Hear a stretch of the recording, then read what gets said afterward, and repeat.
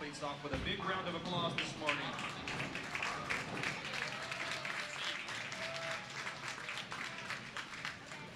Athletes, please hold up on your bowling while we cycle the machines.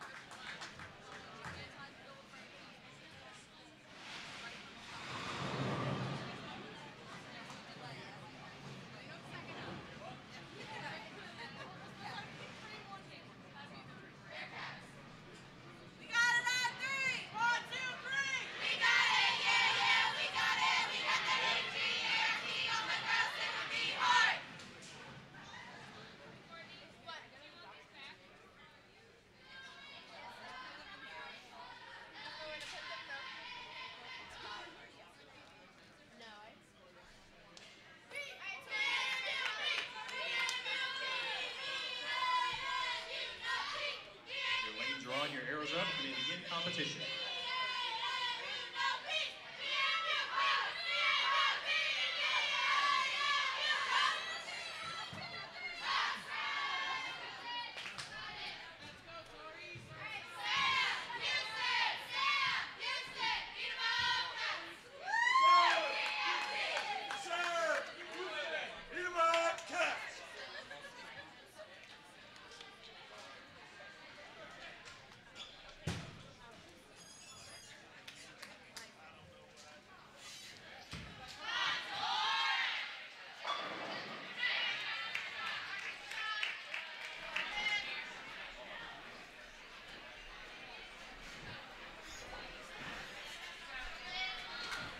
Good morning and welcome back to continued coverage of the 2018 Prairie View A&M Invitational at the International Training and Research Center in Arlington, Texas. My name is Aaron Smith, sitting alongside Matt Cannizzaro, and we are in store for 5 traditional games of competition with 12 of the top NCAA collegiate programs in the country. All teams bowled 5 Baker matches, each consisting of 5 games yesterday. So 25 Baker games in the books. Arkansas State off to the early lead, win a perfect 5-0 in the standings. On their way to lead in overall pinfall. And will we see the same thing from the Red Wolves?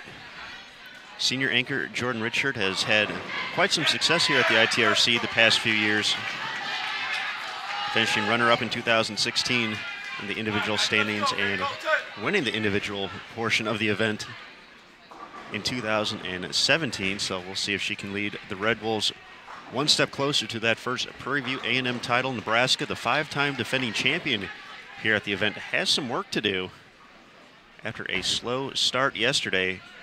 Currently sitting in 9th place overall in the standings after posting a 2-3 record. They have a total pinfall of 4,904. But luckily for them, a lot of games today and not that far out of the top 4 for a chance to win it all.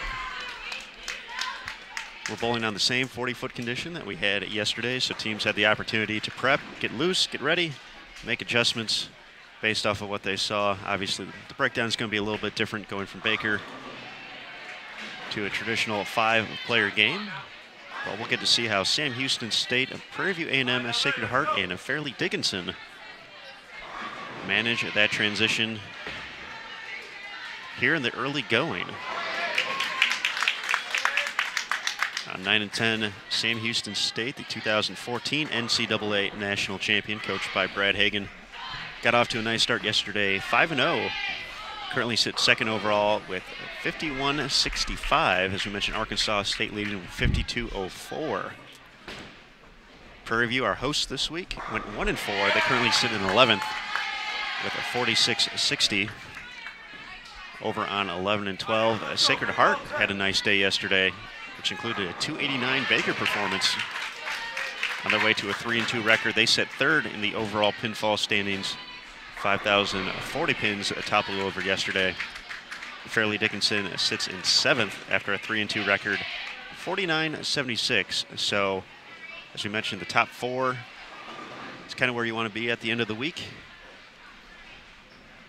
Arkansas State and Sam Houston State and Sacred Heart and Stephen F. Austin holding down those spots, but from spots of 5 to 9, Vanderbilt, McKendree, Fairleigh Dickinson, Maryland, Eastern Shore, and Nebraska all within 100 pins of that 4th spot.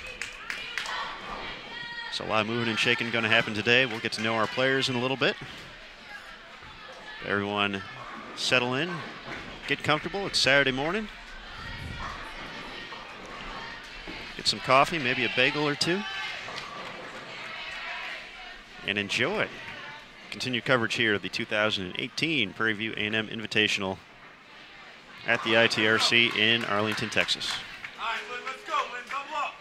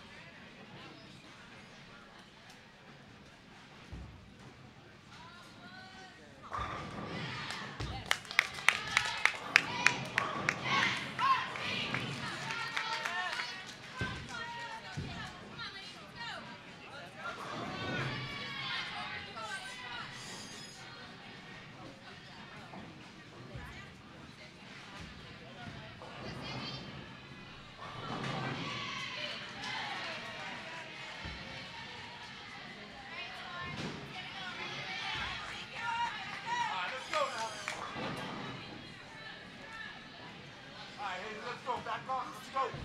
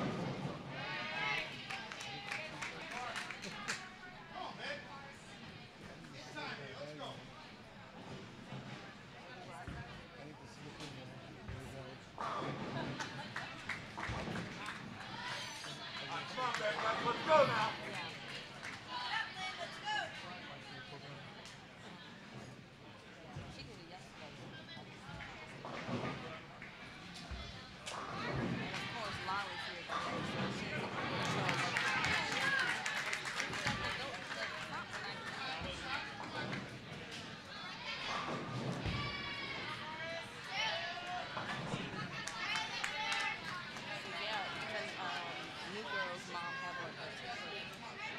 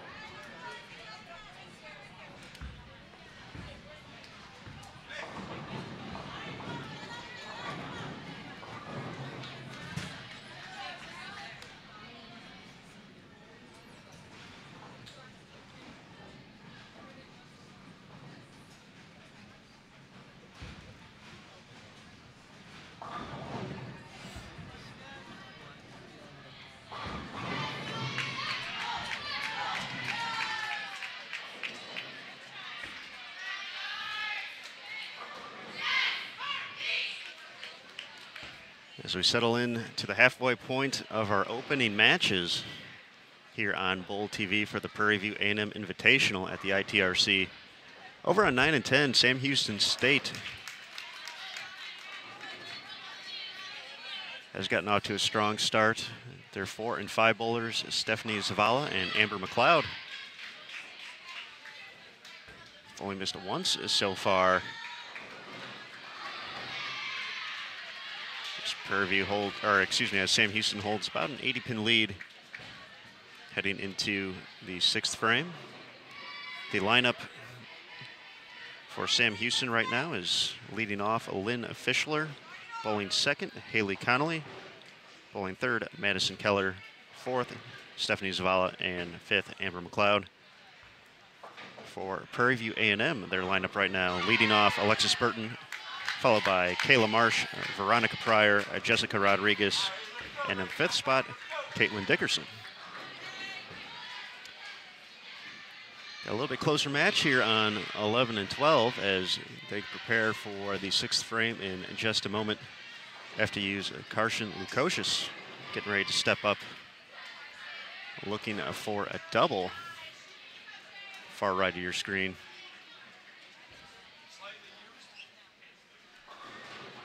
She's joined in the lineup leading off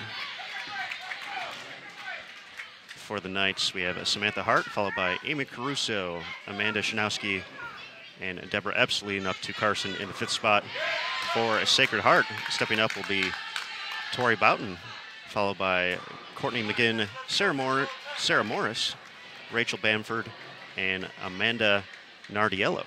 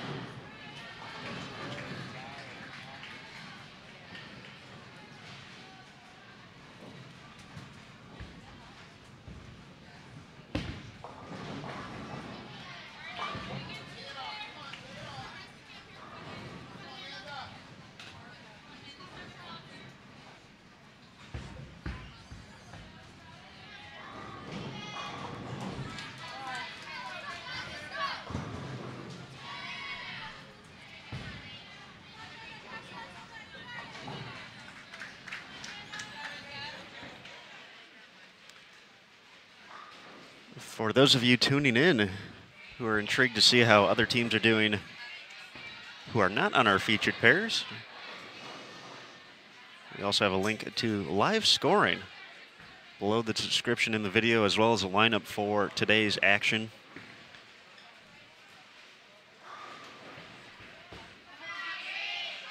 We'll keep an eye on that as well. See who's putting up some big performances. We have a front six over on lanes 7 and 8, not too far away from us, from Vanderbilt. I think that is their sensational sophomore, Maria Bolanova.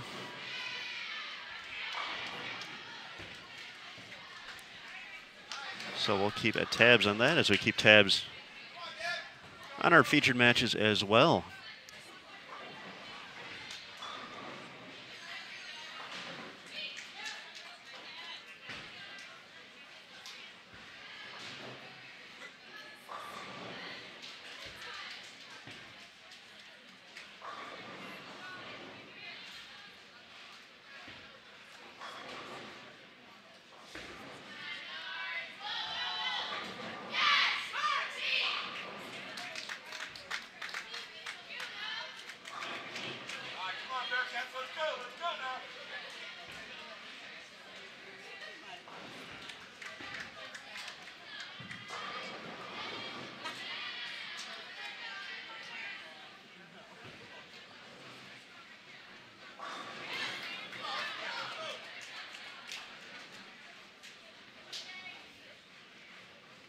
Coming up later today on Bowl TV, our next game will feature Stephen F. Austin taking on Nebraska, as well as Arkansas State and McKendree. So a few powerhouse schools join us for game number 7, game 8 today. Maryland Eastern Shore against Arkansas State and Nebraska and North Carolina A&T. In game 9, we'll get to see Prairie View, our host this week, take on Sacred Heart, along with Sam Houston State against Louisiana Tech. And our final game of today's competition, Fairleigh Dickinson against McKendree, and Vanderbilt taking on Stephen F. Austin.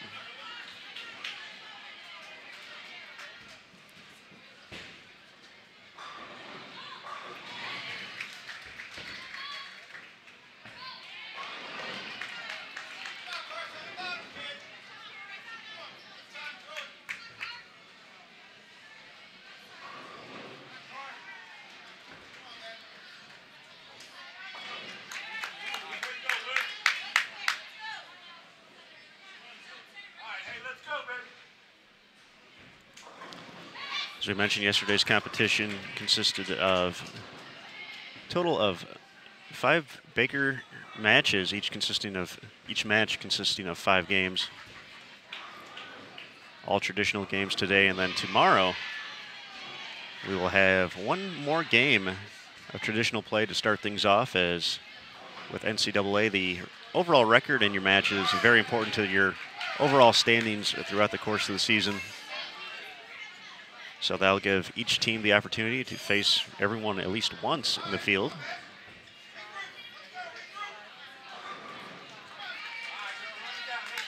And then after that, we will have our bracket matches, 2 rounds, best of 7, to determine our champions and final places in the standings. If you were with us yesterday, we talked about it a little bit, but a unique setup to the bracket with 12 teams. There's essentially 3 sub-brackets that teams can compete and attempt to hold their spot or advance. So the top 4 teams in the pinfall will be in the top bracket. 5 through 8 will be in another bracket, and 9 through 12 will be in the third bracket. So essentially, those top 4 teams in pinfall will compete for the title.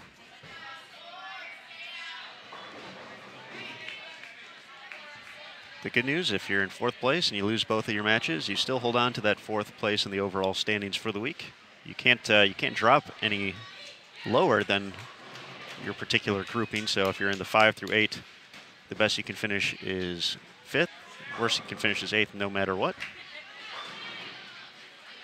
Same thing with the 9 to 12 section as well.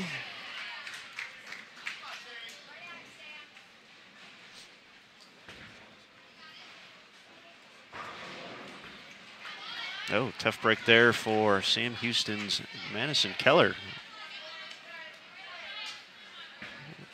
Leaving the 7-10. We saw quite a few of those yesterday during Baker play. Madison's had a pretty impressive season, though. Rolled a 300 earlier in the collegiate season, along with the Bearcats having a Baker 300 as well, so they've been putting up some strikes this year. It's not the frame that Madison was hoping for, however.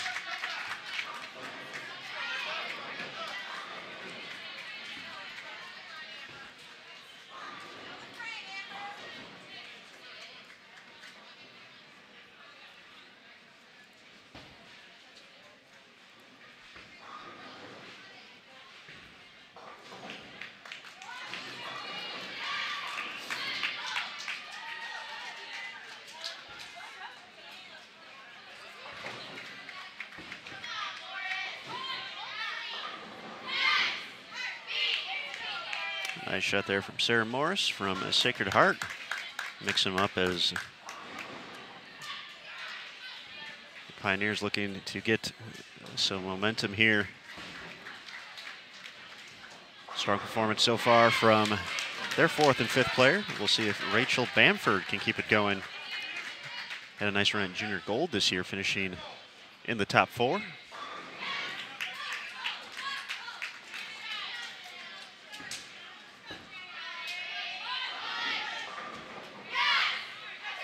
Gets the hit, tripping the 4.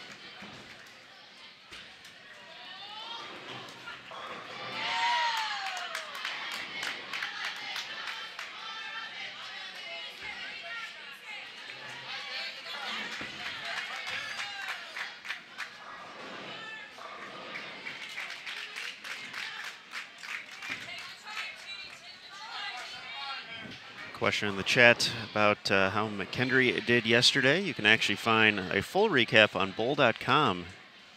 Scroll down a little bit to the top news. You get a full day 1 recap. But McKendree was sitting in 6th place overall in total pins of 49.81 with a 2-3 record. The defending NCAA champions were pretty consistent throughout their 5-game matches, but never had that big number. We saw a few 1100s pop up yesterday.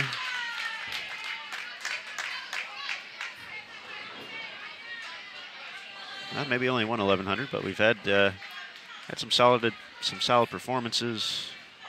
Arkansas State averaging better than 208 as a team in Baker, on their way to the top spot through the first 5.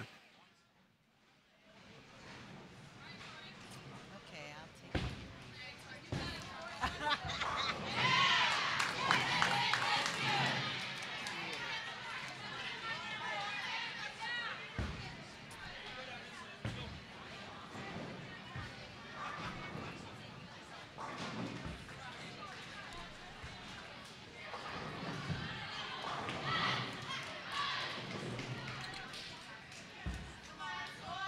First, let me see.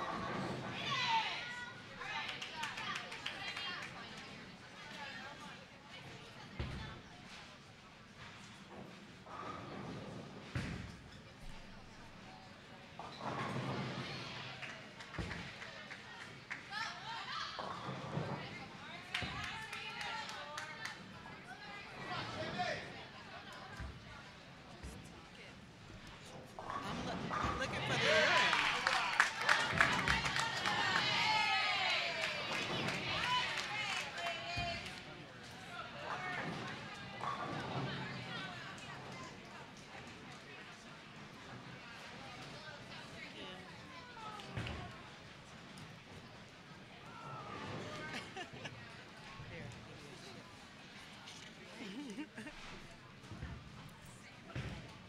Do you have my card?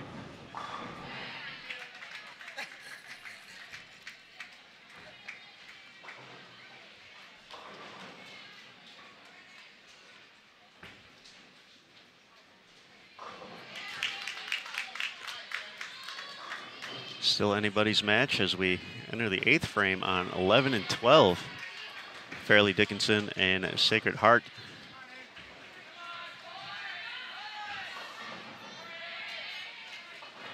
Sacred Heart with a little bit of momentum. A few players working on strikes.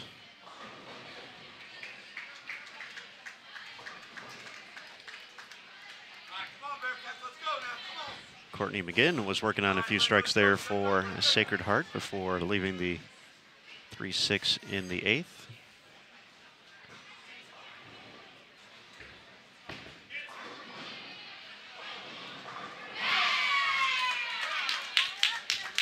Amy Caruso adds a double of her own, however. Looking to get the Knights back in the mix.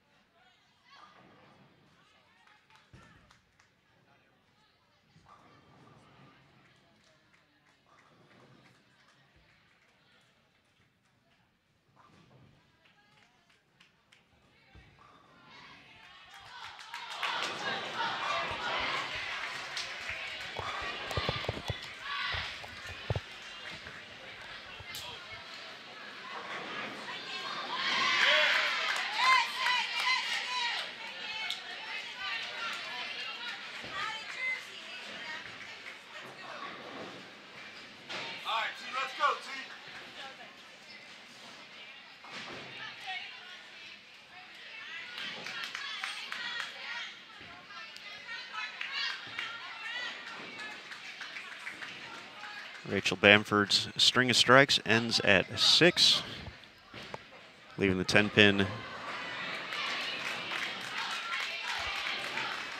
in the 8th. No problem on the spare, though. 269 is still out there for the freshman. And as the anchor bowlers prepare to step up on 11 and 12, Carson Lukosius for FDU and Amanda Nardiello for Sacred Heart received a pretty cool little fact from their high school coach. So Amanda, Carson, and then Amber McLeod, the anchor for Sam Houston State, also on our featured pair, all bowled high school together and won the 2014 New Jersey State team title. So pretty cool piece of information there.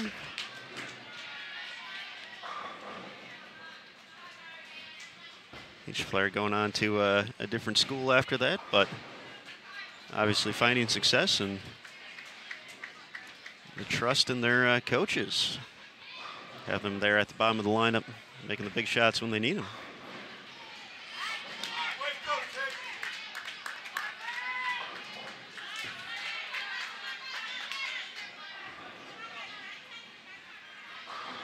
We'll see Amber up in a moment on lane 9, but first Stephanie Zavala from Sam Houston looking to make it 8 out of 9. The Bearcats in great position to claim this opening game of the day.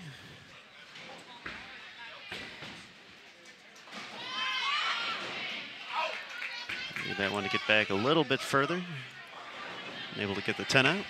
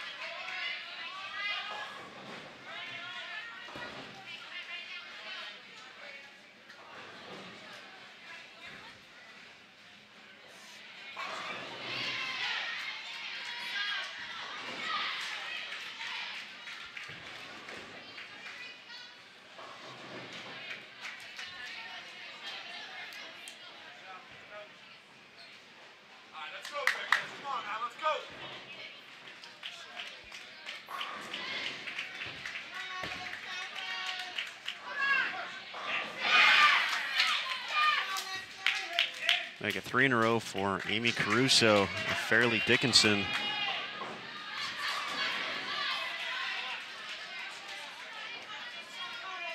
Her and Samantha Hart starting off with strikes in the foundation frame. See if Amanda Shanowski can keep it going.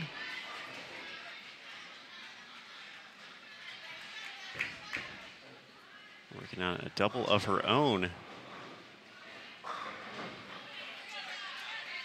This one's going to come down to the wire.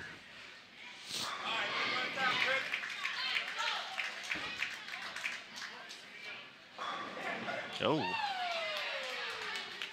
Great shot. 9-pin does not agree, though, for Amanda.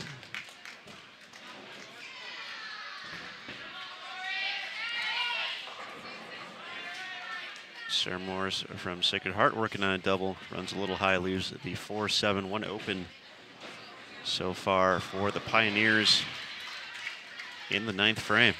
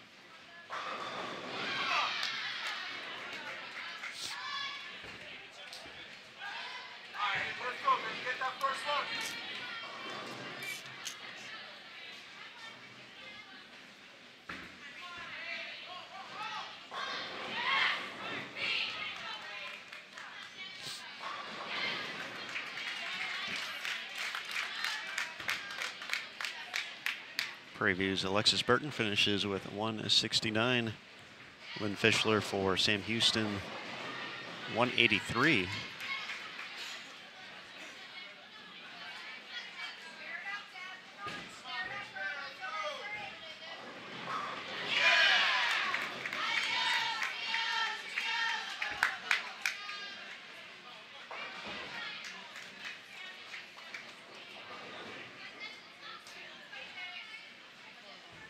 This game is going to go to Sam Houston, however. They're going to move to 6-0 so far.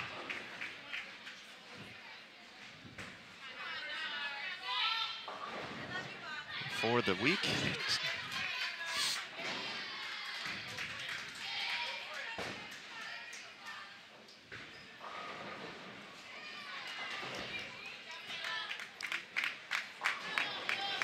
Big spare opportunity here for Deborah Epps of Fairleigh Dickinson.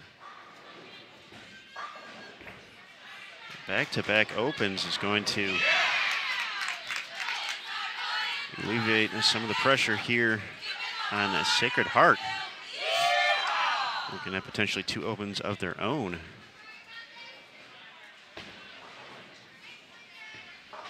Heading into the 10th. Amanda unable to slide the 6 into the 7. 8-47 the overall total, with 2 strikes and spare working for the Pioneers. See if Carson can get it going.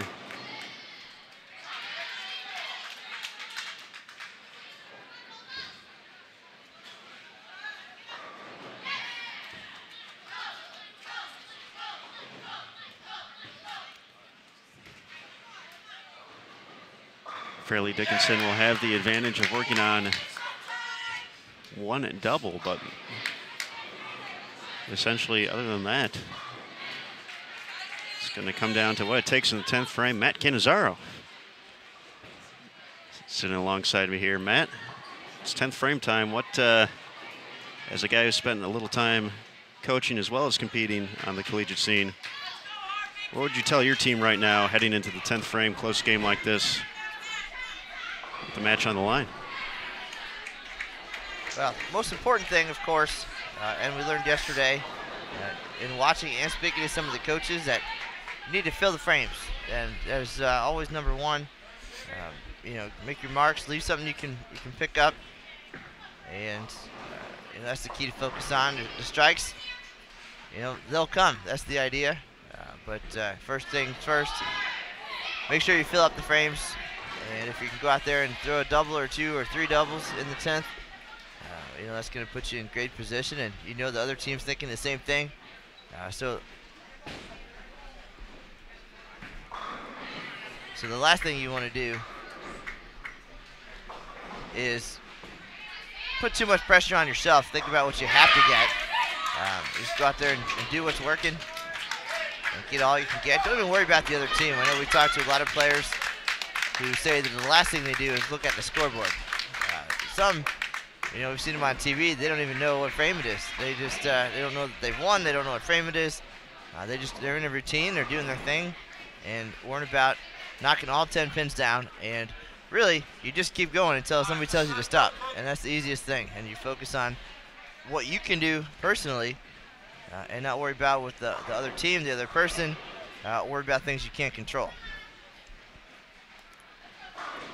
But your number one goal, stepping up there, you want to put the ball in or near the pocket and clean up whatever mess you leave. And that's really the basics to it. If it was that simple, you know, I think the bowling world would be a little bit different. But you know, those who figure it out, they get rewarded.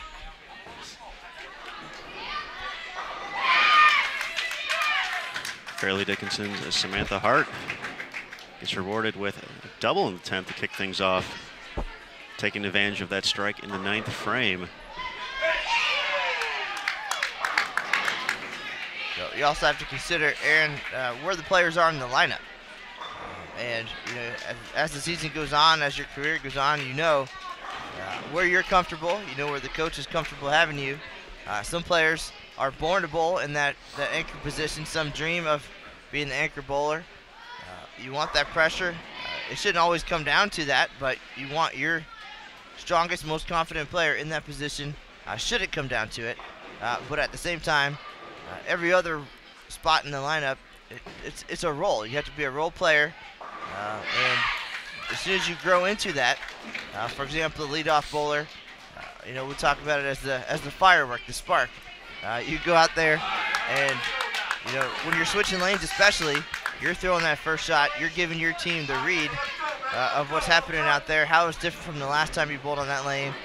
So you're giving them an idea of what moves they need to make behind you. And of course, if you can get up there and perform, you really want to spark that team for that frame. And then, you know, your fourth bowler is there. Generally your second strongest, perhaps, to set things up for the anchor, to put the team in position to make a move there.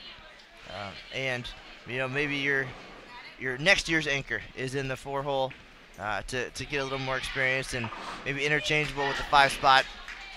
And then 2 and 3, they're there. Of course, the foundation of the whole thing right in the middle. But maybe your less experienced younger players, that's where they are. So till they get comfortable with the situation and really find, you know, maybe a more defined role down later in their careers. Great insight there, Matt. Great shot to kick off the 10th for Fairleigh Dickinson's Amy Caruso, looking to take advantage of the miscue. The 10th from Courtney McGinn, leaving the split and unable to convert.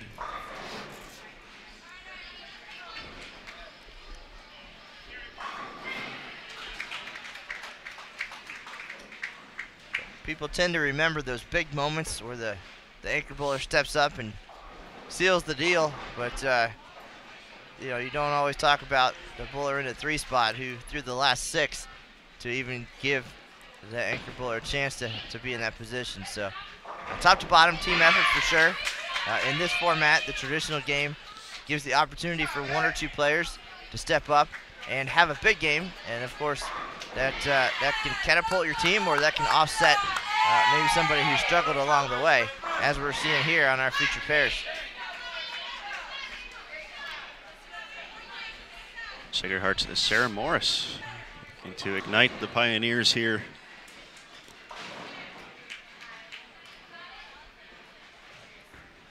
Who are the only team left working on a strike, but a big performance, as you mentioned, not just looking at the 4 or 5 spots, but from the 1-2 from Fairleigh Dickinson. Looking to go 6 for 6 here to start the 10th. That's where you want to leave that. Nice game, Amy Caruso, 254. You know, Aaron, once we're seeing these tougher lane conditions, or you know, in what's known in the sport bowling world, you know, your 2-to-1, 3-to-1, 4-to-1 oil patterns, where they're more challenging. That's the idea. A premium on shot making and spare shooting, but a good goal out there for any player at any level is, you know, you want to shoot 200. You want to be plus for the day if you can. So for this environment now, the par number being 1,000. And we saw yesterday through the 25 Baker games, if you were around even or plus, you're in pretty good position in the standings. And I think we'll see the same thing today. It's a 40-foot pattern. Again, a little bit more challenging, so you have to repeat shots. You have to make your spares. That is crucial. And get your pins that way. And then keep an eye on how the pattern's going to transition. Throughout the day yesterday, they got pretty crispy towards the end of the 25 games.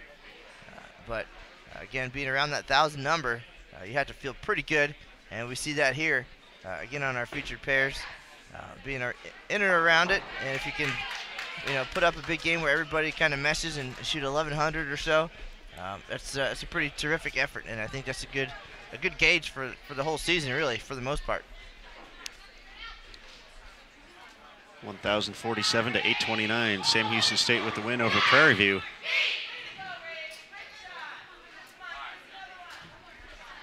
Things are going to get very interesting on 11-12. Rachel Bamford delivers another strike. She can get to 269 for Sacred Heart. Fairleigh Dickinson has no more marks working, although they held the advantage with overall pins, both anchors working off of open. So this will be a pretty telling story. Getting up to the 5 spot as Deborah Epps delivers the strike. Back-to-back opens.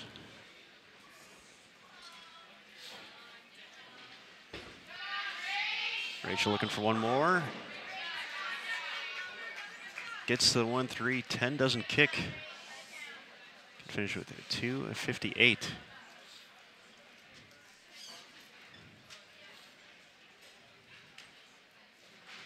Big opportunity for FDU to have a little bit of cushion going into the 10th if they can double up. Here's Deborah. Comes in light, leaves the bucket.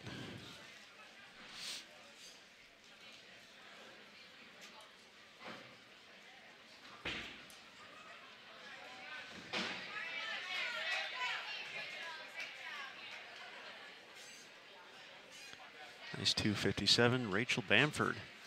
Freshman standout for Sacred Heart.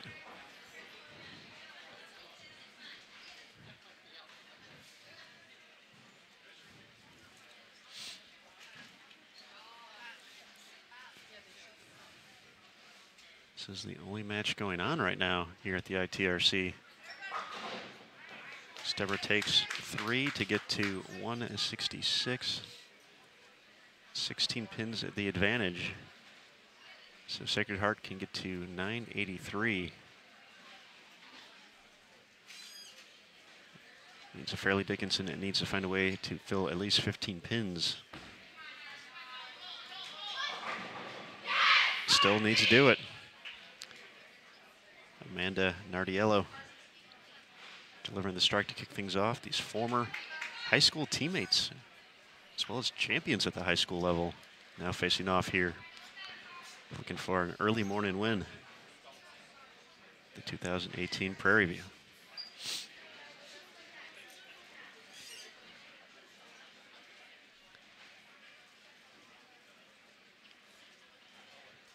Carson can step up here and essentially give the Knights a victory if she can strike on her first shot. Just need 5 pins in her last 2 to seal the deal. She's had some struggles, so it makes the right move. Great shot. Find some success in the middle of the game. Ran into some trouble in the 8th and the 9th. But Matt, as you mentioned, want that shot maker down there. That was a shot. Well, you've got your shot maker stepping up and striking under pressure. But then, looking up, 1 spot, 2 spots. I mean, it's a real team effort there. And you look at the next game and, maybe the person who bowled well will struggle and somebody else will step up, and that's the best part. But yes, your shot maker, your confidence, and of course now this is what folks are going to talk about. This stepping up when they needed it and getting it done.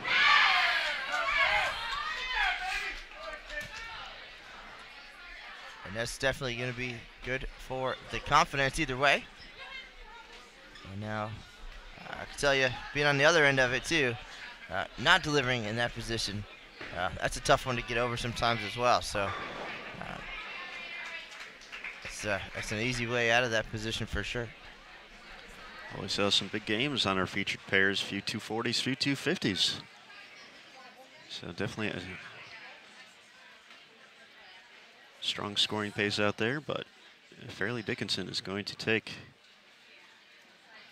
the match against Sacred Heart. Final tally 999 to 982. Sam Houston State defeated Prairie View A&M 1047 to 829. We're going to be up with match number 7 of 10 overall for the week. Second game of the day coming up next here on Bowl TV.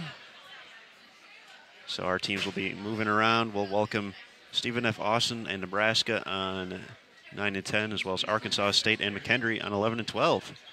Coming up next here on Bowl TV, continue coverage of the 2018 Prairie View A&M Invitational at the ITRC. I'm Aaron Smith, alongside Matt Cannizzaro. We'll be back with Game 7 in just a moment, so everyone hang tight. Thanks for joining us here on Super Bowl weekend.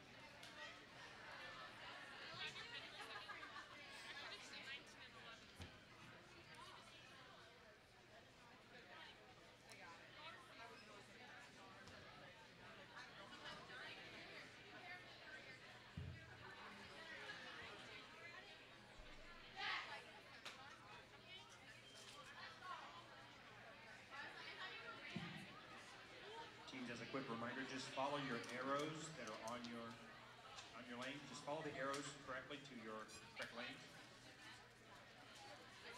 You may begin your next match.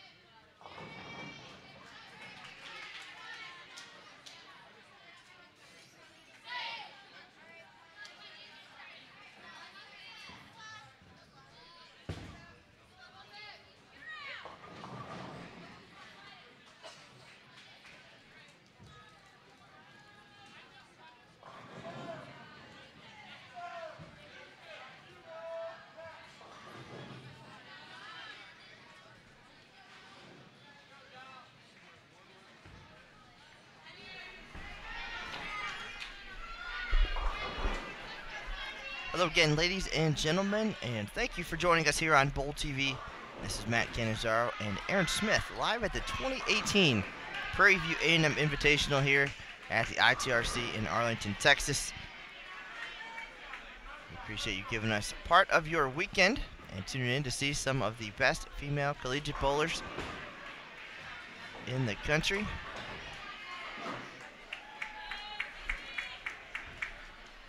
Got some top-ranked teams here in our 12-team field. Number 1 ranked Nebraska, number 2 McKendree, number 3 Arkansas State, number 5 Sam Houston, number 6 Vanderbilt, 7 Stephen F. Austin, number 8 Maryland Eastern Shore, number 10 Fairleigh Dickinson, 12 Sacred Heart, number 17 North Carolina A&T, number 19 Louisiana Tech, and number 25 Prairie View A&M, our tournament host here for the 7th consecutive year. We also have 7, actually all 7, of the NCAA Bowling National Champions in the field. So a very, very tough group of teams here, competing in a variety of formats over these 3 days. Yesterday was 25 Baker games. That was 5 5-game matches, and today we get to enjoy another type of format is traditional bowling. So whereas yesterday each player bowled 2 frames each game, now all 5 players bowl the entire game. So just a little bit different opportunity for the teams, the players to play to their strength perhaps. And then tomorrow we'll shift gears once again and we'll have some more Baker competition, but it will be best of 7 Baker matches instead. So there's a lot happening here, and then with these traditional games, 5 today, 1 more tomorrow morning, our top individual players will be rewarded for their efforts. There'll be an all-tournament team based on the 6 individual games, and then total pinfall for the teams for the weekend.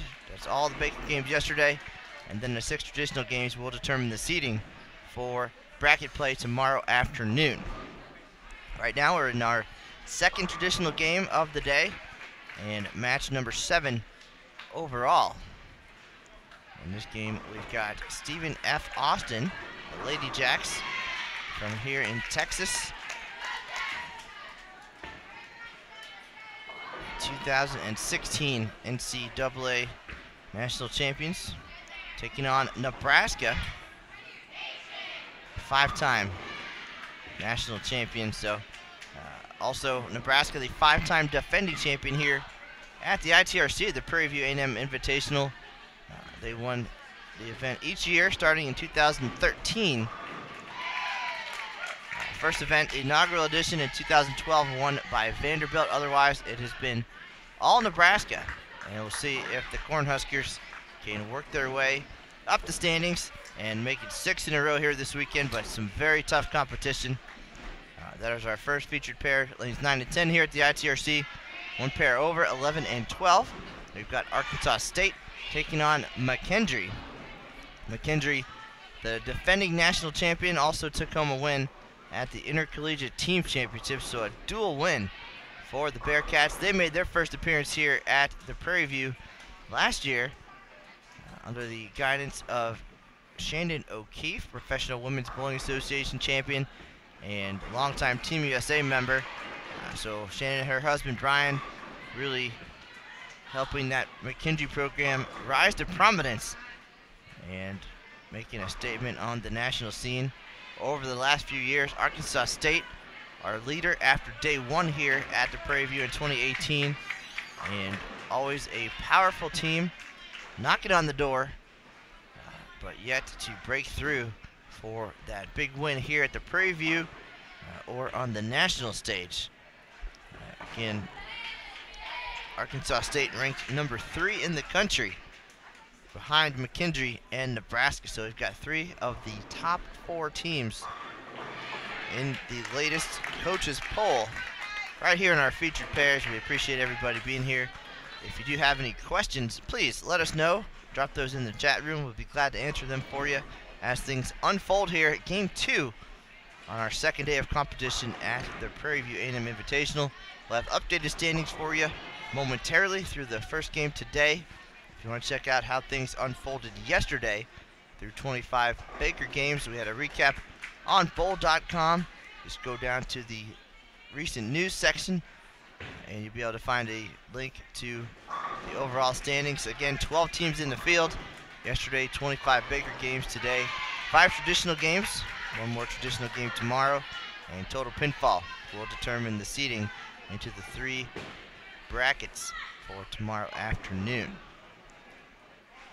The goal right now is for these teams first to win the match.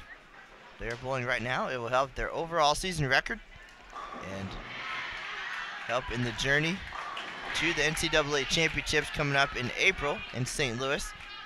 And then secondary goal here is to be in the top 4 for a chance to win the Prairie View A&M Invitational. So top 4 teams will be in one bracket tomorrow, and they will battle for a shot at the title. And you'll get to see it all live here on Bowl TV. This is Matt Cannizzaro next to Aaron Smith. We've got game 2 of 5 for today's action underway right now. We'll let you get comfortable. We're going to do the same.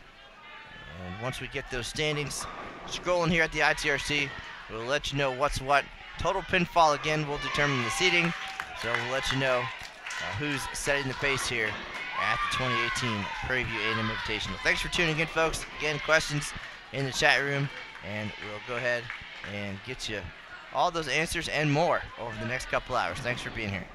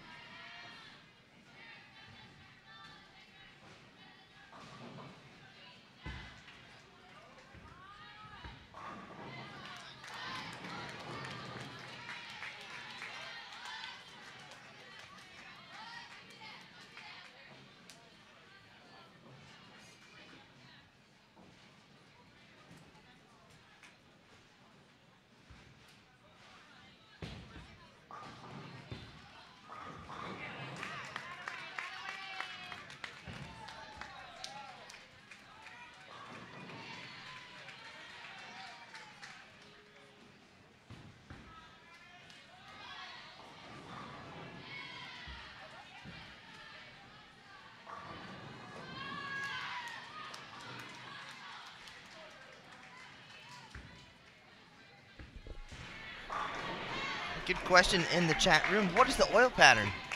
And for this week's event, they have selected a 40-foot oil pattern with 26.7 mils of oil. So medium length and relatively medium volume as well. There's going to be a lot of traffic over each day, so it needs to hold up. The Kegel Fire Oil is the oil of choice. It's more durable, than some oils of the past, but still hooks a little bit more than some that are out there as well. But we saw yesterday, as we got toward the end of the 25 games, the front part of the lane started to go a little bit. You can see the ball hook early. So a good strategy for the teams at the end of the day was to try to figure out what they needed to do to get the ball through the heads and push down lane a little bit. And we'll see a little bit different traffic pattern today with 10 on the pair for 5 games compared to, again, the Baker games where players each bowl 2 frames. But coaches definitely learned a lot yesterday. Looking at the pattern, they've had various practice sessions to be able to try some things and a little bit more opportunity, I think, as the days go on to get a better idea. And then really important to get it figured out in time for bracket play. But again, 40 feet, 26.7 mils, and Kegel Fire Oil being used this week at the ITRC. I believe the lane surface is Brunswick Pro Anvilane.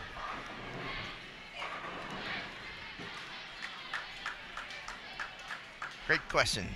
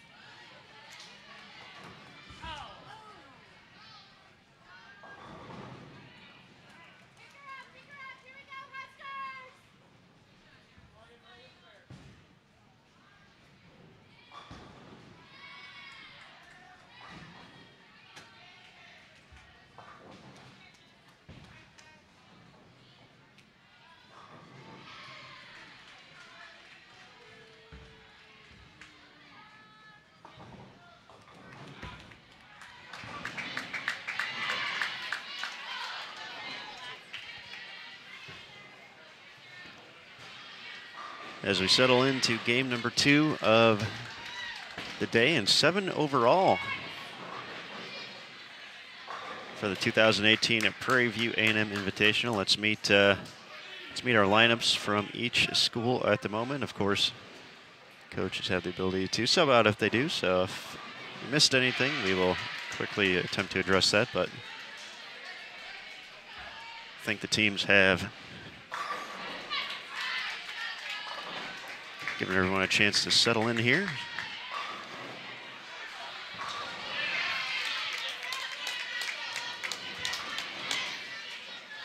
Get that scoreboard corrected too.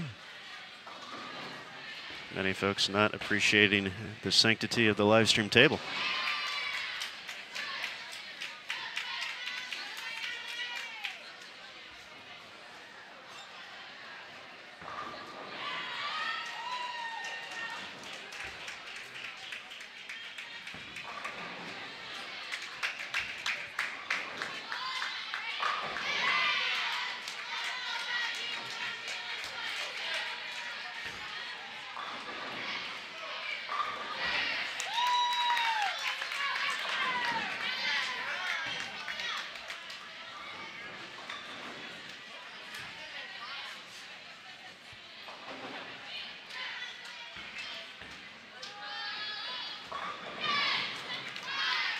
All right, there we go. Scoreboard back in place.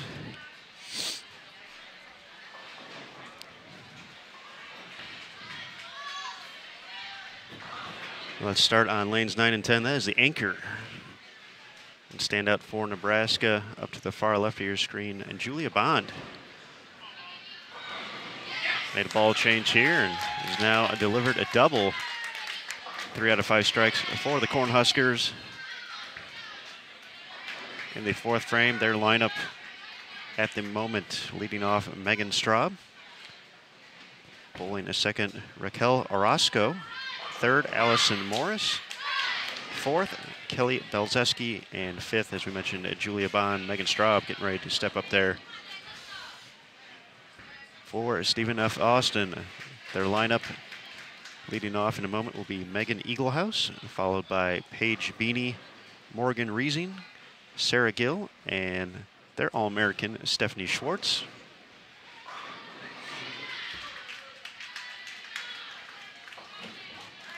Over on 11 and 12, we'll start with Arkansas State. That is their freshman phenom, Aaliyah Glazer, getting ready to step up in the 5th, looking to make it 3 in a row. That's going to have to push a little bit. Gets enough. The Red Wolves lineup, starting from the top, J.D. Scott Jones, former junior Team USA member, leading things off,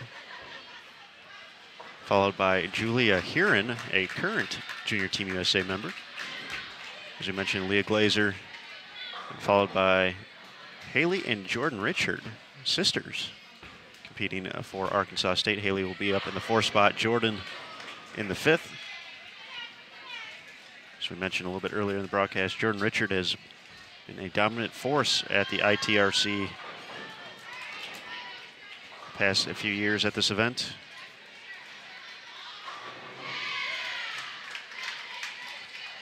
Finishing the runner-up in 2016 and winning the individual portion during the 2017 event.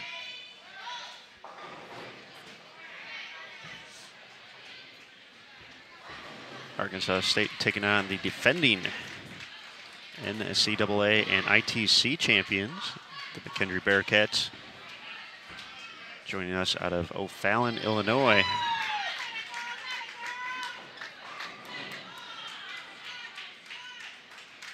Head coach is longtime Team USA member and a PWBA Tour champion, Shannon O'Keefe.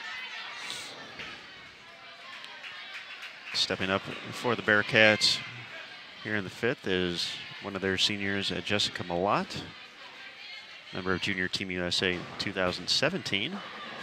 Gets him to mix up right there. Allison Morris delivers a strike for Nebraska. Looking to make it 5 for 5 from McKendree. It'll be sophomore Brianna Clemmer, a longtime junior Team USA member. The rest of the Bearcats lineup, Lauren Pate leading off, followed by Taylor Bailey, a member of junior Team USA in 2018. Sarah Willie, a member of Team USA in 2018, bowling third. Malott, and then Clemmer, who makes it 5 for 5.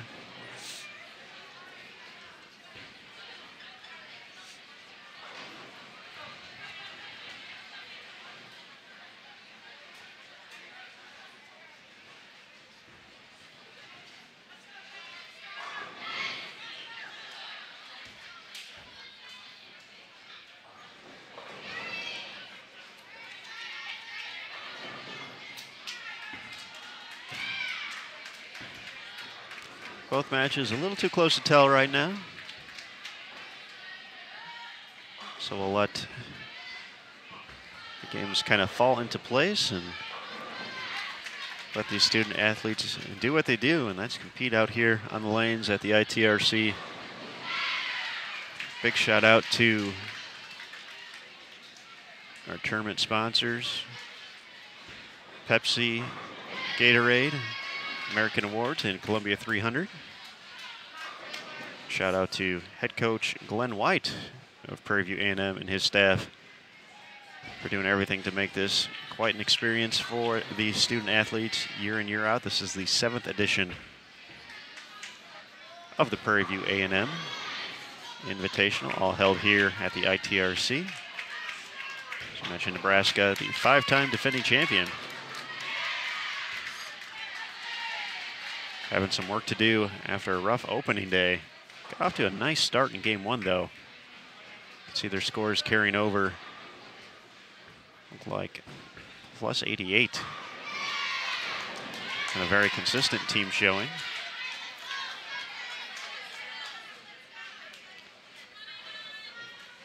Of course, our staff here at the ITRC, Rod Ross, Lou Marquez, Nick Harishny, Stephen Padilla, our Director of Coaching, also serving as the NCAA official this week. All the volunteers helping us out. And of course, everyone at tuning in, a big thank you as well for joining us here on Bowl TV and supporting these great student athletes. This is an event we look forward to each and every year. We're happy to bring it to you here live on Bowl TV. We will have continued coverage until we crown a champion. Either tomorrow morning or afternoon, depending on how quickly the matches go. But we definitely appreciate the support and hope to see you tomorrow. Be sure to subscribe to Bowl TV if you haven't done so already. You can get updates of when we're live at great events like this, as well as when you see new content coming in. And if you like what you're seeing right now, feel free to give that thumbs up a click below the video. Let us know we're doing a good job. We would certainly appreciate it. So we got 2 good matches brewing here. Lanes 9 through 12. Stephen F. Austin in Nebraska, as well as Arkansas State and McKendree. So settle in, they're going to be good ones here at the 2018 Prairie View A&M Invitational.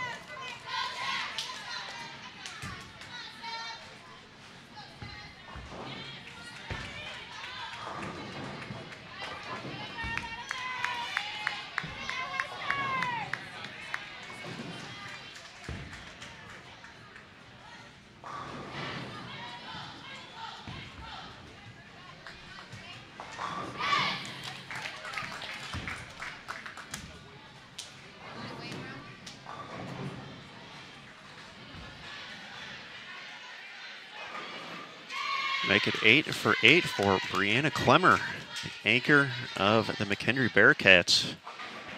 As we are having a good old-fashioned strike-a-thon taking place on 11 and 12, Arkansas State and McKendree throwing haymakers back and forth.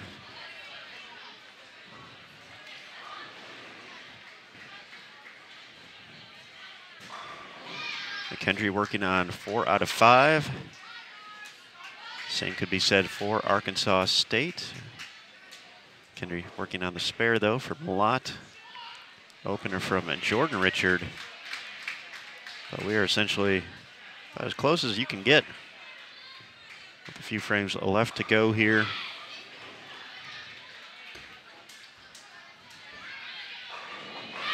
Slight advantage for Nebraska. Ahead of Stephen F. Austin as they move into the 8th. Lauren Pate kicks things off with a strike from McKendree. Can J.D. Scott Jones do the same? And there is some trouble for the Red Wolves senior. 4, 6, 7.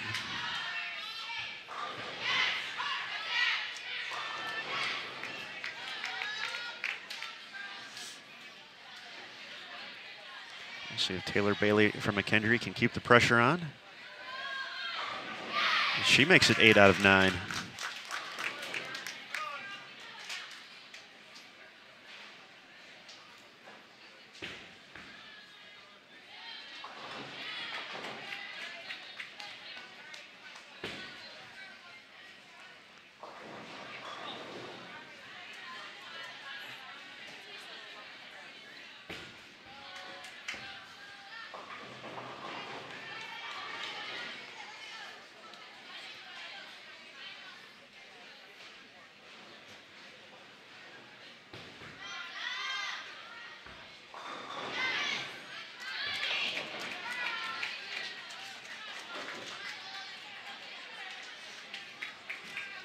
Once again, if your favorite team not on the featured pair right now, you can follow live scoring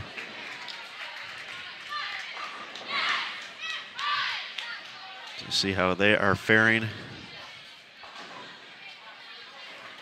Julia Huron delivers a strike for the Red Wolves.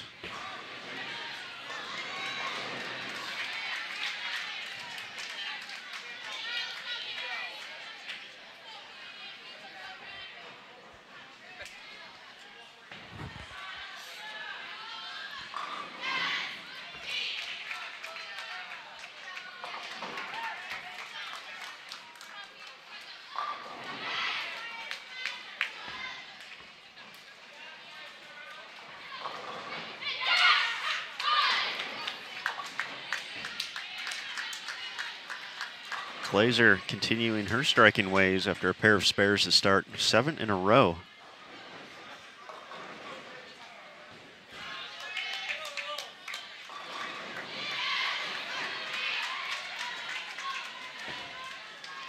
Like Stephen F. Austin made a lineup change. Dakota Hazelwood coming into the lineup for Megan Eaglehouse in the leadoff spot.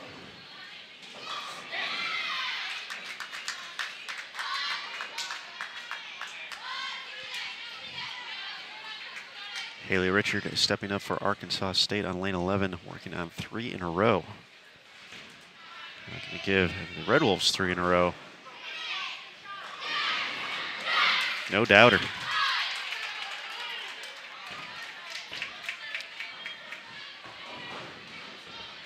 You know, Matt, we talked a little bit about the firepower that Arkansas State has, and that's certainly on show today. But the defending national champions going shot for shot, if you will.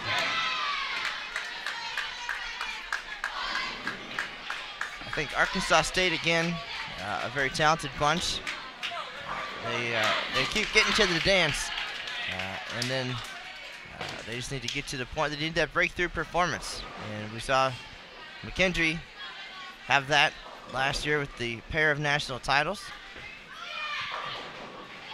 And then sometimes you just need that first performance the breakthrough. You see it, you know, in the pro ranks on TV. Get there a few times, and then finally, when you get that first one, it kind of opens the floodgates. But Arkansas State, we've been talking about that team for each year here at the Prairie View, especially. But just need to get it done once we get to bracket play.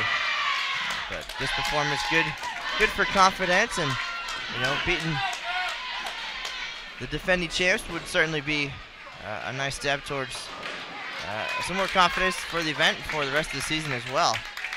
But we mentioned here on our featured pairs this game, the top 3 teams in the latest coaches poll.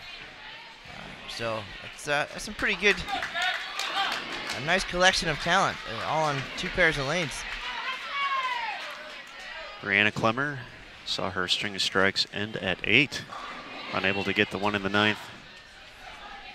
So looking at the scoreboard, the advantage going to go to Arkansas State heading into the 10th. But obviously a lot of business left unsettled.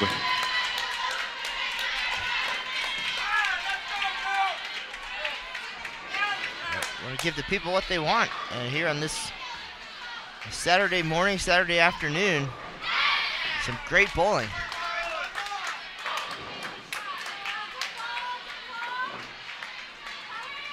And a great start to the 10th frame already for McKendree.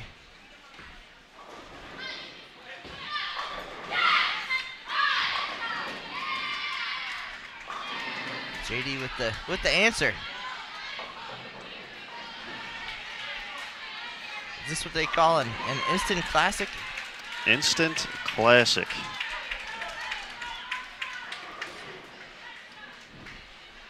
Instant archive. 2 of the best. People like strikes.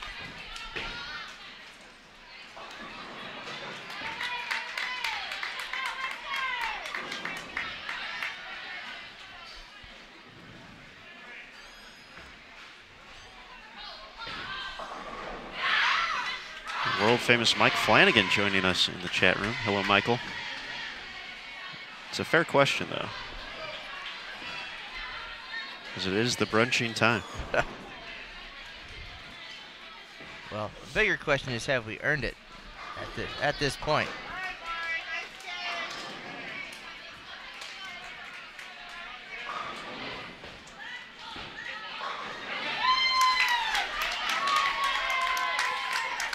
Getting to the 9th frame over on 9 and 10, Stephen F. Austin and Nebraska. Clean frame in the 8th for the Cornhuskers. They're going to continue to hold on to their lead.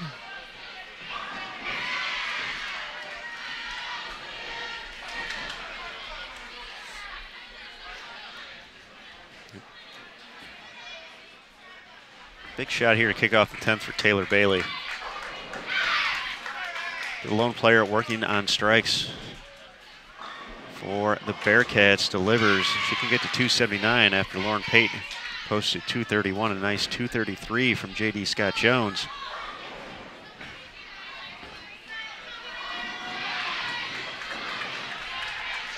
Julia Heron unable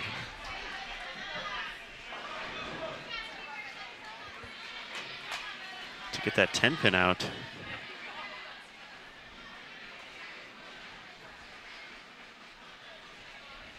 The Red Wolves once again working on a few more strikes at this point.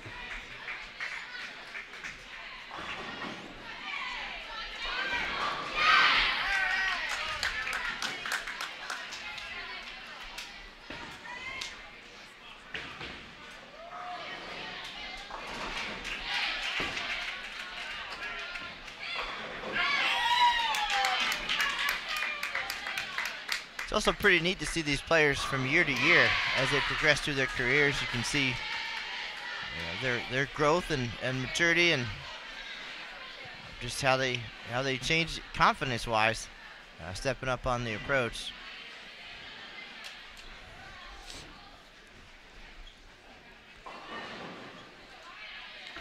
Taylor Bailey, a big part of McKendree's success last year as a freshman, stepping into the lineup. Puts together a great 278 effort.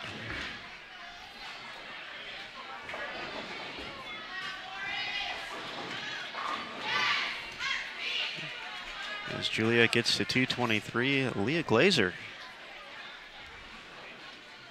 Oh, it's 279 out there.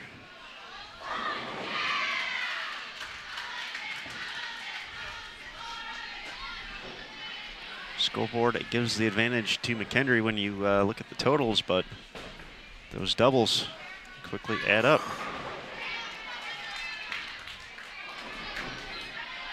Good shot there from Sarah Willie, 9-pin. Does not join the rest of its friends, however, as Glazer gets the leg kick on the 10.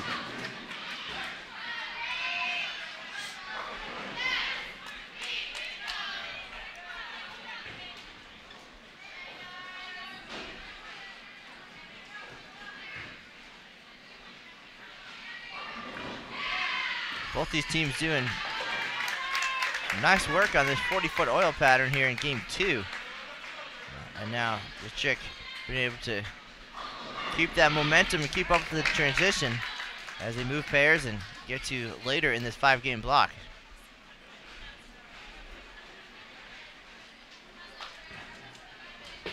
As Glazer prepares for her second shot of the 10th. Just a reminder, coming up next in game number 8, Maryland Eastern Shore and Arkansas State along with Nebraska and North Carolina A&T. Oh, from way downtown. Glazer's going to be in the 270s.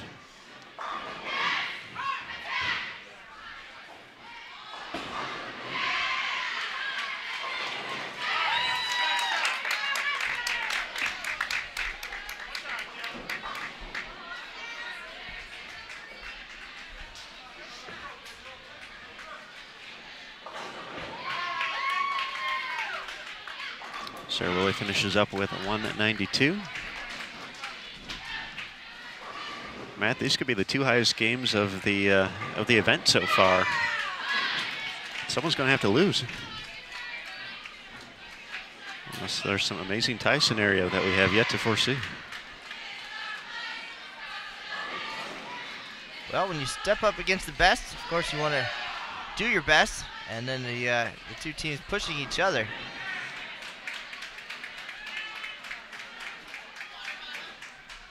And for the most part, filling frames here also important. The strikes just happen to be piling up for multiple players. A pretty balanced effort for both teams.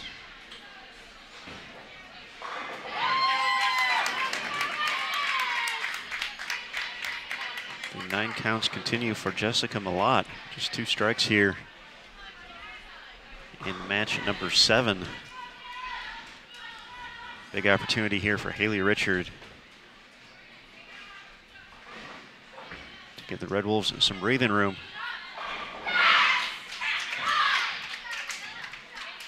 Think about how many young ladies potentially are at home watching this right now on Bowl TV and getting inspired about collegiate bowling and the opportunities, and perhaps picking out their favorite team or potential future teams here, just based on what they get to see here on Bowl TV.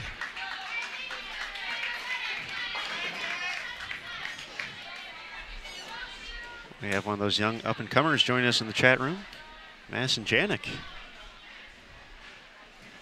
He's saying hello, and certainly you were right, Madison. What a great match. 2 of the best teams doing what they do best. Madison earned a spot on Junior Team USA for 2018 last month. We expect to see plenty of her in the upcoming years. I believe committed to Wichita State coming up next year. 10-pin does not fall for Haley.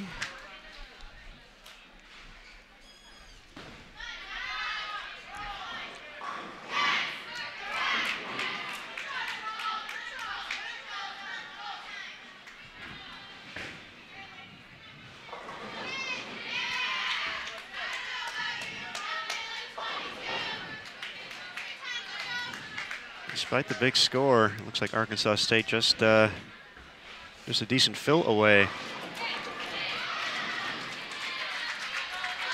from wrapping up this win in a high-scoring affair with McKendree. Brianna Clemmer can get to 279, so 40 pins on top of that will get them to 1161.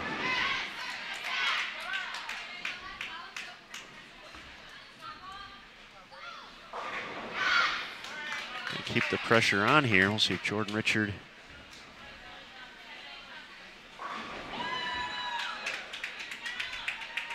is able to keep the momentum going. Opened in the 8th frame here on lane 12.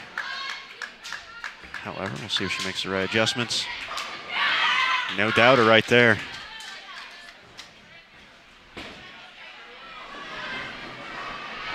Now just a pin or two away from sealing the deal. So Aaron, looking at last year's standings, we had 1100 in our traditional games, and it was by Arkansas State. They shot 1145 here at this event, and for last year, in last year's oil pattern, game 2 actually was the lowest scoring event or the game of the 6. How about that? Every team was under 1,000 that game, and again, it's a matter of the transition, following the transition, figuring things out. But a huge effort last year for Arkansas State. Again, a talented bunch. And now it's just a matter of finishing the job when they start it. Check out that scoreboard. That's an impressive tally for both teams. McKendree's going to put up a monster of 1159, highlighted by 277 from Brianna Clemmer and 278 from Taylor Bailey, but will not be enough. The Red Wolves just a little bit more consistent overall, led by Blazers at 279 as they get to 1188 for the victory. Wowza.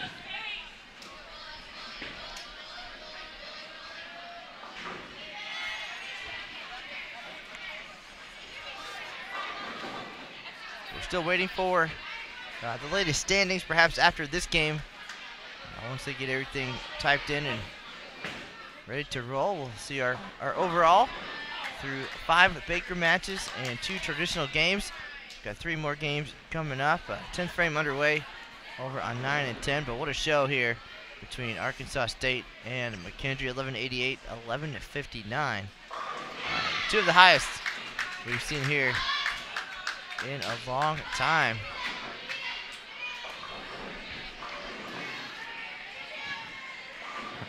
Top to bottom, pretty solid effort. Very consistent performance for Arkansas State. Everybody over 200 that game. And a pair of 270 games for McKendree.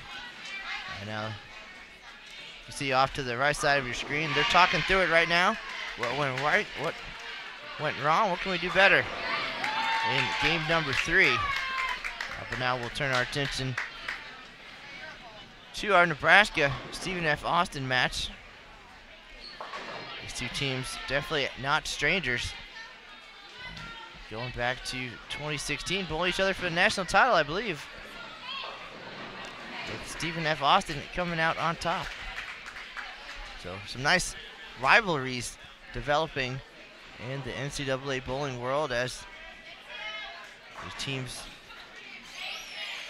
rise and fall, and the newcomers come in and top recruits come and go.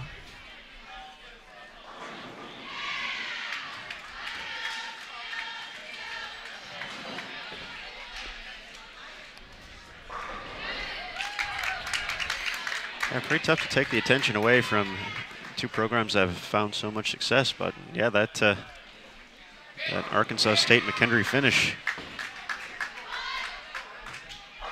did just that. Nebraska in good position to take this game.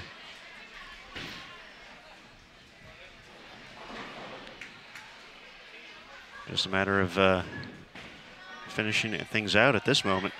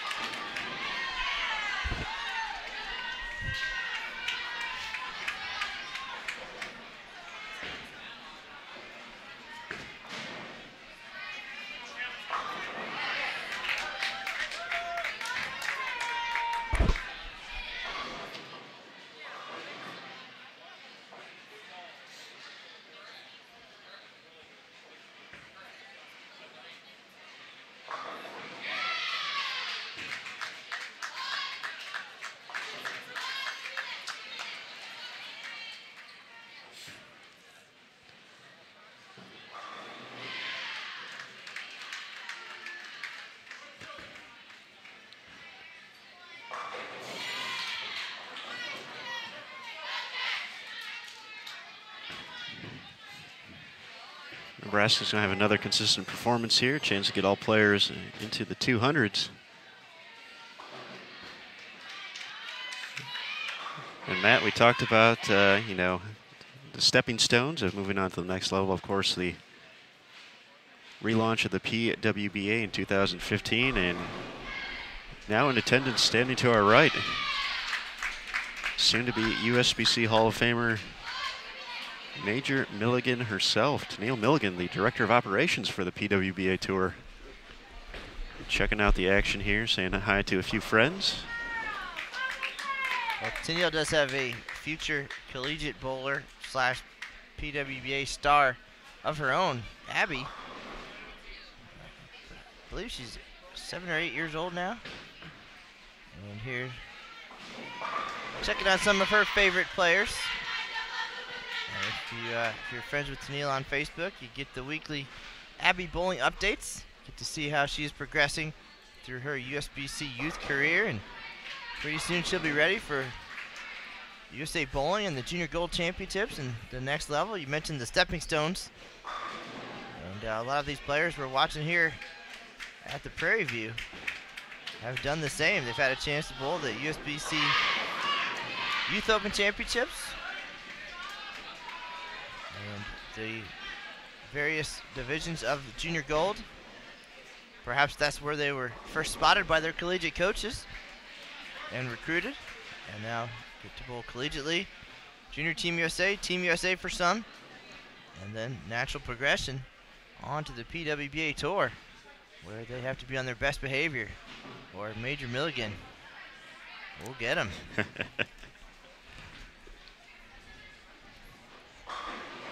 So hopefully our PWBA member coaches like Shannon O'Keefe and Caleb Bandy are teaching them all the ways and the etiquettes and all the rules and everything they need to know to get out there on tour and be professional and successful and stay out of the angry gaze of Tennille Milligan. Just a matter of final score here, but Nebraska an opportunity to get to everyone to 200 or better if Julia Bond can strike on her fill ball. Consistent effort for the Cornhuskers across the board.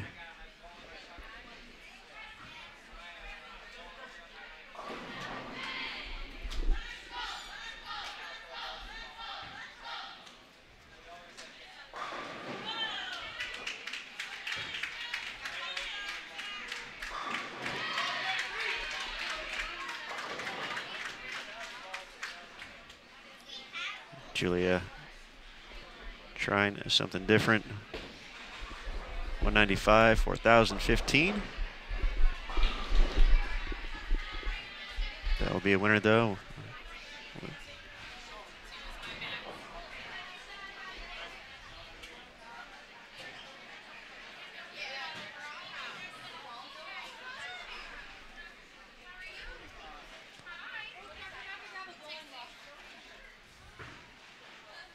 And just a reminder, game 8 gonna be starting up pretty soon here. We got our final few frames pretty much across this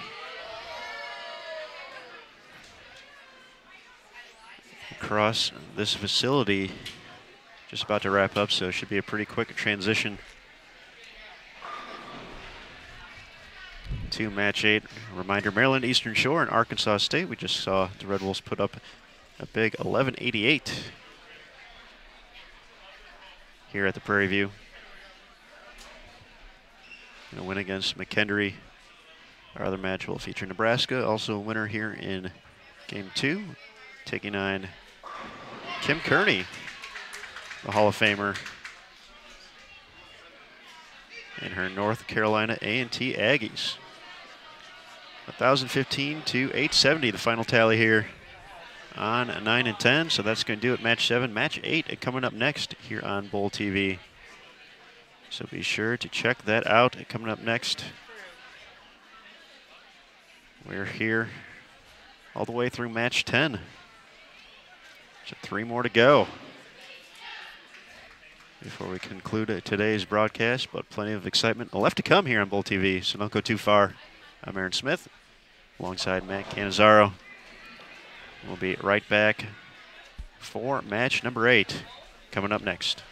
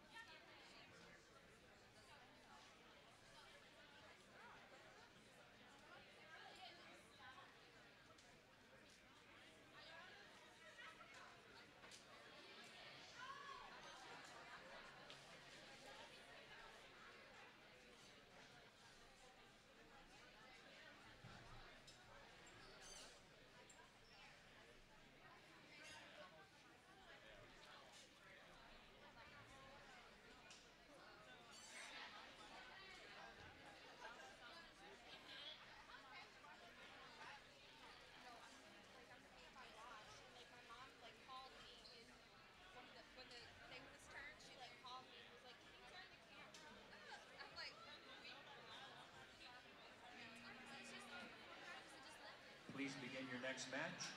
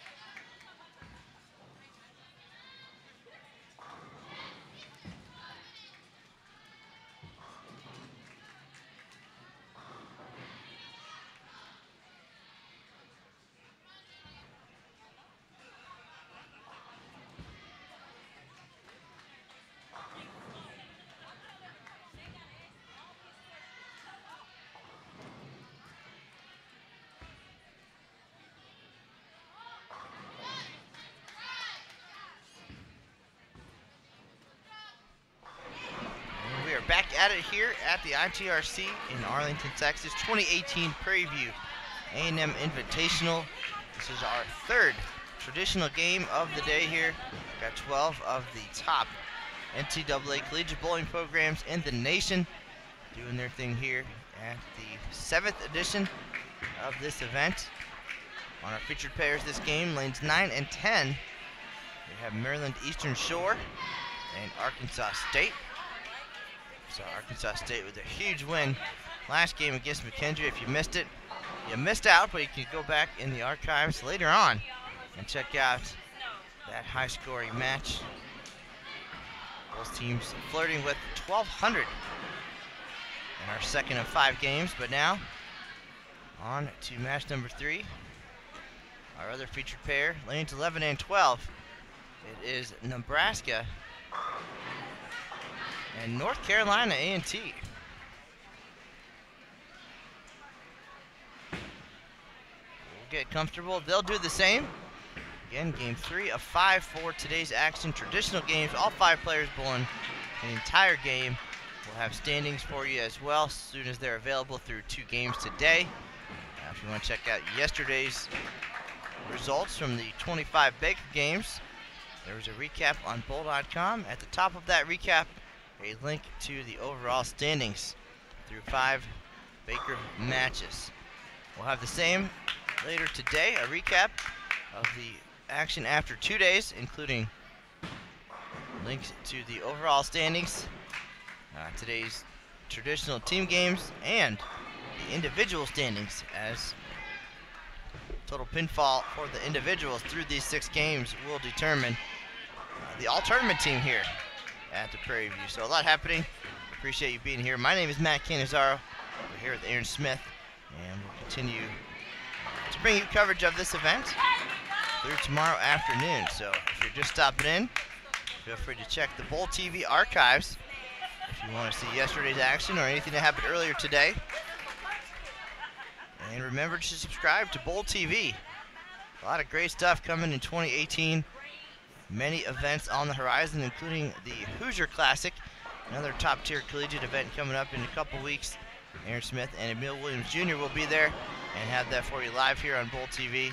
Again, remember to subscribe so that you will be in the know when we've got something coming up or some more great videos getting posted. So big focus here in 2018 is breathing some life into Bowl TV, bringing you some great new things. Keep an eye out for that. And if you love collegiate bowling and the Prairie View A&M Invitational, give us a thumbs up under the video window. Let us know you're watching, and we appreciate what you're seeing. And of course, a great response there means some firepower for us to be able to continue bringing these events to you. So just a few easy steps for you.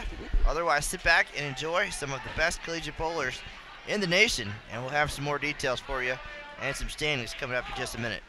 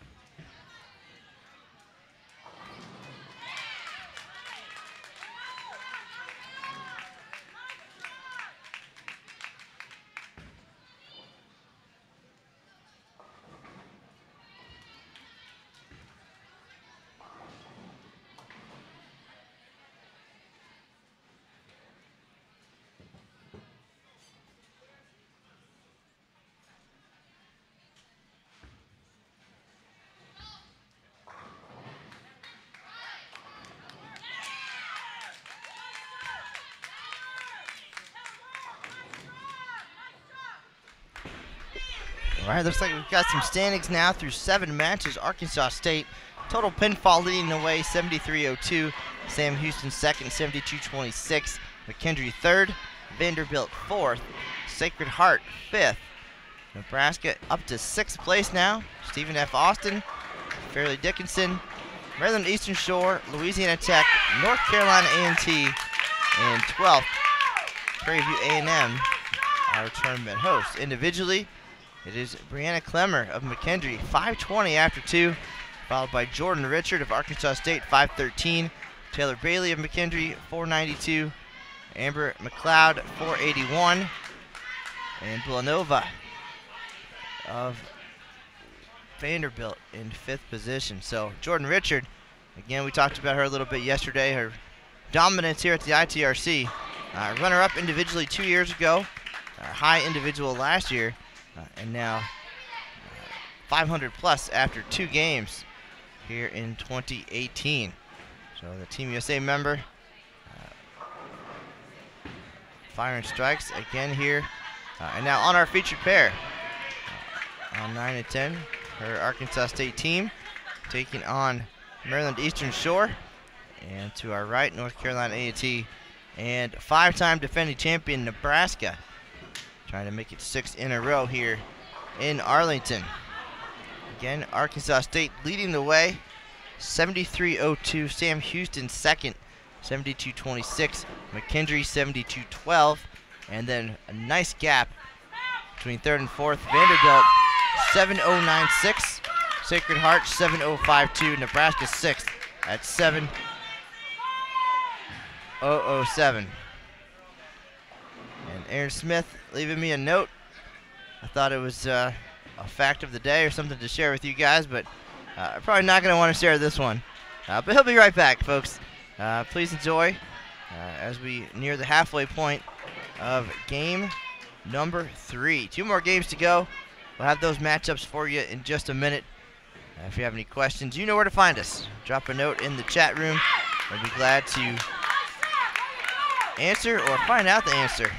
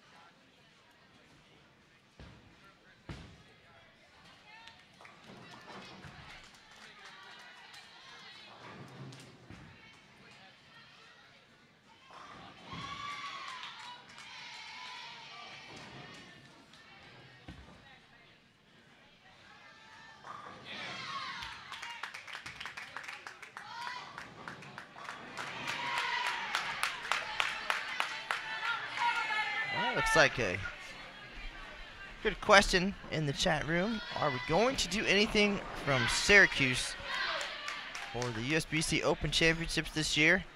And as of now, our coverage plan will be the same as 2017. We'll be there on site each day. We'll have 107 consecutive days of competition, and we'll be there to bring you a handful of social media posts per day on the official Open Championships Facebook page. That'll include photos, highlight videos, Facebook Live broadcasts, news stories, tidbits, almost news, and more. A lot of fun stuff from around the host city. We'll do the same at the Women's Championships. That'll take place in Reno, Nevada this year. So we'll pretty much be on both coasts. But as far as Bowl TV, there won't be any live stream broadcasts from those events. But many of our video features likely will be archived on Bowl TV. There's a USBC Open Championships playlist on Bowl TV. A lot of cool videos on there promoting the upcoming event that kicks off at the end of March. But we've been really talking up the city and the event, and we're very close to selling out. There's still plenty of time to enter. And on the Women's Championship side in Reno, that also will be the site of the USBC Queens, so perhaps you'll get to see some or many of our present and former collegiate bowlers participating in those events. But we will do our best in 2018 to have balanced coverage of all of our events, utilizing all of the tools we have, such as Bowl TV, the official USBC and tournament-specific Facebook pages, Twitter, and bowl.com. And another good question about the oil patterns for those events. And still, as of now, the plan is to wait until the events conclude before we post those graphs and information. So we'll be come on out to the events and throw the ball, see how it reacts, make your adjustments from there, and may the best players win.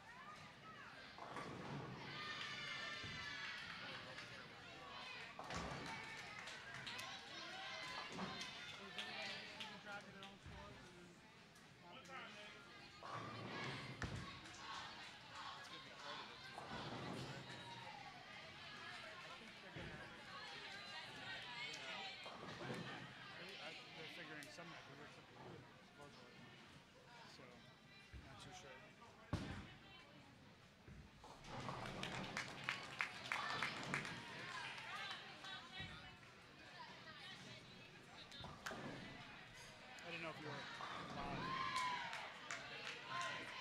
I figured you were on the mic or something like that. That's why I wrote down question mark.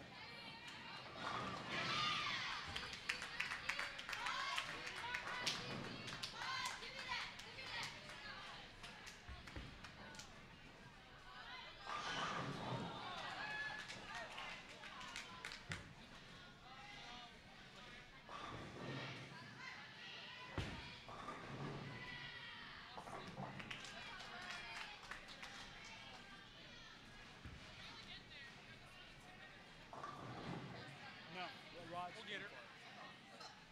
That's why I came down to get it. So this is football, right?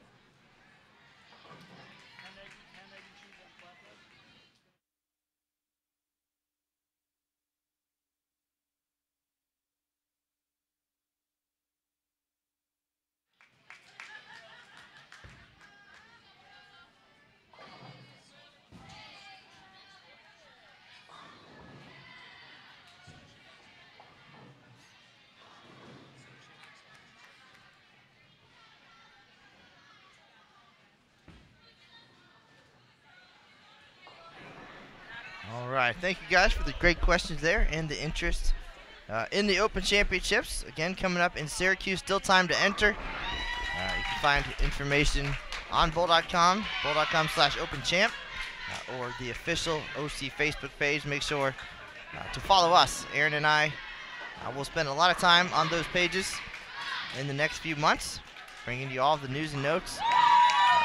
In the meantime, of course, getting a warm-up here at the 2018 Prairie View A&M Invitational here at the ITRC.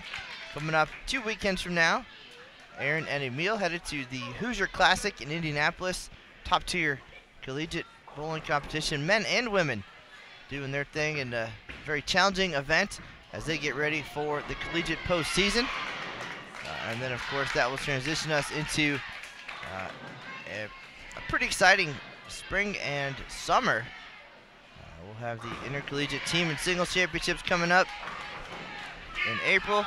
USBC convention, USBC Hall of Fame induction ceremony. We mentioned Tennille Milligan, among others this year. Tim Mack, John Janowicz, Kendra Gaines, Danny Wiseman.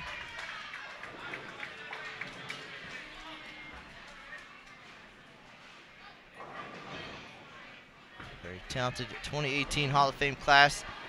And then that will get us into the PWBA Tour season. So some of these ladies about to graduate will head out onto the PWBA Tour and test their skills throughout the summer, coast to coast. We'll have all that for you. Recent years have been on PBA's Extra Frame. Stay tuned for all the details on the live stream schedule for that. And then that schedule also includes the USBC Queens. Again, mentioned that. Will be in Reno, Nevada. A lot of fun stuff coming up for us and for the bowling fans.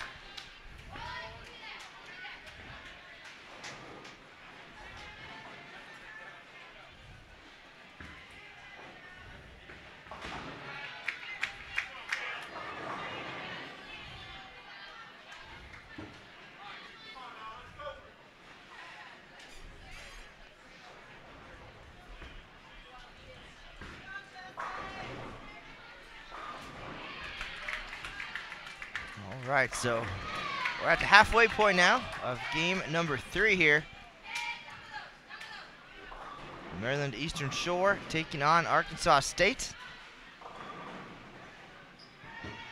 And North Carolina A&T and Nebraska to our right. Hot start for North Carolina A&T. A lot of strikes on the board. Head coach Kim Terrell Kearney, USBC Hall of Famer, former assistant coach for Team USA. Very comfortable and at home here at the ITRC. And now getting her team on track here in our third traditional game of the day. Saw some big scores come off of that pair last game between Arkansas State and McKendree. NCAA keeping that trend going here.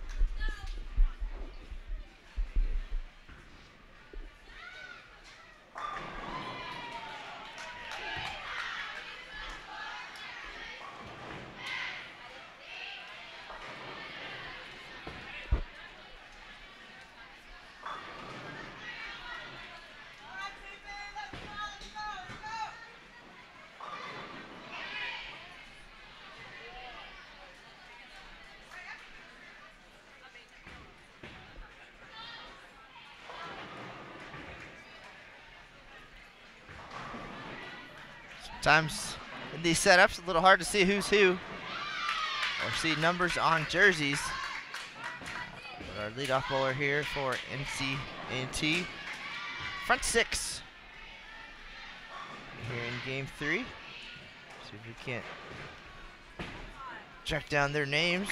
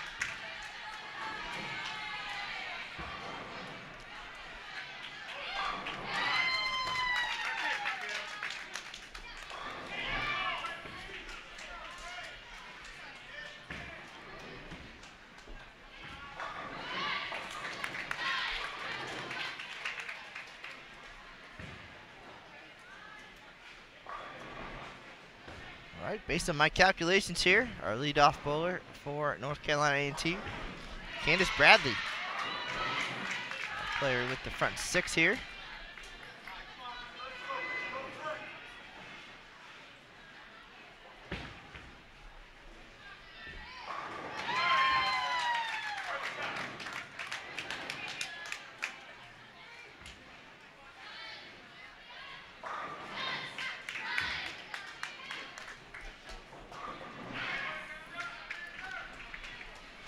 Tight match here between ASU and Maryland Eastern Shore.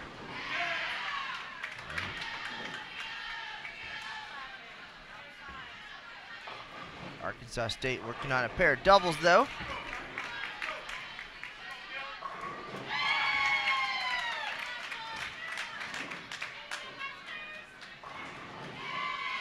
Also too close to call at the halfway point between Nebraska and North Carolina A&T. So a lot of strikes on the board for the Aggies. Front six for Bradley.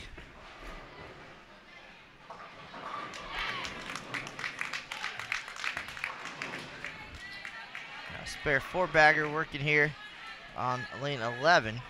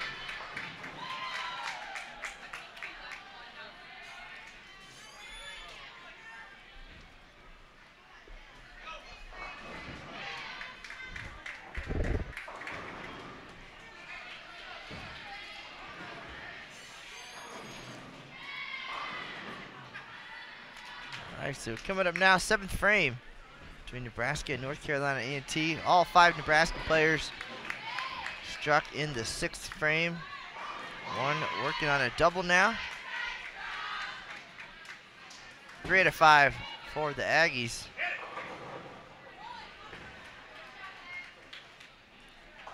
with Bradley stepping up on lane 12, front 6. Trying to stay perfect here on this 40-foot oil pattern.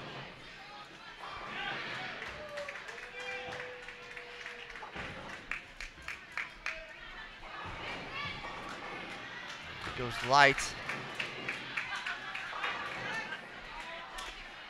String ends at 6.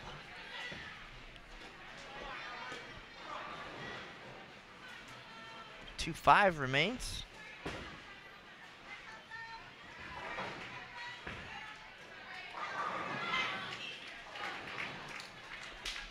Straub unable to double up for Nebraska. So advantage still belongs to the Aggies.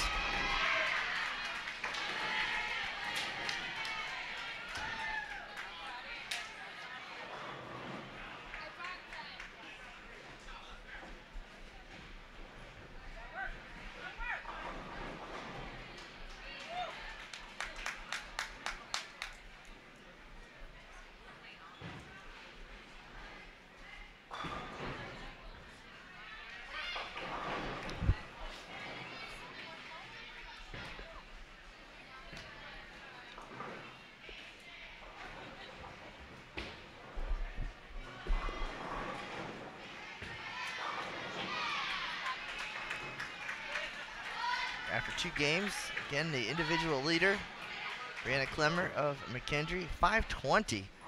By Jordan Richard, our defending individual champion at 5:13. Taylor Bailey, 4:92. Amber McLeod, 4:81. And Maria Villanova, 4:80. Pretty good scores here for our first 2 games. Now, we'll see who can keep up with the transition. A lot of traffic here on this 40-foot oil pattern. Game 3 of 5 right now. We'll be here all afternoon.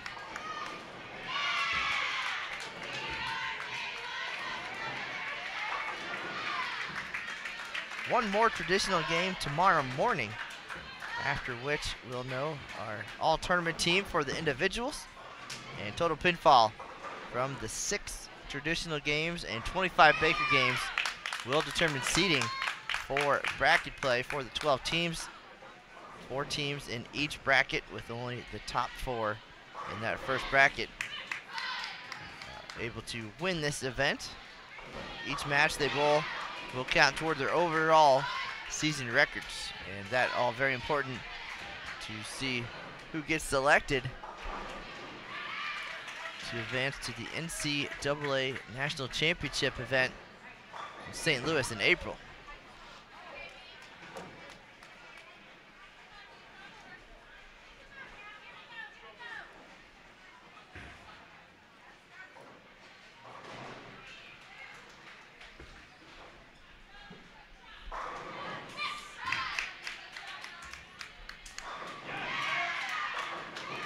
Jordan Richard back on track now after a slower start here in game 3. Doubles up for the Red Wolves.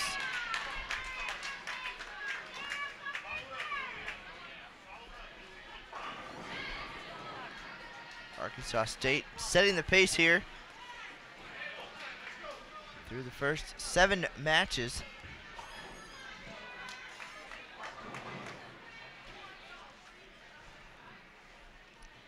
Right now, goal is to get to the top 4 for a chance to win the event. Arkansas State ahead of Sam Houston. ASU 6-1. Sam Houston perfect at 7-0 in second place. McKendree 3rd. Vanderbilt 4th. Sacred Heart 5th. And Nebraska, 5-time defending champion, in 6th place, fighting for a spot in the top 4. Nebraska finished yesterday in 9th place, and now creeping up the standings. Still a way to go, but some definite top talent, top to bottom on that roster, so an opportunity to shine here in these traditional games. Right now, it is North Carolina A&T in control. For the 5 players for the Aggies striking in the 7th frame.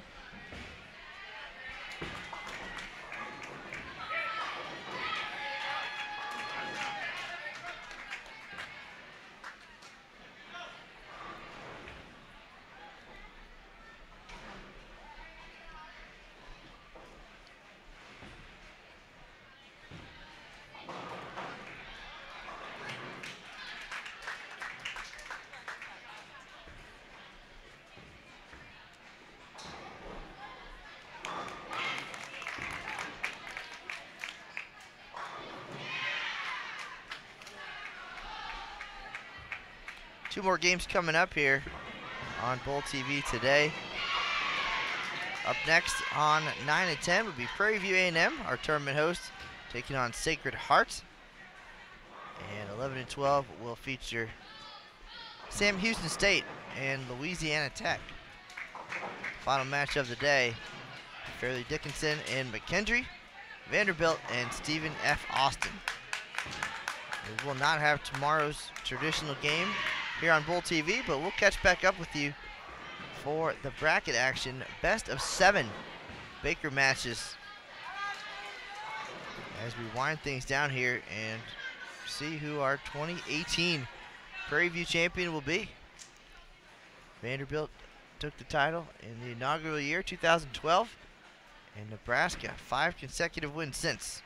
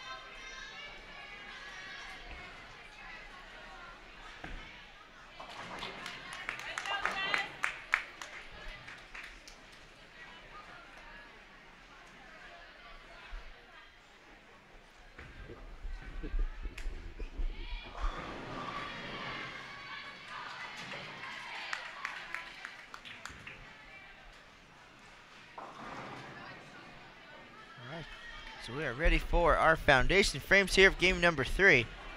And we could not finish this game fairly without the valuable insight of Aaron Smith. It would be an injustice to our Bowl TV audience. Hi, Matt. Hello. Hi, Bowl TV and Bowl TV audience. Thanks for joining us.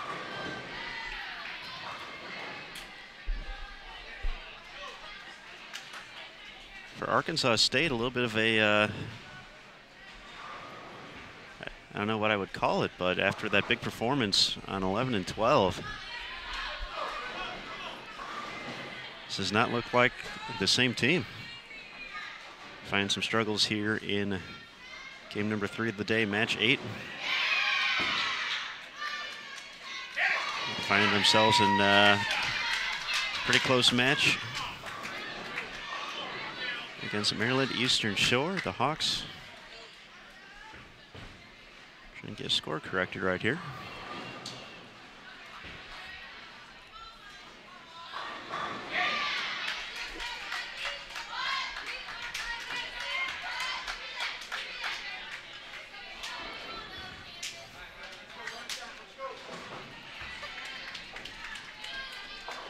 A nice cover there by J.D. Scott Jones to set up 10th frame. Pair single pin misses in the 8th frame for the Red Wolves.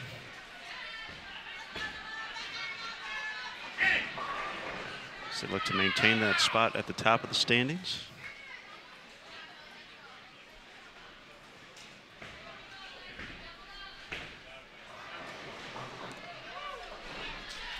North Carolina A&T and Nebraska very close heading into the 9th frame.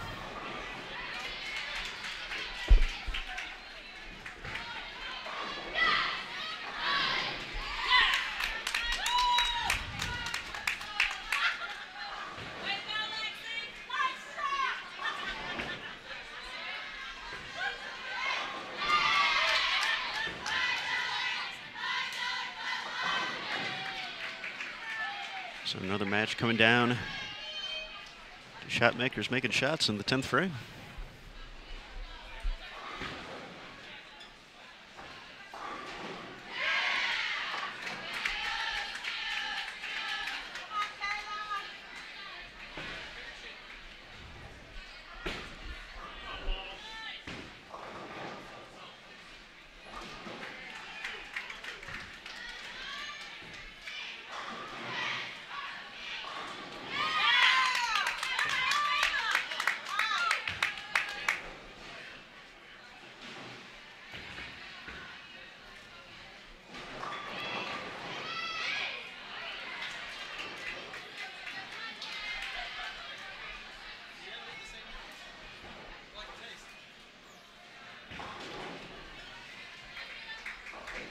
All right, I think we're back to business there.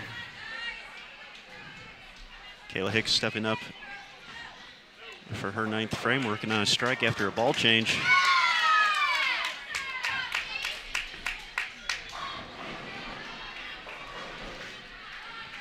Runs a little high, leaves at the 6-10.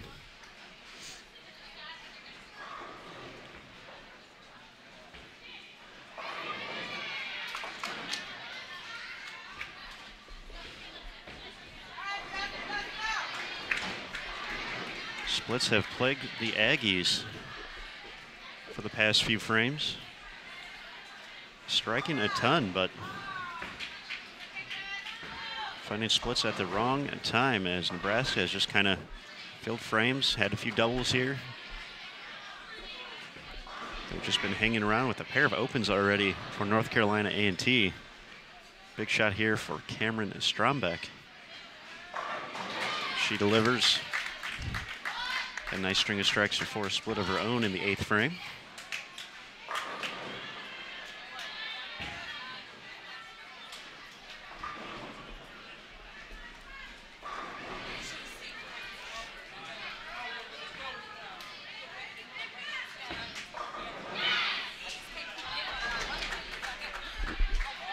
Three in a row for Alexandria Hernandez from Maryland Eastern Shore.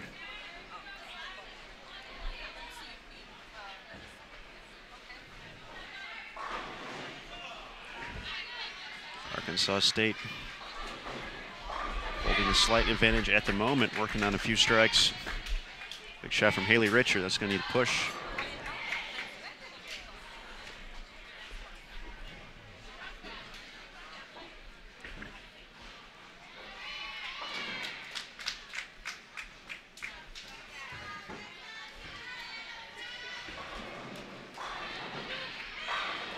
Oh, great shot there from Julia Bond. Rings the 10.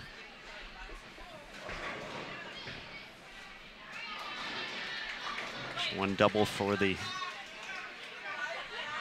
All-American, longtime Junior Team USA member now.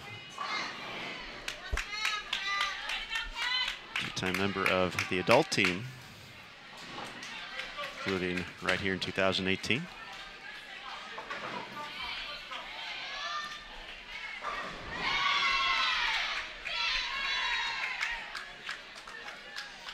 Stephanie Schwartz striking away on 7 and 8 after sparing the first 8 in a row. It's a chance to go 290 for the Lady Jacks.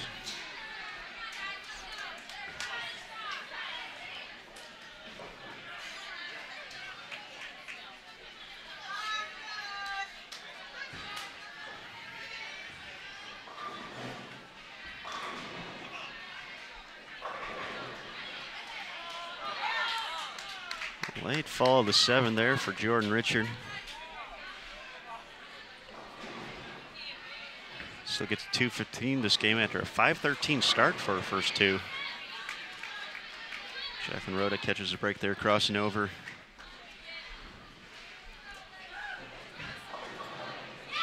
So the ball is in Arkansas State's court heading into the 10th. Pair of opens for the Hawks of Maryland Eastern Shore.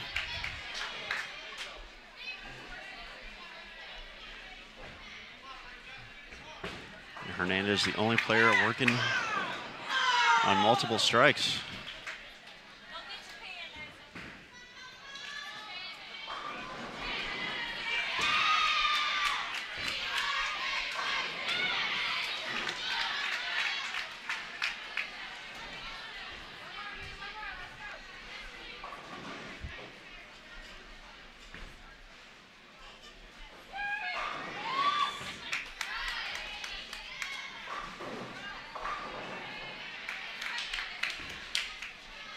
Aaron Smith standing up.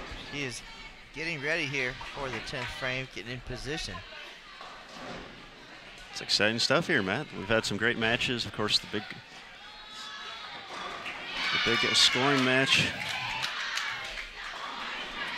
last game between Arkansas State and McKendree. Gonna have some nice scores up here as well when it's all said and done.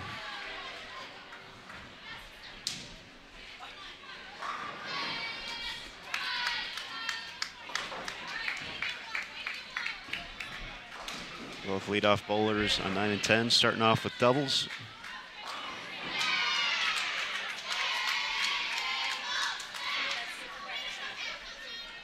So Arkansas State is going to maintain that advantage. Nice 239 from Candace Bradley from North Carolina A&T to set the pace, but it's going to be important for Mia Pope and Brianna Bowes. Bounce back from their opens. That's how you do it right there. To our left off camera, you can see some of them throwing shots here to the left side of your screen. But Stephen F. Austin having a nice effort here in game 3. Looks like anchor bowler Stephanie Schwartz will step up in the 10th with a shot at 290. Keep an eye on that. Could be a big surge for the Lady Jacks here.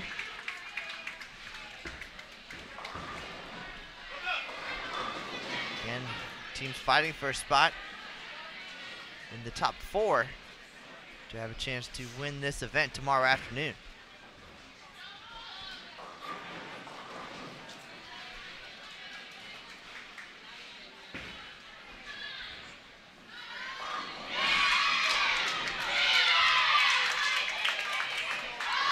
Big double there from Mia Pope.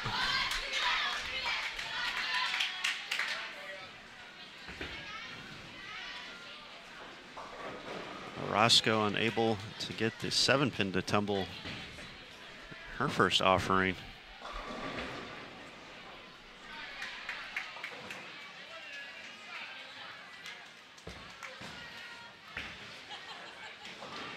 And a big miscue there on the single pin.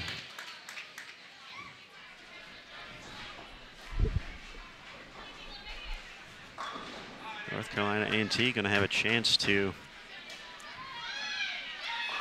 potentially step up Strombeck and Olaya and shut the door on the Huskers here.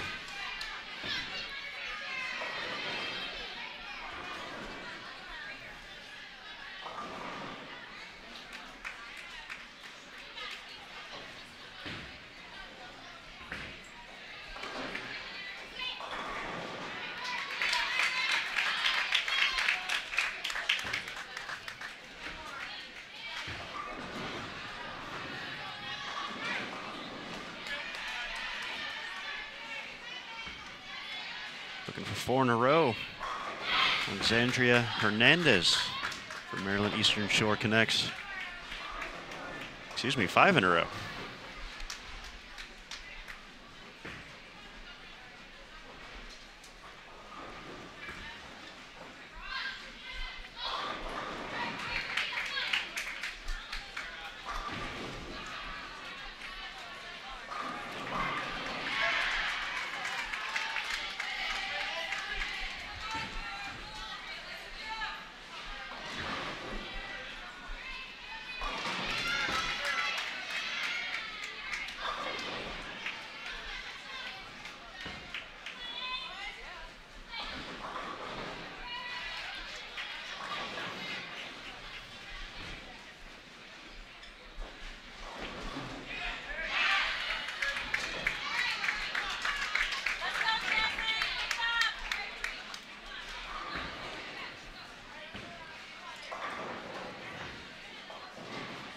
Arkansas State's going to hold the advantage with 2 bowlers left to go here.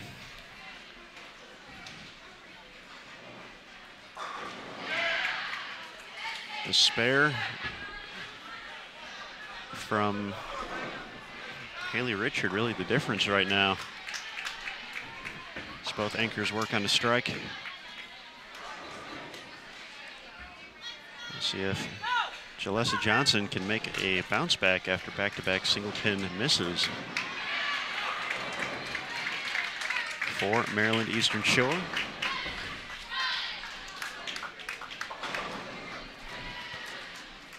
Nebraska just not going to have enough this game.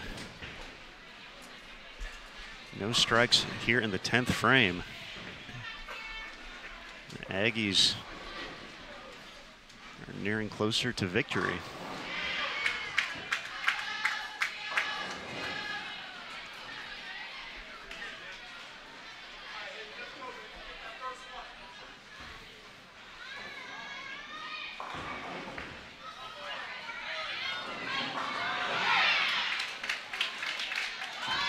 Nice shot there from Cameron. Just a chance to get to 255.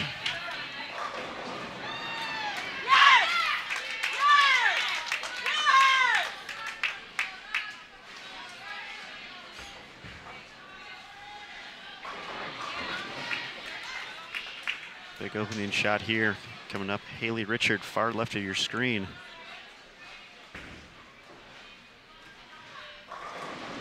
And my goodness, 7-10.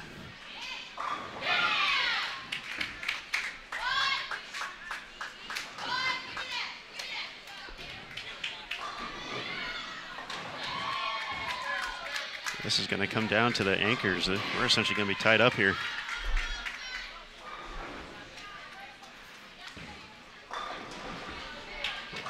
The slimmest advantage will still go to the Red Wolves.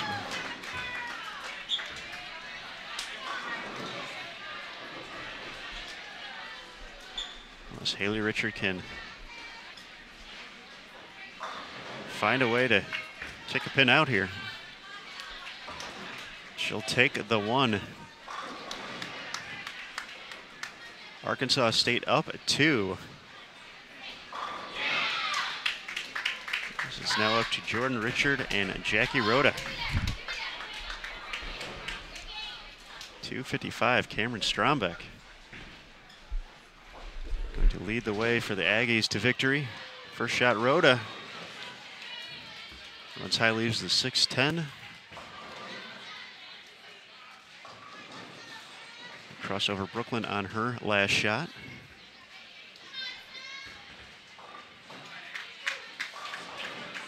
So Jordan Richard can take the advantage. And essentially, you take the ball game here with a strike. Wow, that one hooked. There's probably nobody you'd rather have in that position, especially here at the ITRC. But we're starting to see that transition, Aaron, that we talked about. It's definitely been a spot on lane 9 that seems to have crept up for these past few frames, and I'm sure Jordan will be more than happy to take that. So no style the win. points. We talked about that earlier with Brad Hagan. You know, just get it done, knock them all down. Doesn't have to be pretty. Not the way you want to win it, but a W is a W. Rhoda makes the adjustment to strike on the fill to get to 207, 993 for the Hawks. Jordan just needs some count here, and Arkansas State will move to 7-1. To our left, Stephanie Schwartz, one strike away from 290. And Stephen F. Austin going to be at 1150 this game with a victory.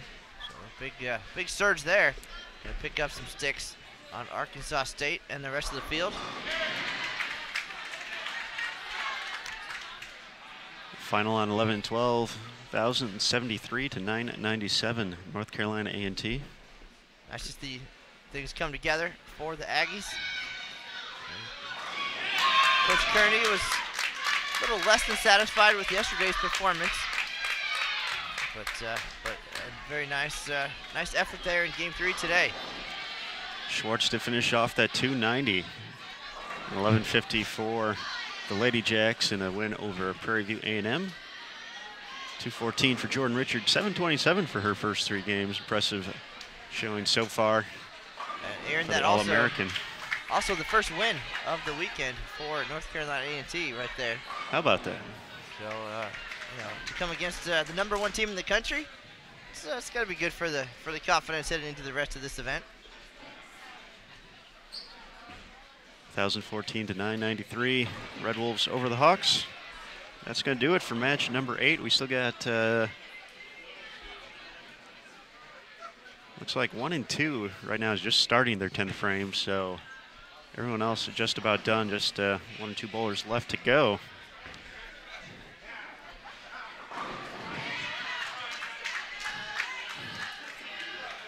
They're coming up next, Prairie View A&M taking on Sacred Heart and Sam Houston State versus Louisiana Tech here on Bowl TV for match 9 out of 10. Here on day 2 at the Prairie View A&M Invitational at the ITRC.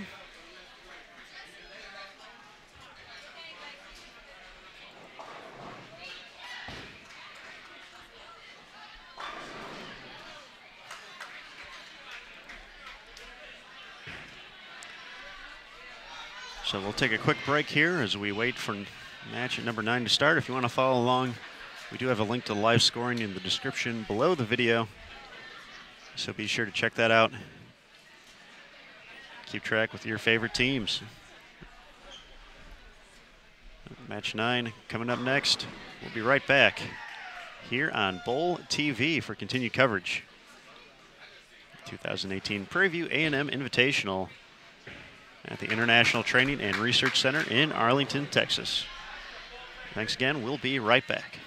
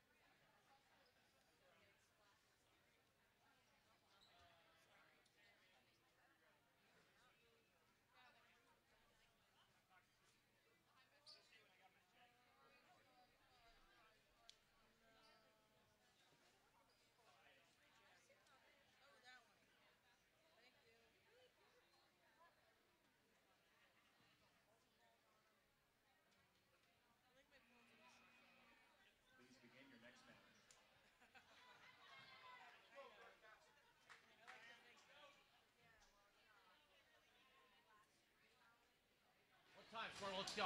Show 'em.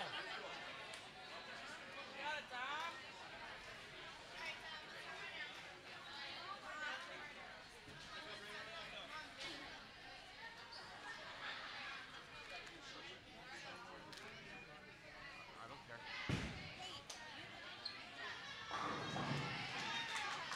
I'll go get one if you want me to.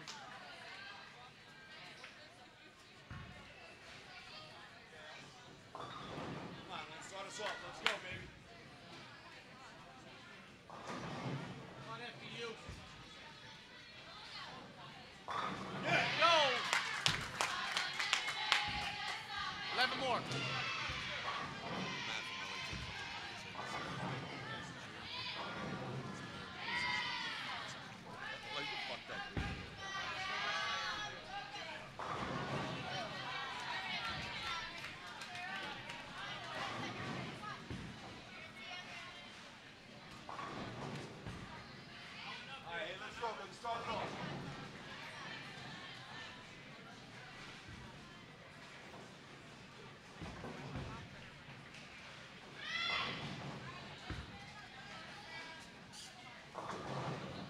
Yo, come on. Come on, hey. Let's go. All right, run it down, baby.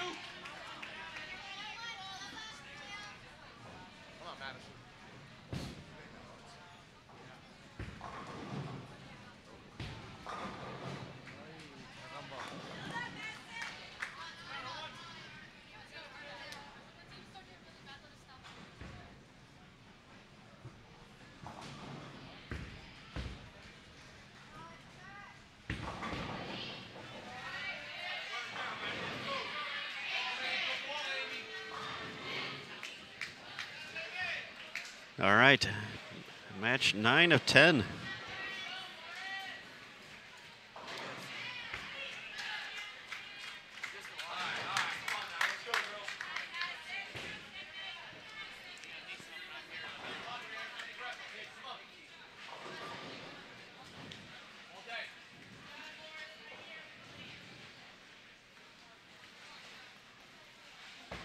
So just 2 more matches left to go today here at the 2018 Prairie View A&M Invitational at the International Training and Research Center in Arlington, Texas. I'm Aaron Smith alongside Matt Cannizzaro. Big thanks to everyone for joining us here today. We appreciate the support and the kind words in the chat. Be sure to subscribe to Bowl TV if you haven't done so already when you're all finished up here today. And if you like what you're seeing, feel free to give that thumbs up a click below the video.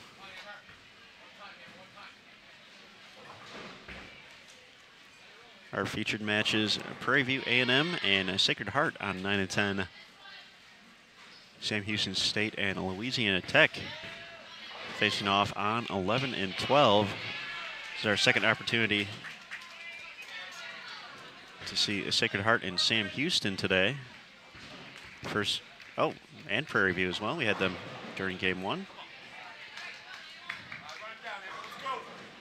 But this is our first look at Louisiana Tech today.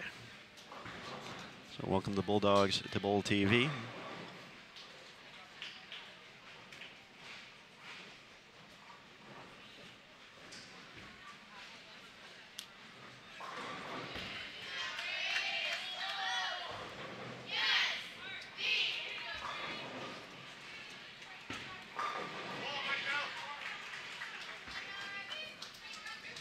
As soon as we get an update on standings, we'll let you know as we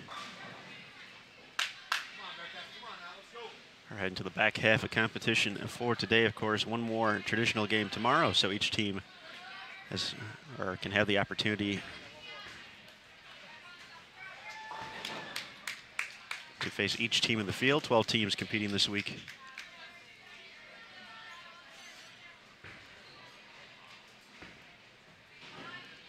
Before we get to our 2 rounds of bracket play to determine our champions, or our champion, singular.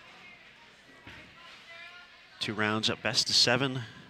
All 12 teams will be competing in 3 sub-brackets.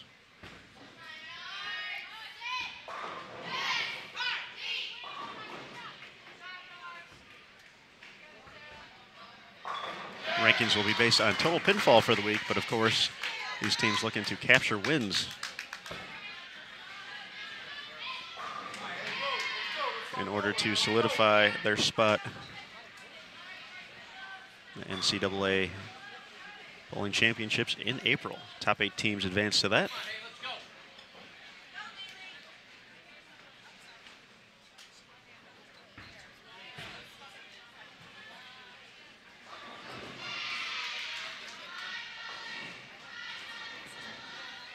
If the team you would like to follow is not on the featured pair, you can do so taking a look at live scoring. We have the description and the link below the video. Or we have the link in the description below the video. Got those mixed up there for a quick second, but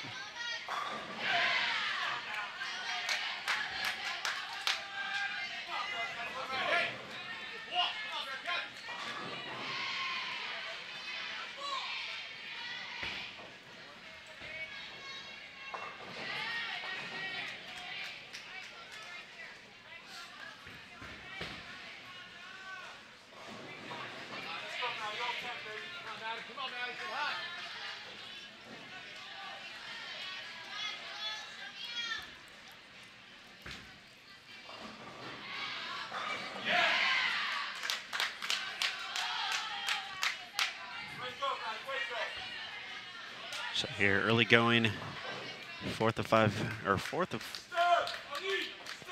our 5 games today.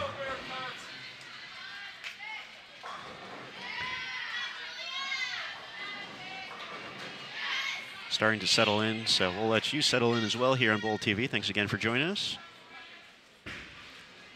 Come back at the halfway point, get to meet our competitors, as well as give you an update on the standings as soon as they become available.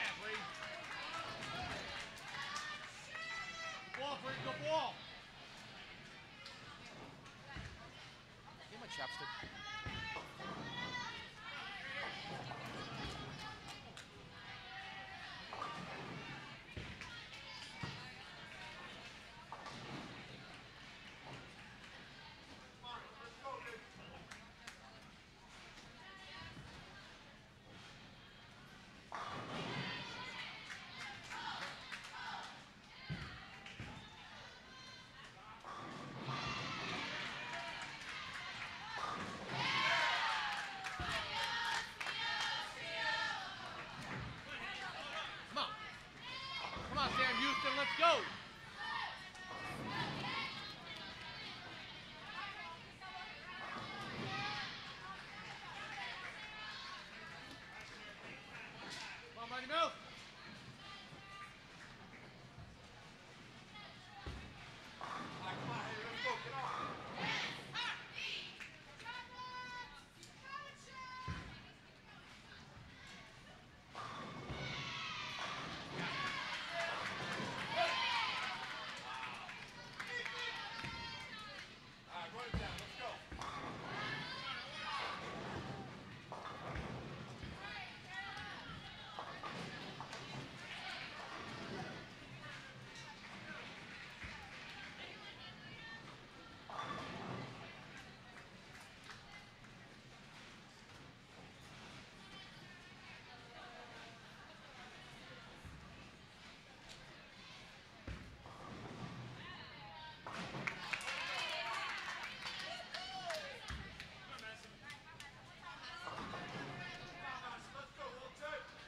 Come on, Madison.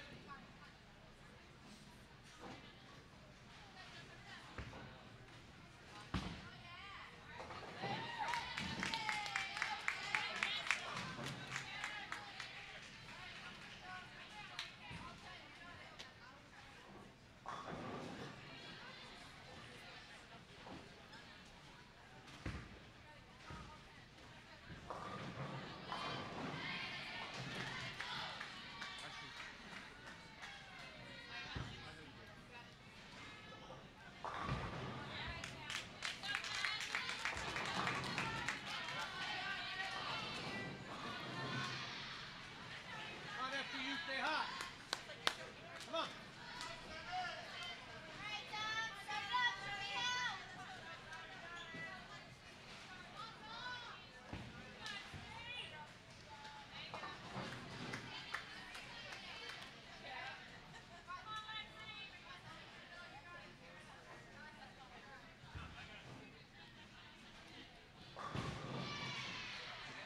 Come on, Sammy. One time, Sam.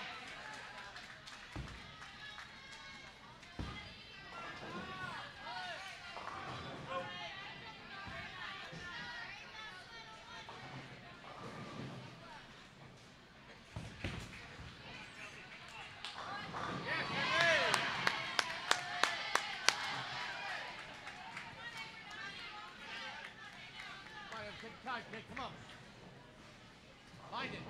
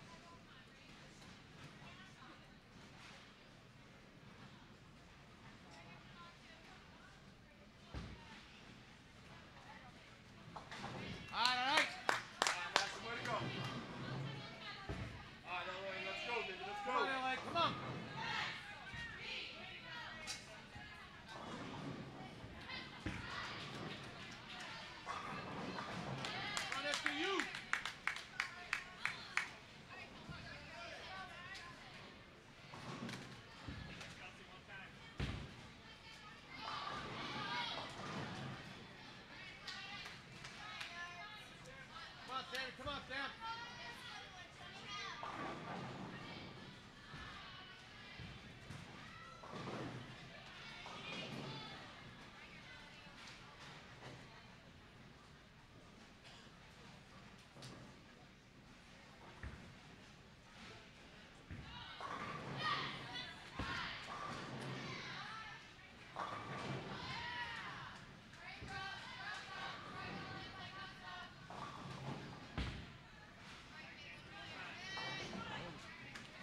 Come on, Amber. Come on, Amber, get through the shot.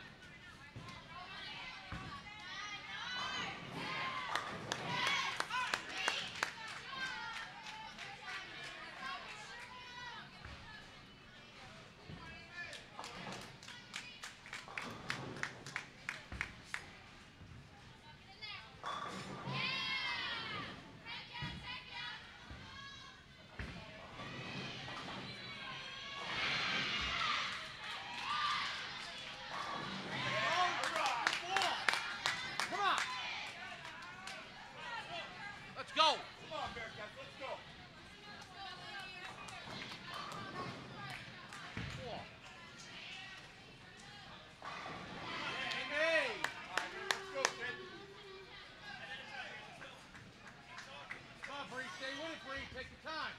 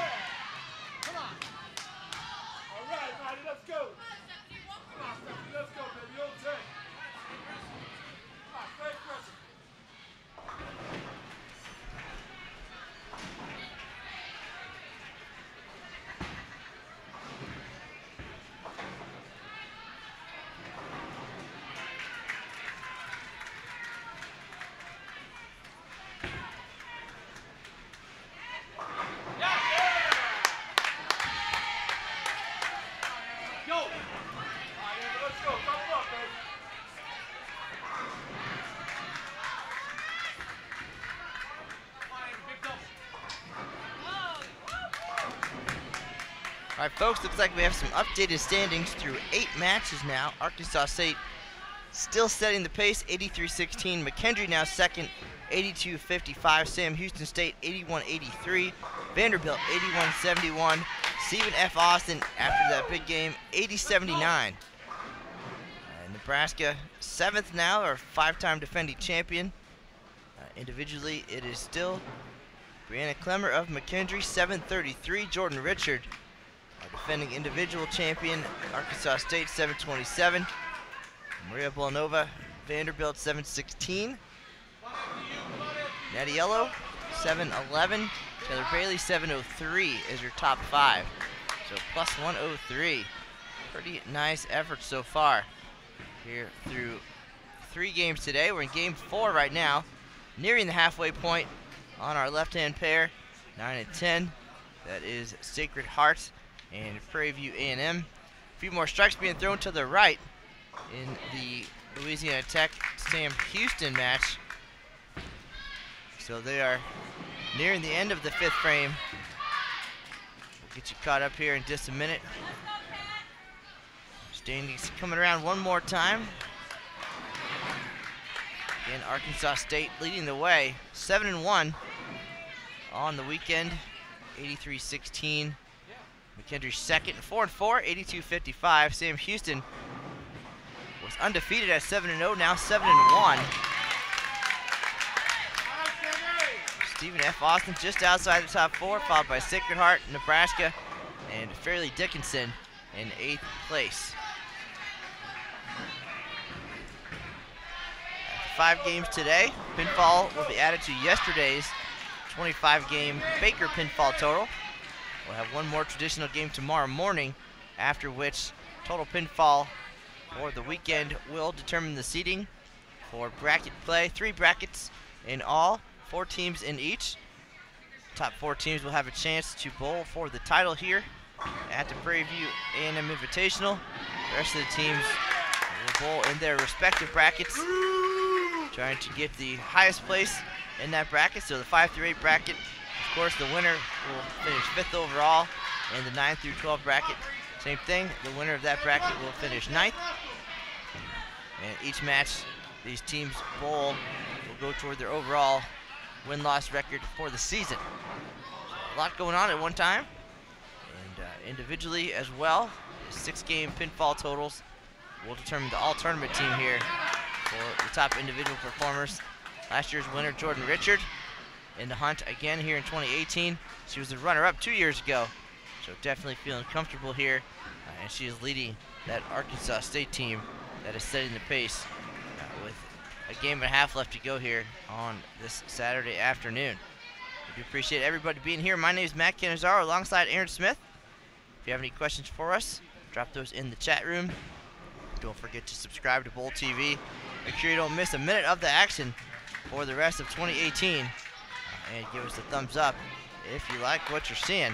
Certainly helps with selling our product to the next event. Of course, if the numbers are good, the demand is there.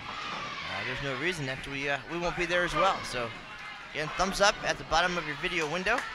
And if you want to check out how your favorite team is doing at this event, if they're not on one of our featured pairs this game, there's a link to the live scoring in the information box below your video window as well. So you can follow your favorite team across the house here at the ITRC. 12 teams in all in the field. Now we're using lanes 1 through 12. Our featured pairs 9, 10, 11, and 12. And that is that. You're all caught up. Sit back and enjoy second half of game number 4. Sacred Heart taking on Prairie View A&M, and Louisiana Tech facing Sam Houston State.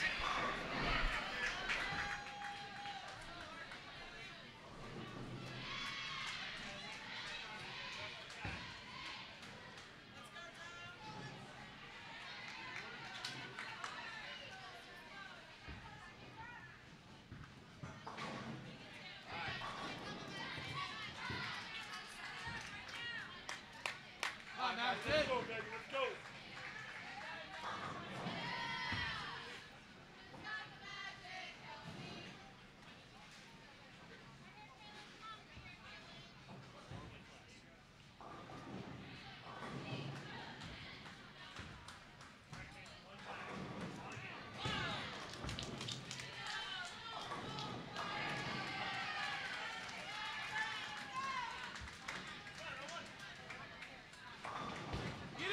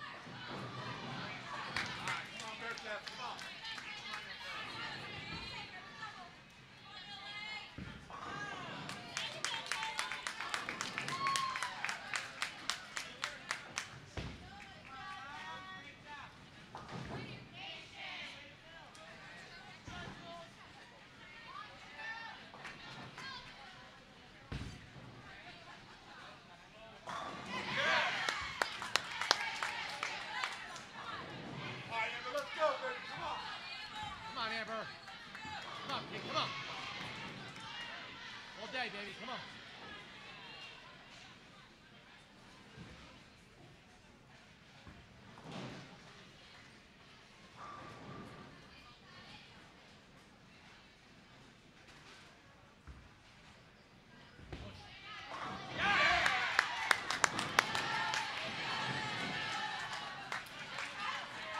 Go ball, Amber. Go ball.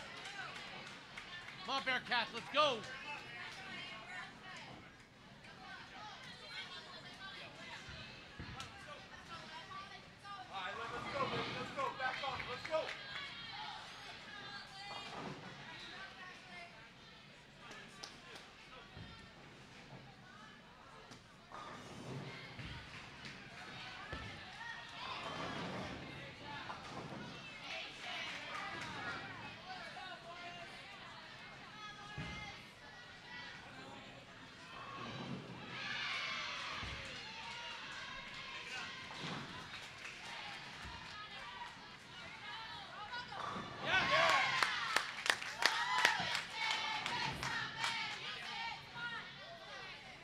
Come on, Hay. Come on, Hay. Hey, let's go. One time. Let's go.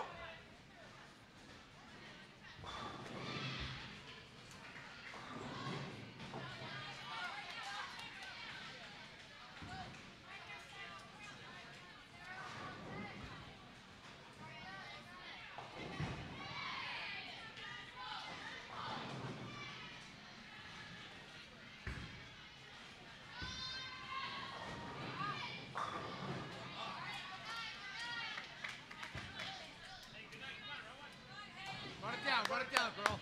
Take your time. Put it in the book.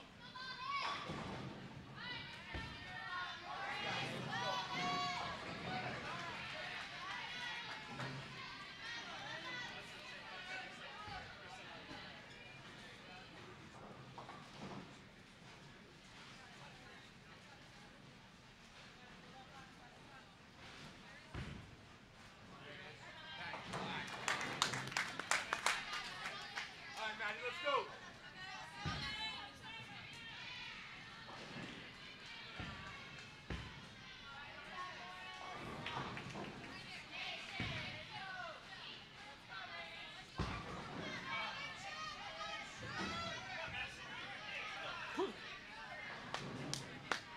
Come on, Madison.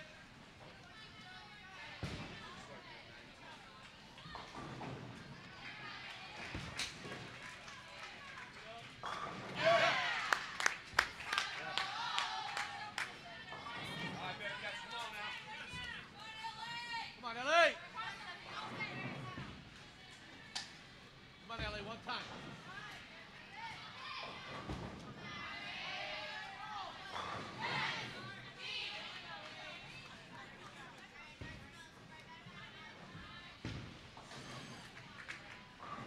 All right, Amy.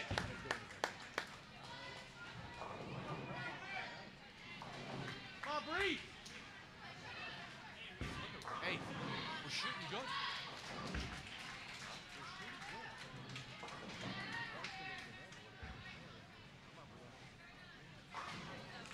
Come on, girls. Stay aggressive, kid.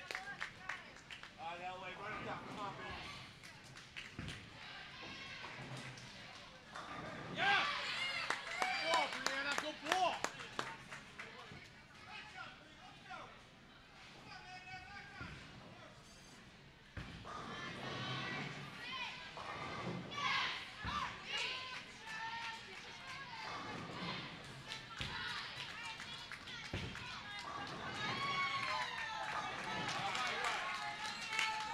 Come on, Amber, let's go, baby. All set. Keep digging, Bearcats. Keep digging. Come on, Amber. Pick it up.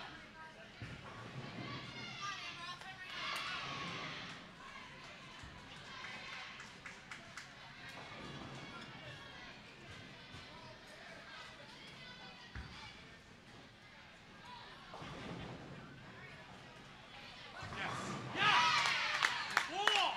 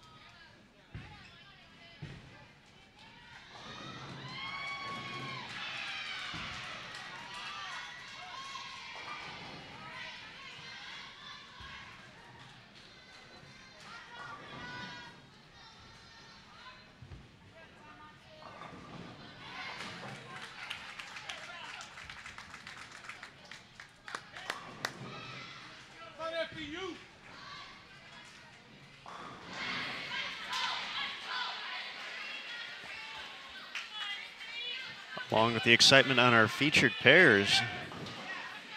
Over on 1 and 2, it looks like Kelsey Anderson from Stephen F. Austin has started off with 7 consecutive strikes. And in a moment, player from McKendree will be stepping up, looking for 7 in a row over on 3 and 4. We're following along on live scoring.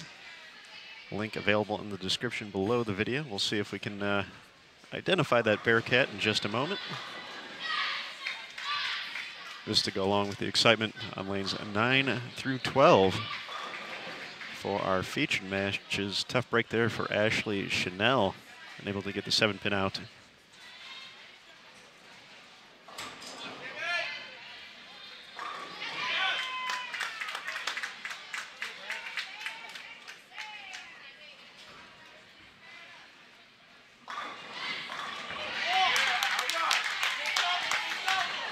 Looks like Sarah Willie, the player from McKendree, starting off with 6 in a row. Let's call it 7.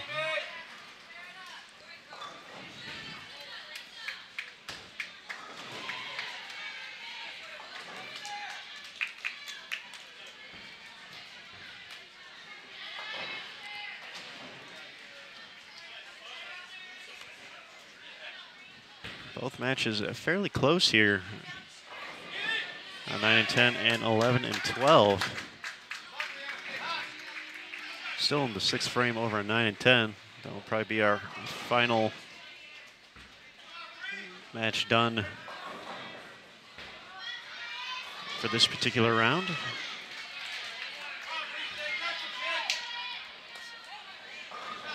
Already in the 8th on 11 and 12. Sam Houston and Louisiana Tech.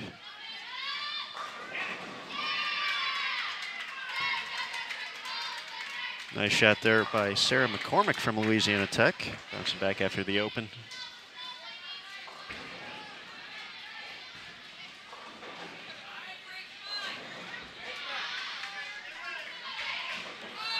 Haley Connolly makes a run. With the 4-10 for Sam Houston, does not get it though.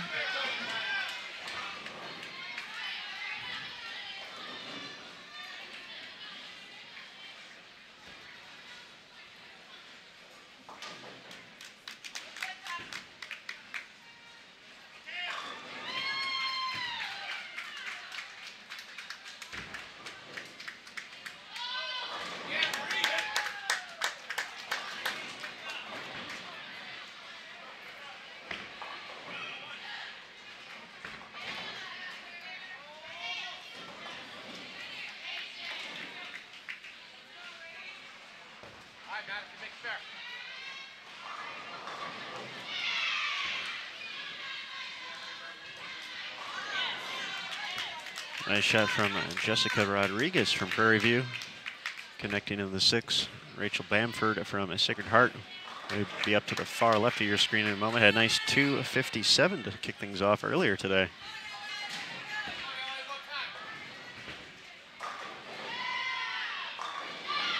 Strike from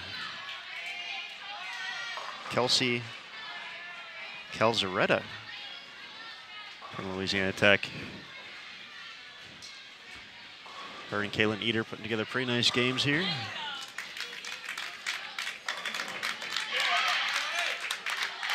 Sam Houston and a strike of its own though, Stephanie Zavala. Probably will be a player we could say is probably going to play the most left to right out of anyone in the field this week and really create some big angles, open up the lane.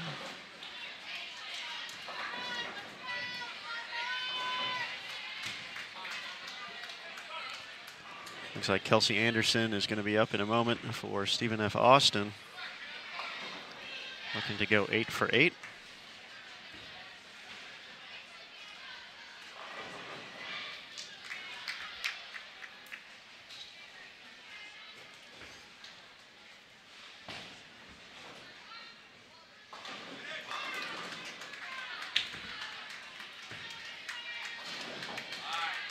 Just enough on the 6'10 there for Amber McLeod from Sam Houston.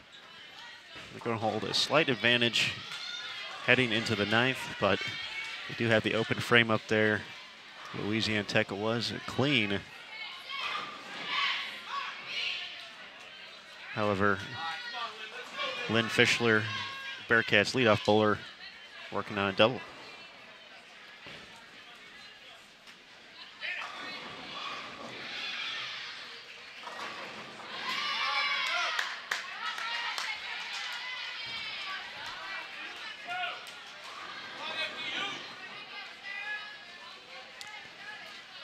Like a 10 pin in the 8th frame for Kelsey Anderson. So down to just Sarah Willie now. Be up in a moment over a 3 and 4.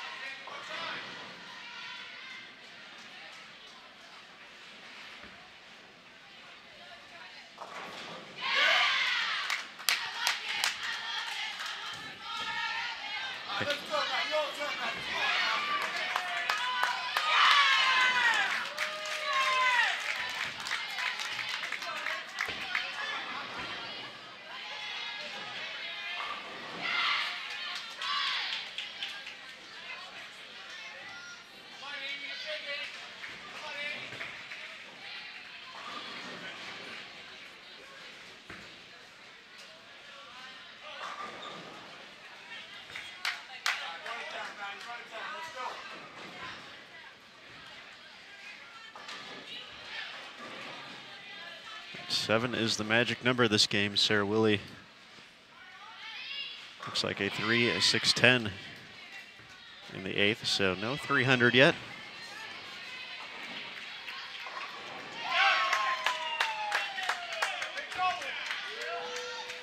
But who knows? Encina last strikes will be due for one at some point.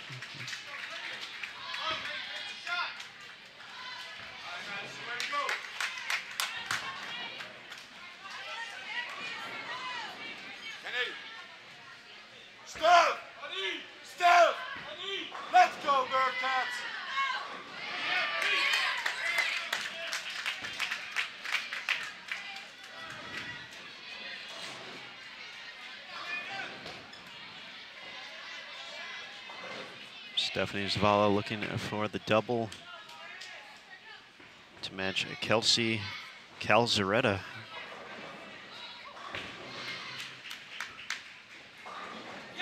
It's just enough hold. Says, thank you. Caitlin Eder having a nice game for Louisiana Tech. Member of Junior Team USA in 2018, and wow, that is not a fun time for that. Pocket 7-10.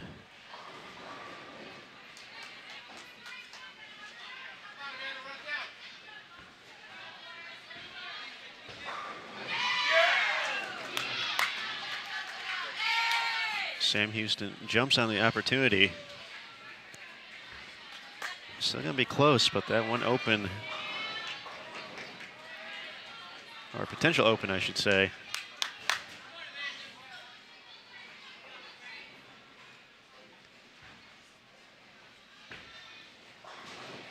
Might make the difference in the match.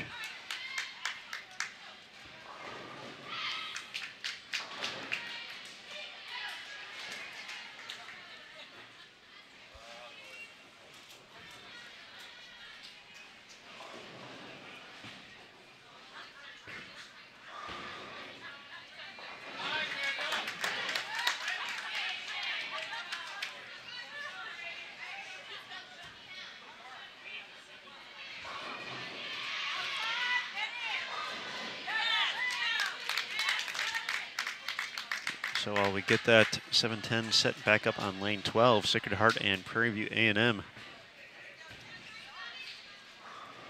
Still anybody's ball game there.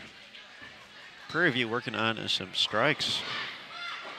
Anchor Caitlin Dickinson having a nice game so far.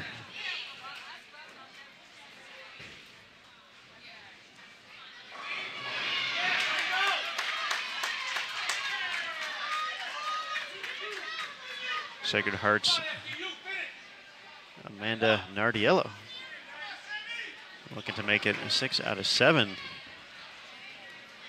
to give her team the edge heading into frame number 8.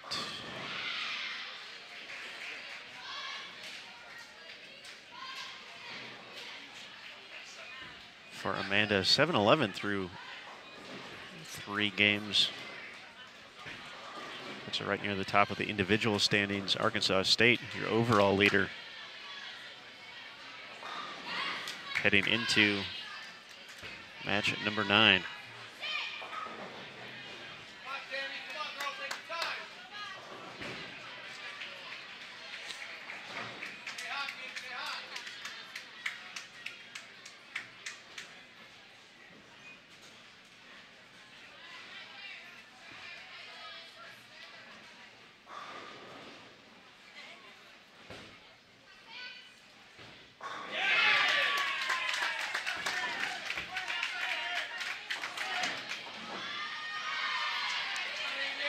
Eater takes the 1.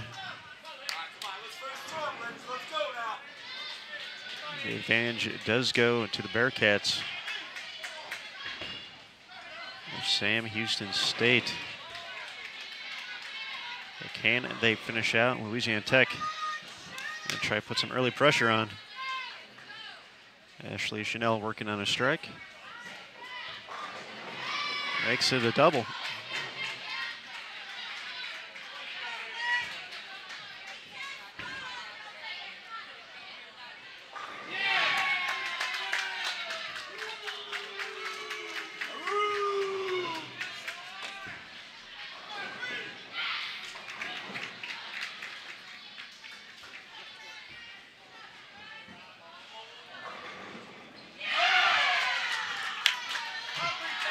Quite a start there for Sam Houston, almost looking at a 7-10 for a brief second there. Before Fischler got the hit, mixed him up to make it 4 in a row.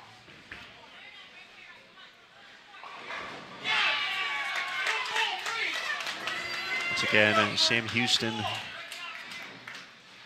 4 out of 5. In the 9th, the one open for Louisiana Tech, making the difference. Now it's up to the Bearcats to finish it out. To stay near the top of the standings, have been strong all weekend. Can Fischler add one more, make it 6 in a row, or 5 in a row? Comes in light, leaves the 3-9.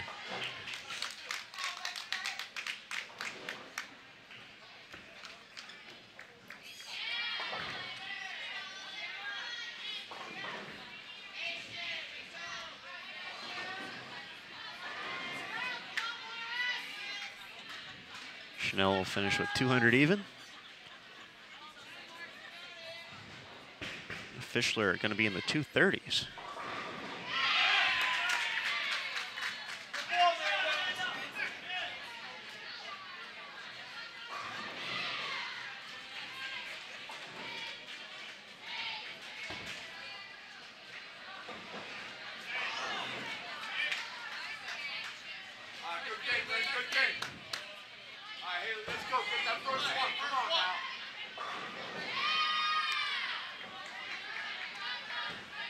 Sarah McCormick working on a double, makes it 3 in a row. The Bulldogs keeping some pressure on here.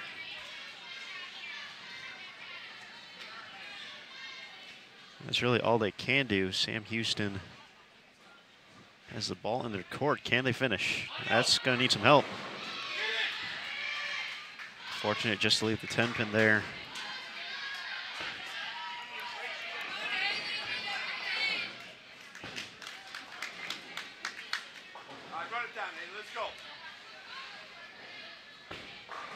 McCormick add one more. That's going to have to cross over.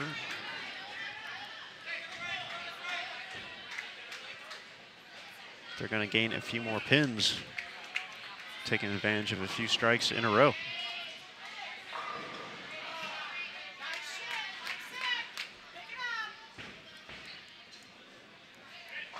Oh.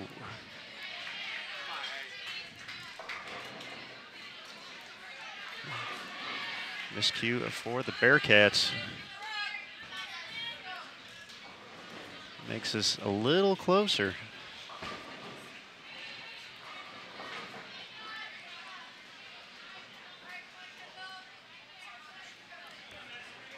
.188 for Sarah McCormick. Haley Conley finishes with 170. Madison Keller up at the plate for the Bearcats.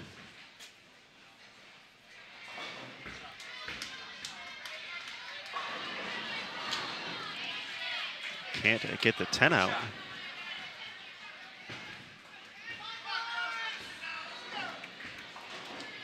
We'll see if Kendall Hickman can get it going here for Louisiana Tech, also working on a spare. Made the bucket in the 9th frame.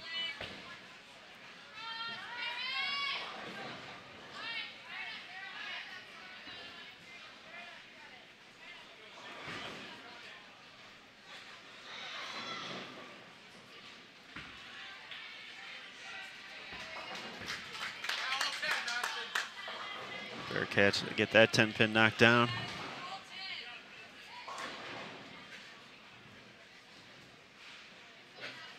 See Coach Matt Nantis up there talking to Kendall before the shot. For Louisiana Tech.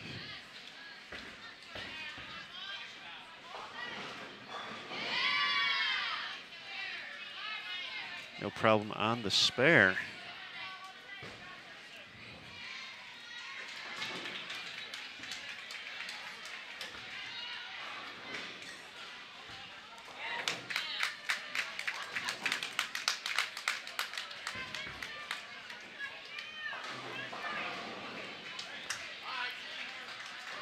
.196, clean 196 for Keller.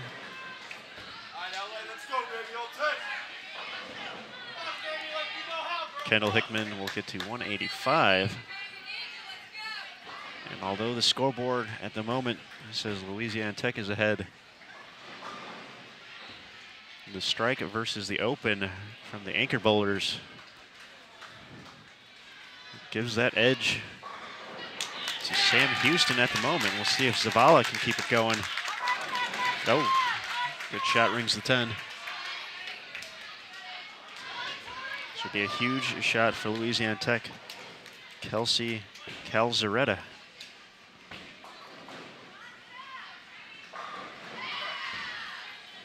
No doubter.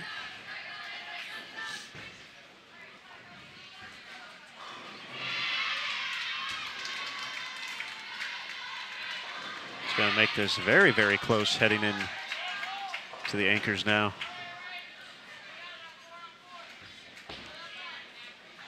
Three 10 pins in a row to start the 10th for Sam Houston.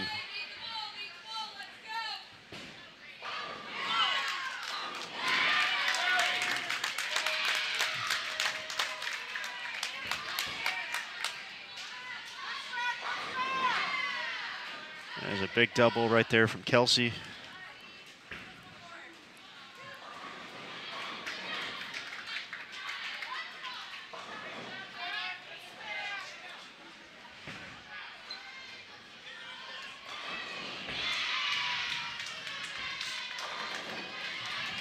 Stephanie Zavala gets to 203.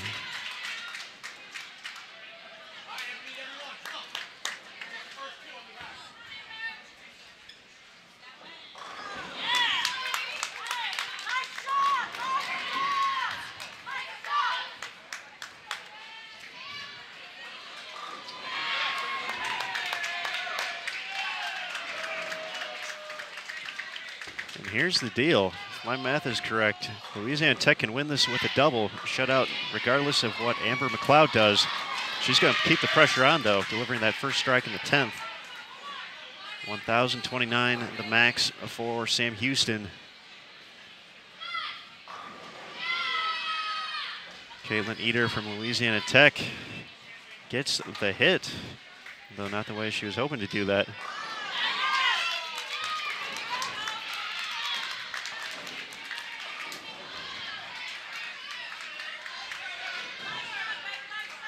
But still we need one more here. See if Amber can add one more here.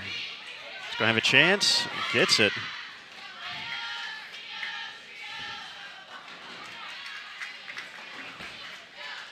So can Eder make it 2 in a row? That's gonna hook early and crosses over again.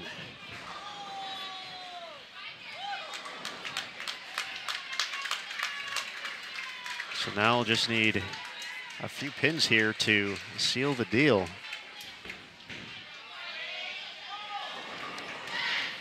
As we progress on this 40-foot pattern, a lot of bowling balls going down the lane. Transition, definitely getting a little bit quicker out there. So nice 225 for Amber, 1,028 for Sam Houston, but we're just 2 pins away from a Louisiana Tech victory.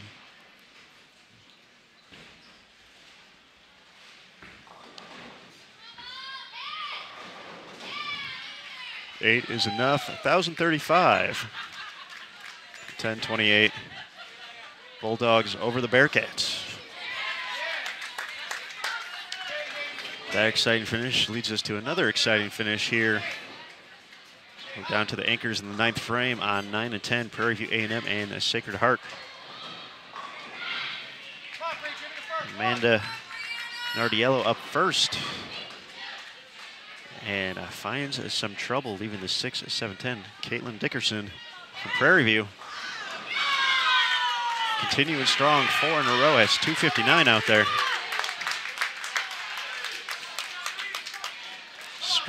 Strong 9th for Prairie View. 4 out of 5 strikes.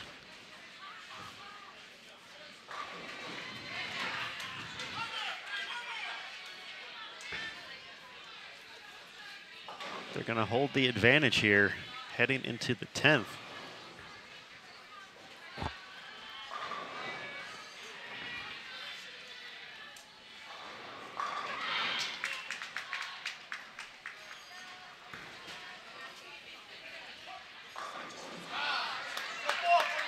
Once again, one more match to go today. So don't go anywhere after we finish up match number 9. We'll wrap things up today with Fairleigh Dickinson taking on McKendree on 9 and 10, as well as Vanderbilt taking on Stephen F. Austin on 11 and 12. Hello to Mr. Pate in the chat. I know he's excited for this game coming up. Thanks for checking in, good sir, and thanks to everybody for joining us here. Also had a question about the standings in the chat. We have them available through day 1 in a document you can see on bowl.com. But we get the PDF versions at the end of the block. So we will do our best to read them off as of right now.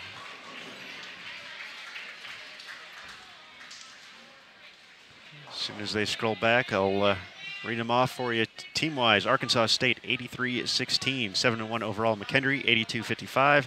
Sam Houston State 81-83. Vanderbilt 81-71. Those are your top 4. Stephen F. Austin 8,079. Sacred Heart 8,008. Nebraska 8,004. FDU 79-61. Maryland Eastern Shore 78-89. North Carolina A&T 76-28. Louisiana Tech 75-86, and Prairie View 74-42. Those are your pinfall totals. Brianna Clemmer leading the way through 3, 733. Jordan Richard, our defending champion, 727. Maria Bulanova from Vanderbilt, 716. Amanda Nardiello on our featured pair from Sacred Heart, 711.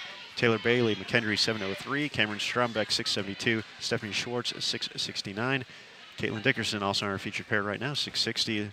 Leah Glazer from Arkansas State, 659. And Megan Straub from Nebraska, 658. Rounds out your top 10. Alexis Burton, all three in the 10th. Nice 237 for the Panthers.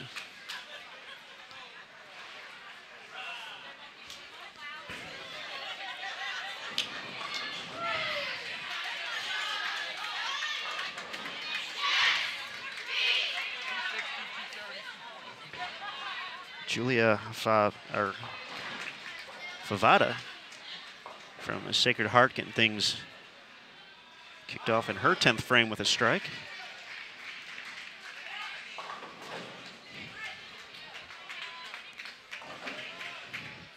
But the momentum definitely in Prairie View's favor.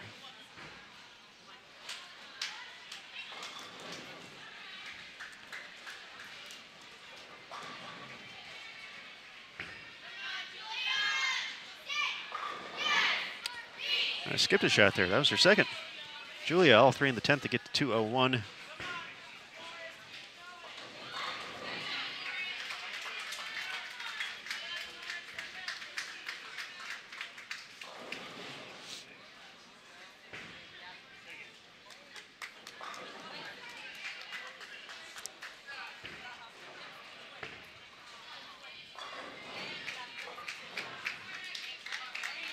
Kayla Marsh from Prairie View unable to cover, finishes with a 183.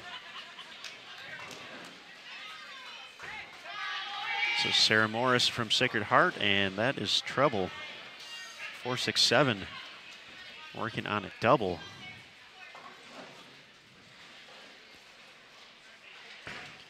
Veronica Pryor going to step up next for Prairie View.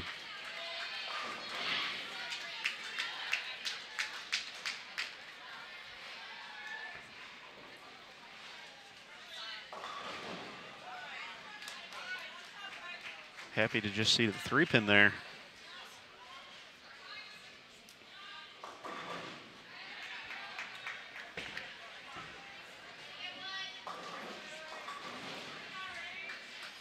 Sarah takes the count.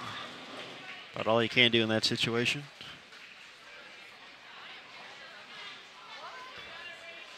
Rachel Bamford.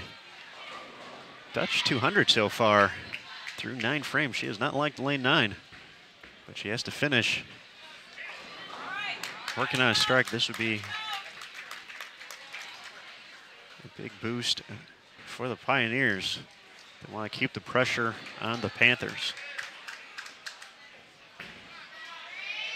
She's going to have a chance. Oh, rings the 10. Continues to not enjoy lane number 9.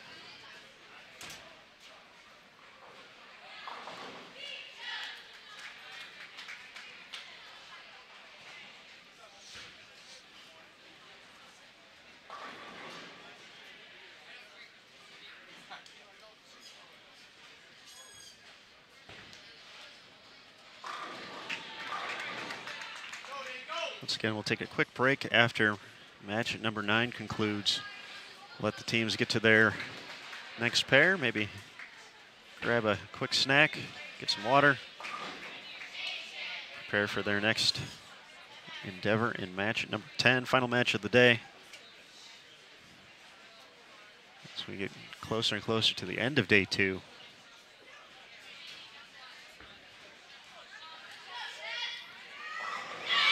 Great shot there from Jessica Rodriguez from Prairie View.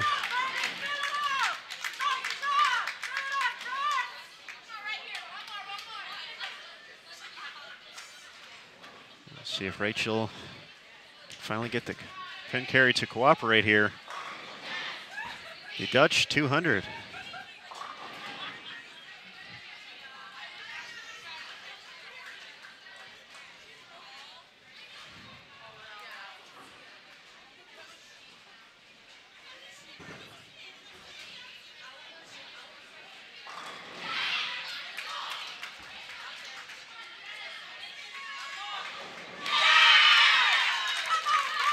Prairie View A&M faithful, strong in attendance here today. Letting these student athletes hear it as well. Been rooting all day.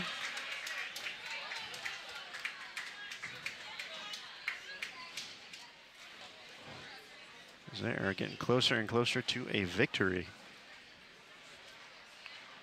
Caitlin Dickerson working on 4 strikes in a row will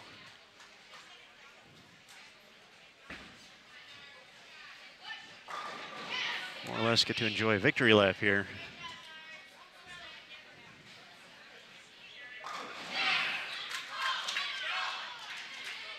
As Prairie View looks to improve to 2-7 for the weekend in the overall standings.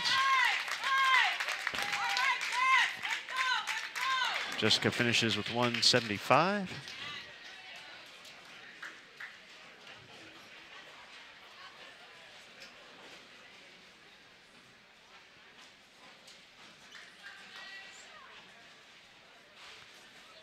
Looks like the match between Vanderbilt and Nebraska will be the last one to finish up over on 5 and 6.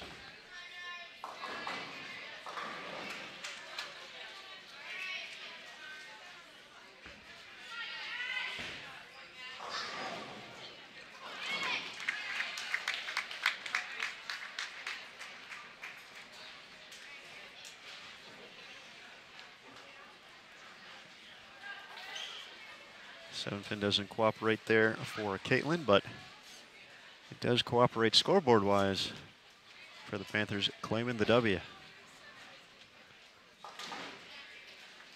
Amanda finishes up with a 191, 922 the total.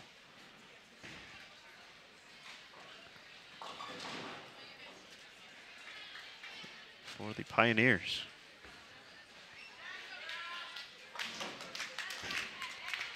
Caitlin's going to be in the 230s this game.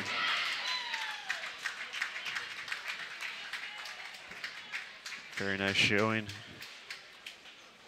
Along with leadoff bowler Alexis Burton. Fired at 237. Leading the way for the Panthers.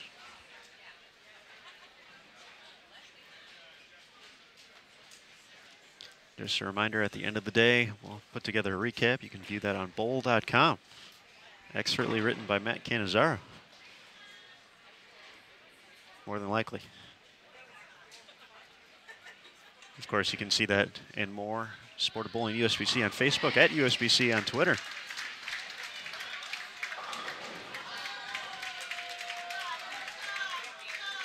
Pair 237s leads the way for our host, Prairie View A&M. And their 965 to 922 victory over the Sacred Heart of Pioneers.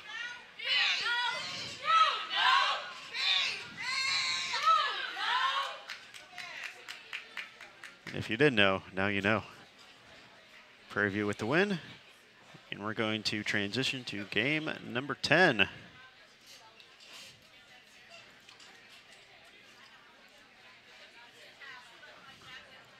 So final match of the day coming up.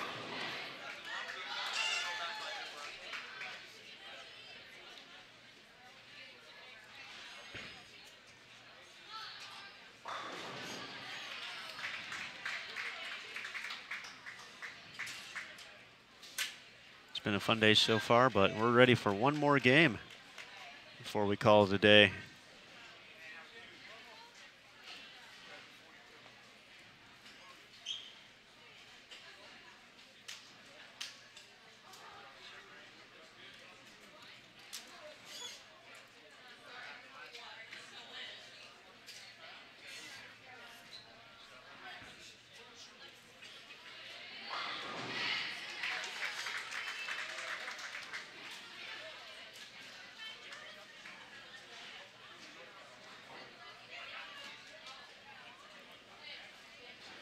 So just a reminder, coming up next, final game of the day will feature Fairleigh Dickinson taking on McKendree and Vanderbilt taking on Stephen F. Austin.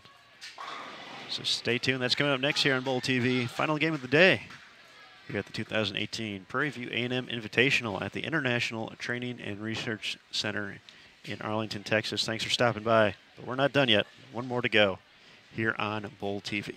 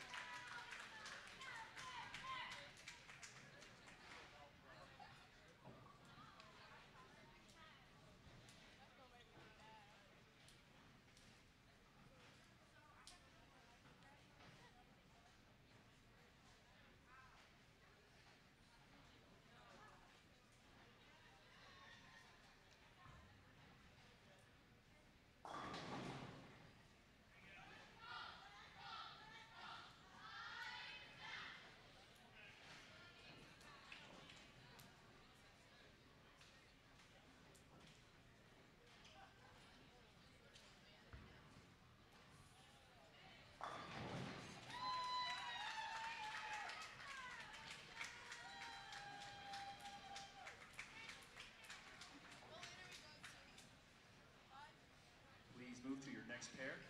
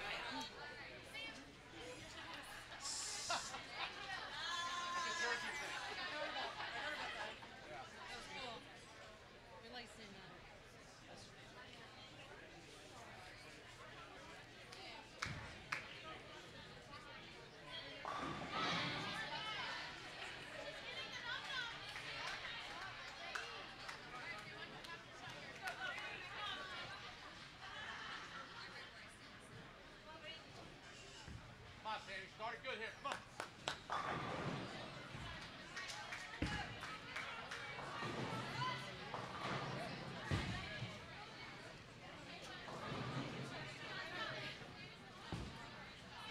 Get over. There you go.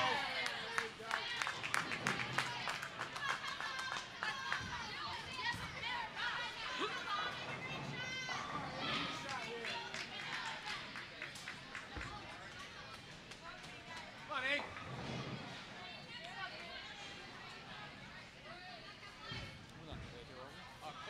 Coach knows exactly what you want.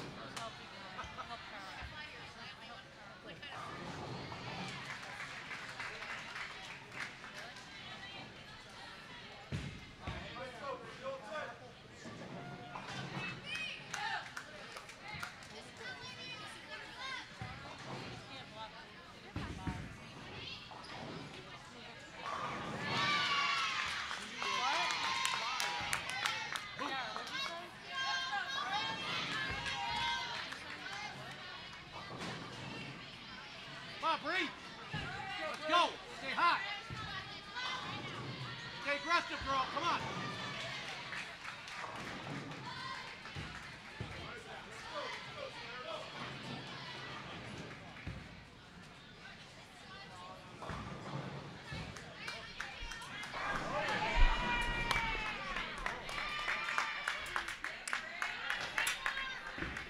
Welcome back to Bowl TV, ladies and gentlemen. Final game of the day coming up here at the ITRC. This is Matt Canizaro and Aaron Smith, and possibly a special guest, Brant Houghton from the USBC Marketing Department. Going to come in and talk about some special things coming up here and more. For now, let's get settled in for the final game, 5 of 5 here at the Prairie View A&M Invitational, day number 2, 5 traditional games. This game, we've got Fairleigh Dickinson taking on McKendree, and Vanderbilt and Stephen F. Austin on our other featured pair. So again, we've got 12 top teams here in this week's field. So some great bowling. McKendree had a terrific match earlier against Arkansas State on our other featured pair. And now, as we wait for the updated standings, we'll get settled in. One more game, we'll come back tomorrow. A final traditional game, and then total pinfall for the weekend will determine the seeding for our bracket play. So we've got a chance to see every aspect of college bowling. Baker matches yesterday, traditional games today, and some best of 7 matches tomorrow in that bracket. So a little bit of everything, depending on your favorite or your strength. And now we'll close things out, get those updated standings for you. We'll have a recap for you on bowl.com, as Aaron mentioned earlier. But we are now getting the chance to finish the day with the defending NCAA champion, McKendree Bearcats. They also won the Intercollegiate Team Championships, just the second team to win both events in the same year. The first was Maryland Eastern Shore back in 2011.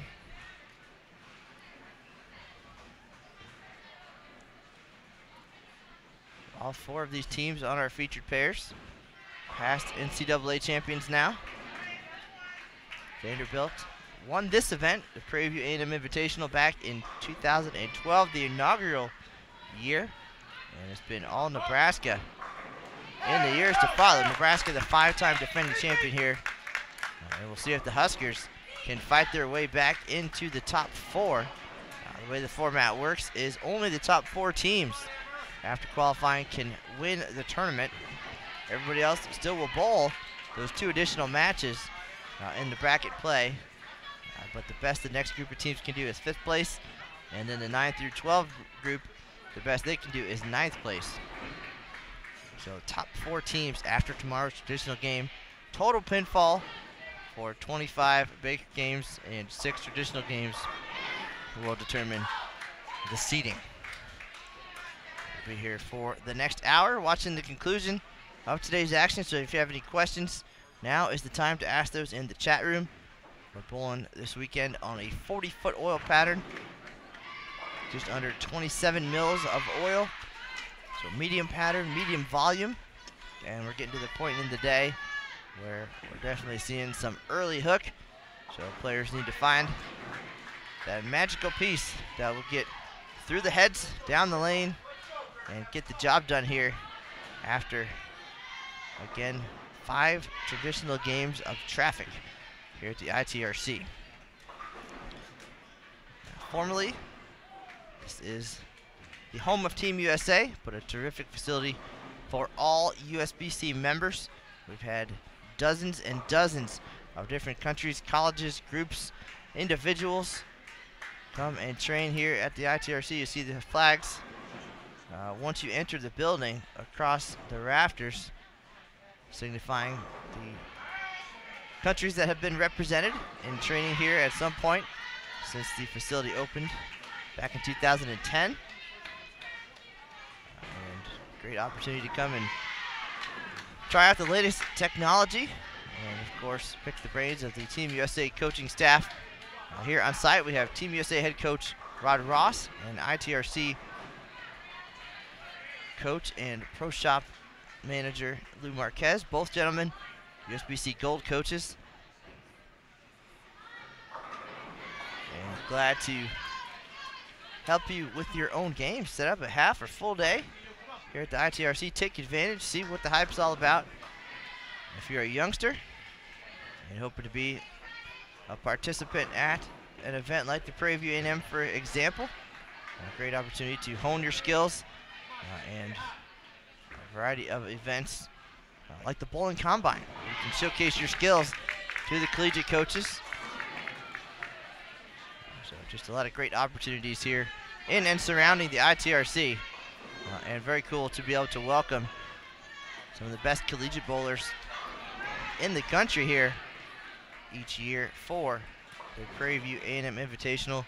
So many thanks to Lou, Rod, and Nick for all their hard work here at the ITRC, and of course to the Prairie View A&M staff for what they do each year to make this event a success. 12 solid teams, arguably the best field we have seen.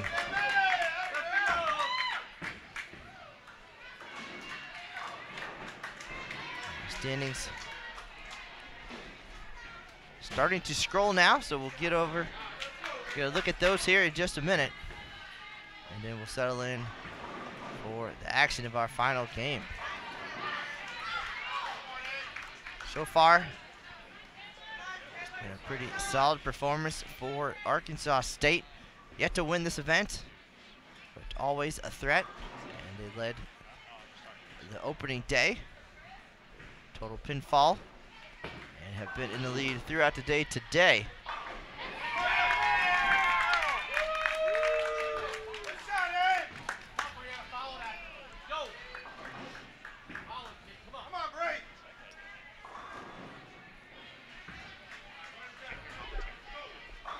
After 9 matches, Arkansas State leading the way 93-15. McKendree second, 92-36. Sam Houston State, 92-11. Vanderbilt fourth, 91-97. Stephen F. Austin fifth, 91-10. Fairleigh Dickinson, 91-03. Nebraska seventh at 90-74. Sacred Heart eighth at 89-30. So Nebraska in position right now without a couple of huge games here to miss out on the top 4 individually. Jordan Richard on top once again, 939. Maria Villanova, 931. Cameron Strombeck, 930. And Amanda Nardiello right at 900. So the top individual players after 6 games will be recognized as the all-tournament team. Jordan Richard was the tournament leader last year, runner-up the year before, and now leading the way here with 1 game to go today. Final game tomorrow. But this event not about individual success. It's about the team effort. Each match these teams bowl, they'll bowl 11 matches total. So they'll face everybody 1 time at least. And that's during the Baker and traditional games. And of course, in bracket play, the opportunity for 2 more matches. And those wins and losses will go toward their overall records for the season. That helps them qualify for the NCAA championship. Again, Arkansas State, McKendree, Sam Houston State and Vanderbilt, your top 4. 87 pins out, Stephen F. Austin. Another 7 pins back, Fairleigh Dickinson. Nebraska in trouble in 7th place. Sacred Heart is 8th. Maryland Eastern Shore 9th. North Carolina A&T 10th. Louisiana Tech 11th. Prairie View in 12th place.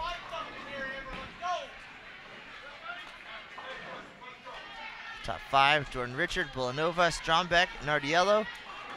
Caitlin Dickerson of Prairie View A&M is 5th, tied with Brianna Clemmer of McKendree here in our featured pair. She's your anchor bowler for the Bearcats. So far this weekend, all Arkansas State. Before some redemption, many close calls at this event. Ranked number 3 in the country, behind Nebraska and McKendree. And just trying to get that breakthrough performance. So now that you are caught up, we'll try to give the standings one more rundown as we close things out here at the end of our final game. And we'll be back on the air tomorrow. We've got the final traditional game. We will not have that on Bowl TV.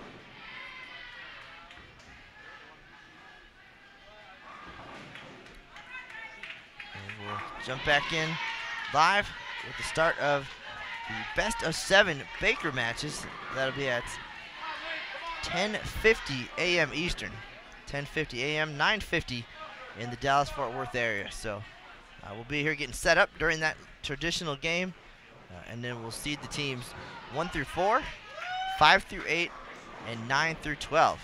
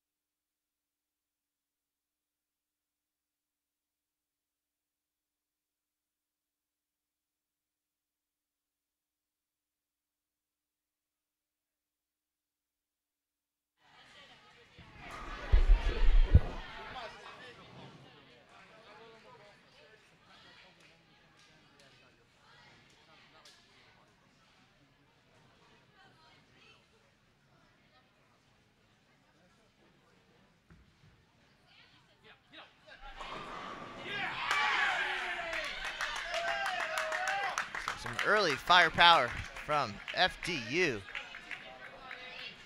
Up on lane 9 right now. McKendree, a little bit of a slow start here in the final game.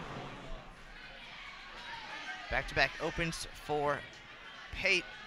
And she leaves the Aaron Smith. No, it's not the Aaron Smith. There's the 2-7 false alarm.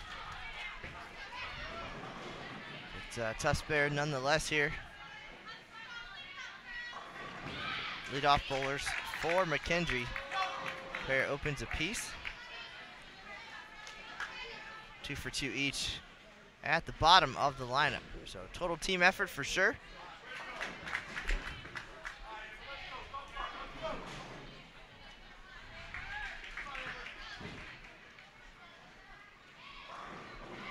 McKendree, big 1150 earlier today. And a tough one against Arkansas State. Arkansas State flirted with 1,200. And now those two teams 1-2 in the standings with a game to go.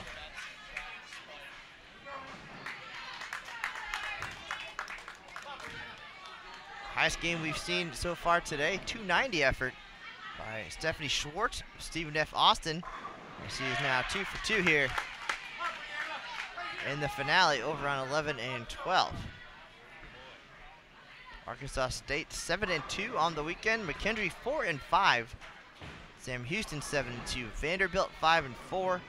Stephen F. Austin 4-5. Again, fighting to get into the top 4. Fairleigh Dickinson 6-3. Nebraska 5-4. Sacred Heart 4-5. Maryland Eastern Shore 4-5. North Carolina A&T 2-7.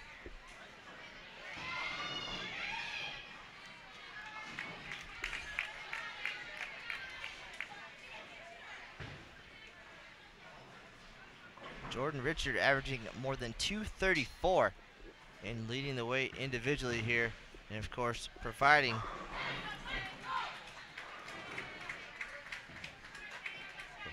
the fire, lighting the way for Arkansas State.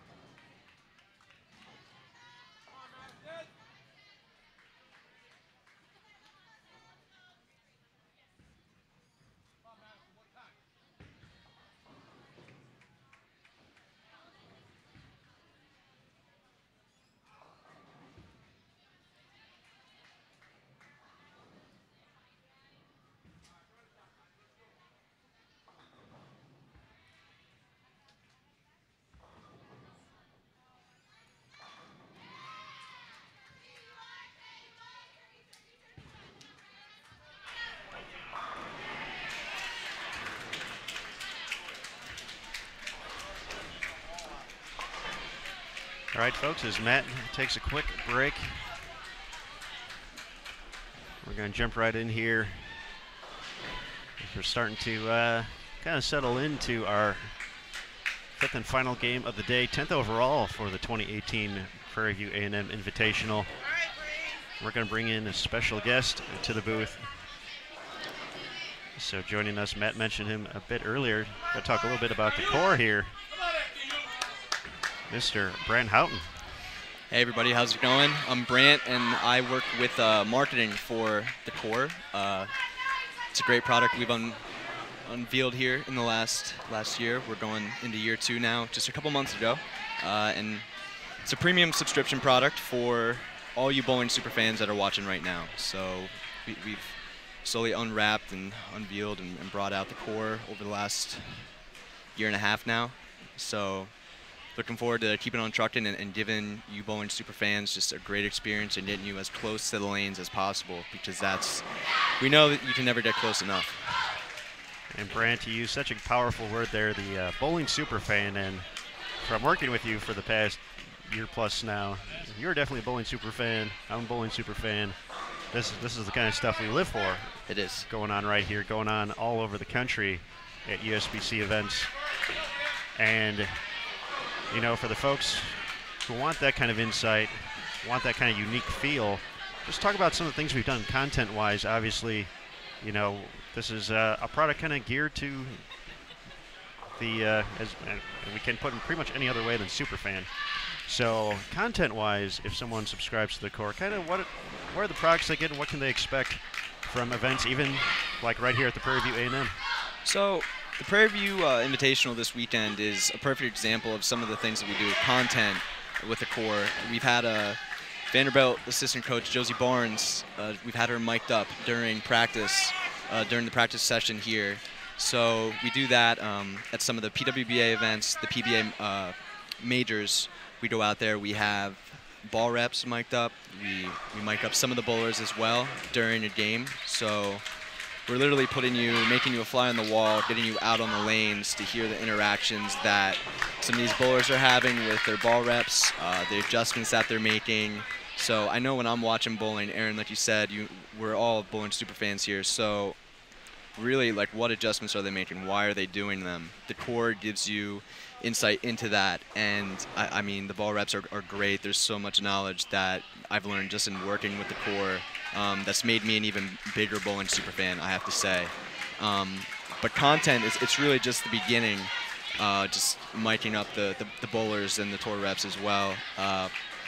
We've had Rod Ross, the head coach of Team USA, come on and do a couple content pieces. We've had the pro shop manager here at the ITRC, Lou Marquez, come on and just analyze and go in depth a little bit more about ball specs and drilling layouts as well. So whether you're looking for some coaching insight, some equipment and specs insights, or you just want to watch what's going on out in the lanes and get that inside analysis, the core really provides all that type of content. And we just unveiled in the past few weeks, actually, the Journey to 900 with Earl, our equipment research robot. So Aaron, I know you've been a big fan of Earl's journey here. That I have. So, and with that, we really wanted to see if we could get Earl to bowl a 900. No robot has ever done it before. So far, we're in week 7, and we've struck out, but we're making some progress. We've kind of given the reins of Earl over to the subscribers now. So as a subscriber, you get the opportunity to via either FaceTime or come here on site to the ITRC and take over Earl. We have 6 player profiles as well that you can pick from and really just kind of control Earl, make him bowl a certain style that you want, whether it's to mimic Kyle Troop's style, two-handed, high revs. We've had a subscriber mimic Shannon Plahowski's as well. Liz Culkin, Chris Barnes are some of the other profiles as well. So if you're looking for that insight analysis, we use Earl a lot for content, and not just for the Journey to 900 as well, but we break down some of what's been going on out at some of these major events with Earl and use him to just really break it down for the bowling superfan. And I know earlier, Aaron, you said you're trying to find another way to sum it up, but really I've had the same struggles going out on site and talking to these bowling superfans, because there's no other way to put it. You're a superfan, you're a fanatic, passionate about the sport, you're passionate about the game, and you really just want to get as close to the action as you can, and the Corps does that for you. And we have Earl within viewing distance. Yeah, I'm looking at him right now with you. Yeah. But of course, definitely a cool program, and we've had Corps subscriber Bob Rayleigh for the last 2 weeks. He's going to get one more coming up here. Yeah.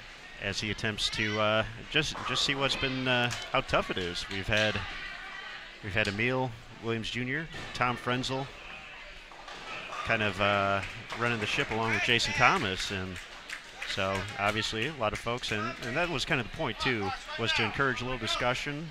You know, hey, you know, we're doing this, we're trying this. What would you do? What's that opportunity? You know, if you think we're using too much surface, not enough surface, you know, wrong type of ball, playing the wrong part of the lane. You know, there's been that interaction in the community, which is cool. And then on top of it, as a Corps subscriber, you get that stuff first before it makes its way to the public. Yeah, if you're a Corps subscriber, you're getting this content before anyone else, a few days before actually. So you have that inside that VIP pass to that. But Aaron, you mentioned about the interaction, and that's really what we wanted to do. We wanted to just really drive engagement and discussion around the Corps, and really just give the mic over to the public and all those bowling superfans out there, and make them an armchair quarterback and tell us your suggestions. And you know, it's really been a team effort with Jason Thomas behind the camera, Emil, as you mentioned, and Tom, you know, trying to make those adjustments and get out in front of the moves that they need to make to get a 900, because you really can't slip up is what the challenge is. So you got to be locked in from the first ball. You have to have a strategy going in, and you need to be aware of what's worked thus far up to this point and what might work going forward. So those guys have been doing a really great job stepping it up each week. And Bob, as he's been experiencing over the last few weeks, it's pretty tough to stay on top of the adjustments. And you know, he's come in here. He used Shannon Plahowski's player profile the first week that he did it, and the second week he just used Kyle Troop. So we're looking forward to seeing what player profile he chooses for his third attempt at trying to get Earl to bowl that elusive 900 series. It's definitely been fun. It's been fun to hear Bob's insight as well from, you know, just a bowling superfan, obviously. Emil, Tom, they get to kind of see this. Tom, obviously the technician behind making Earl does what he does. He's the mastermind, yeah. Here in this setting, but kind of, yeah, getting the controls, and you know, it's been interesting to hear some of, you know, Bob's moves, you know, compared to what Emil and Tom and Jason had done earlier. So it's cool to see that perspective and really see, even though there's only technically one person on the lane, if you will, how much it transitions, how much it breaks down. But you know, being part of the Corps, you know, we talk about Bob having that opportunity. There's also opportunities involving, you know, competing out here on the lanes at the ITRC. We had that a few months ago, getting to work with Rod Ross, Lou Marquez with the Corps Challenge. There is. So we recently ran a few months back the Corps Challenge, where we brought 2 subscribers on site here to the ITRC to go through just a bowler's assessment that Team USA goes through here as well. So our challengers for that event, Wes Daniel and Deanna Carrillo, they got to go through that same Team USA bowler's assessment with Coach Rod Ross and Lou. We gave them a whole new ball arsenal as well prior to their competition, and then they got to bowl for the ultimate bragging rights, as we called it, of the Corps group in that community. So they got a little bit of everything. They got to really just learn, dive a lot more in depth into their game and how they can, you know, focus on their strengths, their weaknesses, and improve on those weaknesses. Hook them up with a brand new bowling arsenal, and at the end of it, you get to bowl a 3-game match here at the ITRC, the mecca of all bowling centers, as I like to call it. So gave them a little bit of everything, and that's definitely one of the cooler experiences that we do here with the Corps. But it certainly doesn't stop there, Aaron. As you've seen out on site at some of these events, we like to invite some VIP guests as well.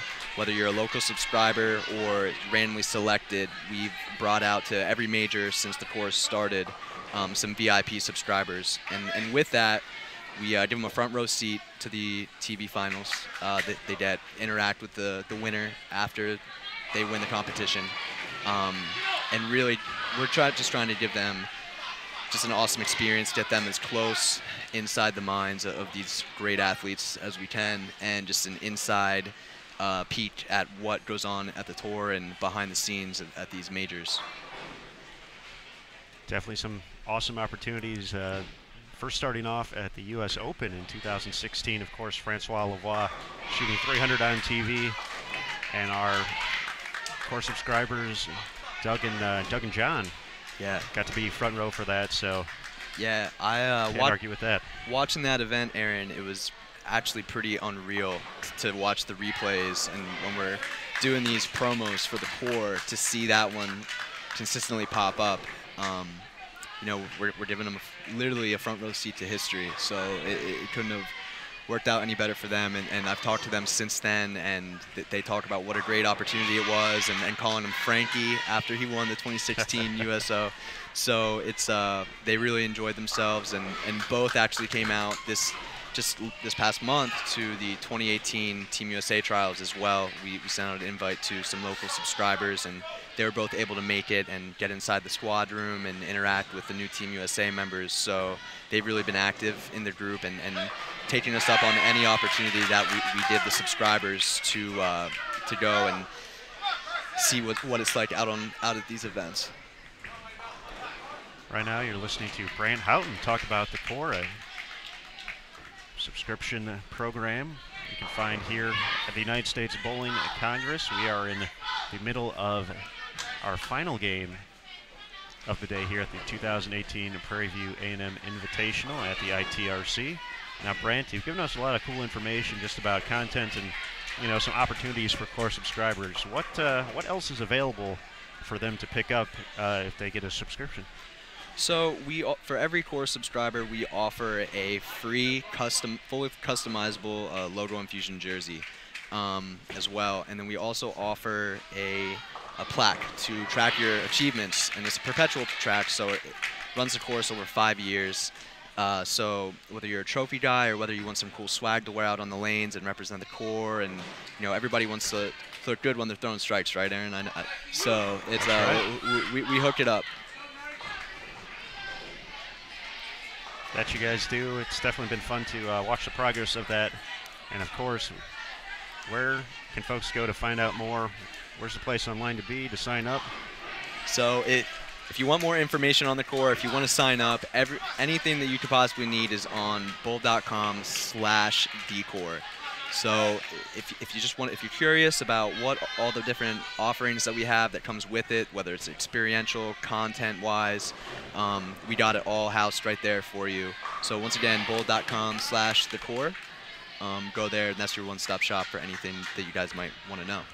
And of course, there's also a Facebook community once you join, so you actually interact with the folks on a pretty regular basis, kind of hear what they want. And that's a cool part too, is taking the feedback from the subscribers to kind of continue to build the product into what the community wants to make of it. Yeah. I mean, you know, Aaron, we're still so young as a program. We're learning what the consumer really wants. And what being a bowling superfan is all about. Certainly we don't know everything that goes into the core, and so we're open to those suggestions, what the people want to see. And usually when they suggest it and they ask if we can do it, we can pull it off. So it's a great group that we have right now. There's a lot of interactions, but just between themselves, and like you said, we get in there pretty regularly and interact and ask them sometimes, like, what do you want to see, and just give them the mic and the opportunity to tell us what content they want to see, whether it's out at the Masters or the PWBA Tour Championship, whatever it might be, whatever the situation is. The subscribers have gone into the group and really enjoyed it. Last March, actually, we had our own little core subscriber March Madness bracket challenge as well, and Chris Barnes was involved with that. So it was a little something extra that was off the lanes, and I know we're talking about bowling superfans here, but we thought we'd get a little bit more interaction, you know, just doing a bracket with some of our bowling celebrities that we have. So the Facebook group offers a little bit of everything, whether they're interacting with me or Emil or Chris Barnes. It's been a fun ride to watch.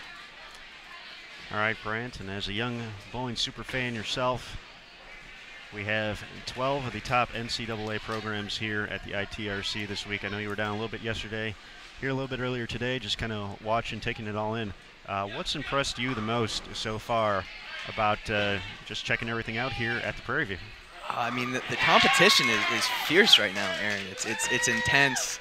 I did not bowl in college myself, so I've had limited exposure to being live at a college event, and just the intensity that these ladies are bringing every shot, whether it's a 9 spare or a strike, or even a split.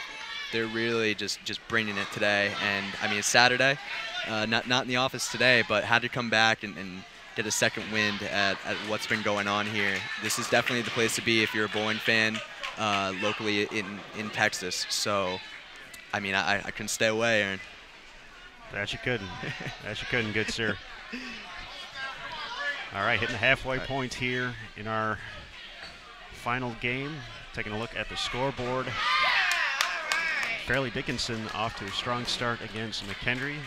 Bearcats are looking to make a run, though, as Sarah Willie makes the nice 3-6-7-10 conversion over on 11 and 12. Vanderbilt with the slight edge over Stephen F. Austin. A lot of strikes up there for the Commodores, as they look to potentially avenge a poor showing on Bowl TV they had in the final game yesterday.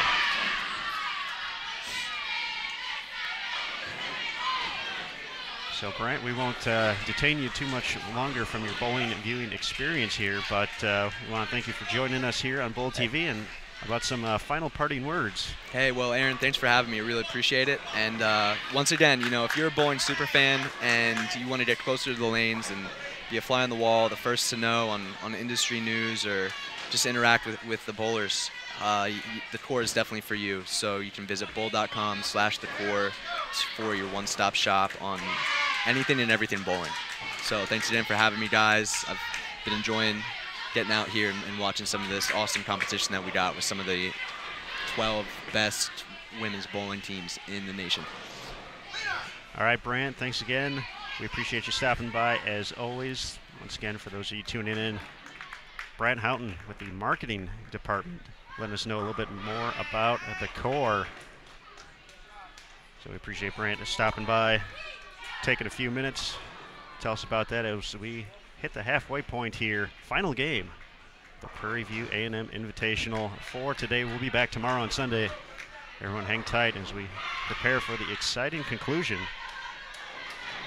of our matches between FDU and McKendree and Vanderbilt and Stephen F. Austin right here on Bowl TV.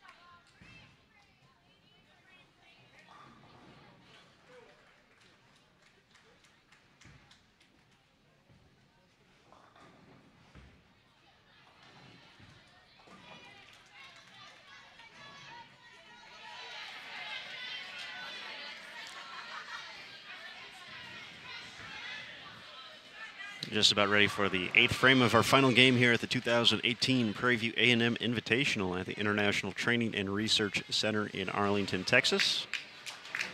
I'm Aaron Smith alongside Matt and Canizaro. Big shout out to our boy Brand Houghton for joining us here on Bull TV. Talk a little bit about the core. Be sure to check that out, bull.com/thecore. And that is a second 8-pin for Stephanie Schwartz from Stephen F. Austin. Has one on each lane now. Goodness.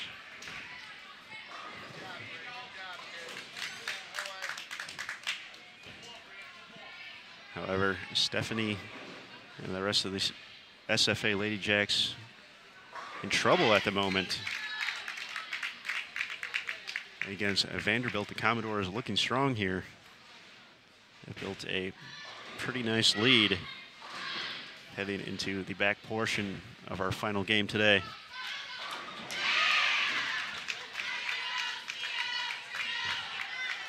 Currently getting a score correction over on 9 and 10, Fairleigh, Dickinson, and McKendree. FTU had gotten off to the strong start.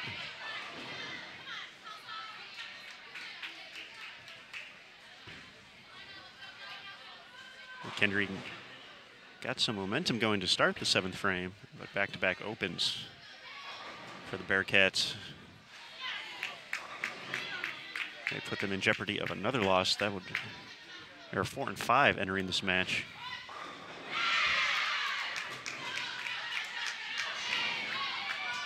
However, they were sitting second in overall total pinfall.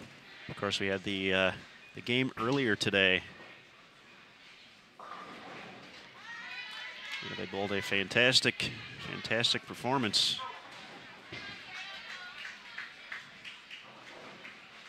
Let's see, we got the scoreboard here somewhere. It was 1188 to 1159.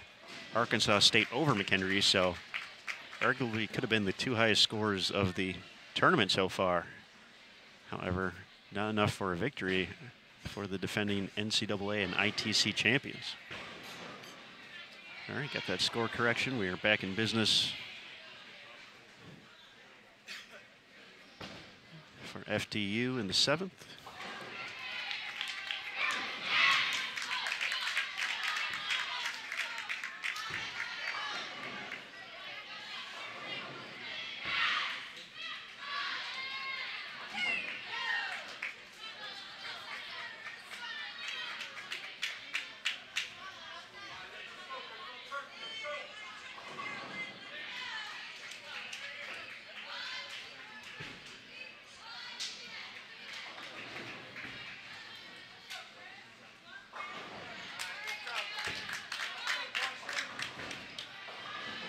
FDU is still going to be leading after 7 frames.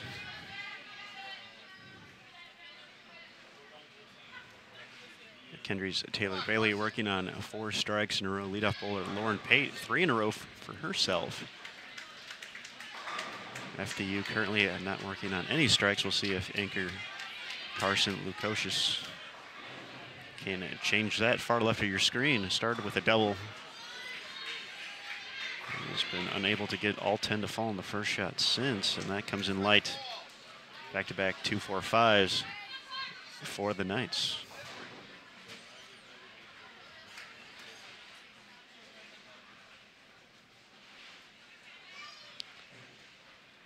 Vanderbilt has kept it on cruise control against Stephen F. Austin. At the moment, clean as a team.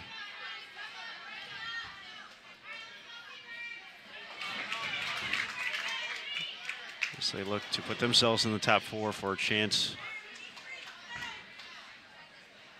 Another trip to the finals, the 2012 Prairie View champions, the runner-up last year, currently in 4th at the moment, ahead of Stephen F. Austin by about 87 pins overall. FDU not too far behind, as well as Nebraska. So really, technically, from the top 7 schools in the standings, should have a chance to at least make a run at the top 4. After that, there's a bit of a separation.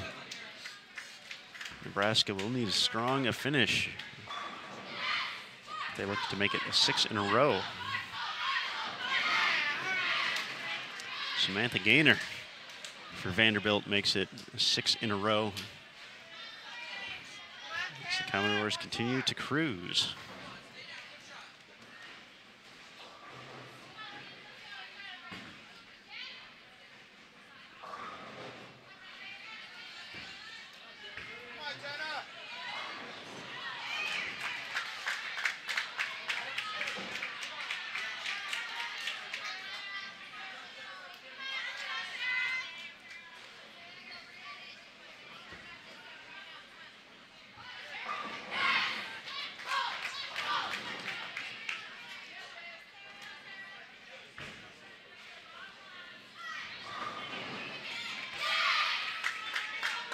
Taylor Bailey continues striking for McKendree, gets the lean on the 10.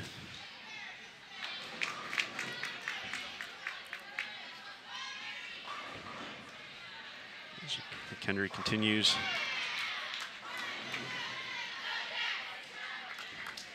to make up some ground here.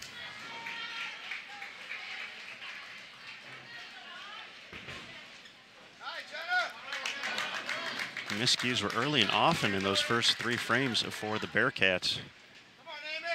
Both Lauren Pate and Taylor Bailey opening the first 3 frames. They have shown that Coach Shannon O'Keefe's trust in them to figure it out has gone a long way.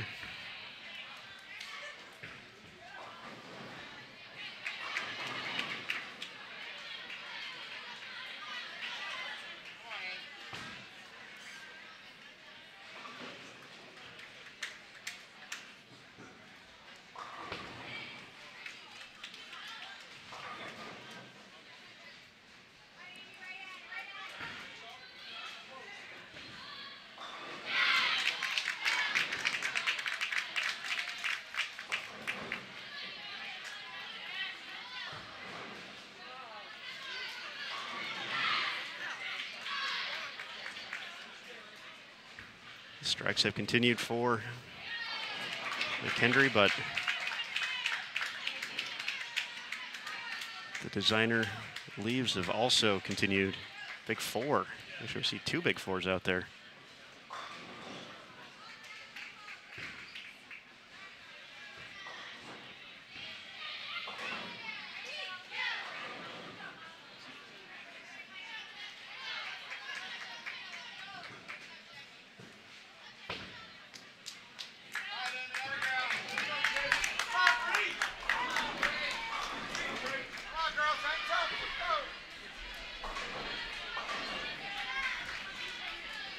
Pretty impressive also, Mr. Smith, that 7 hours into this day, the energy level still top notch. Teams on their feet, fired up.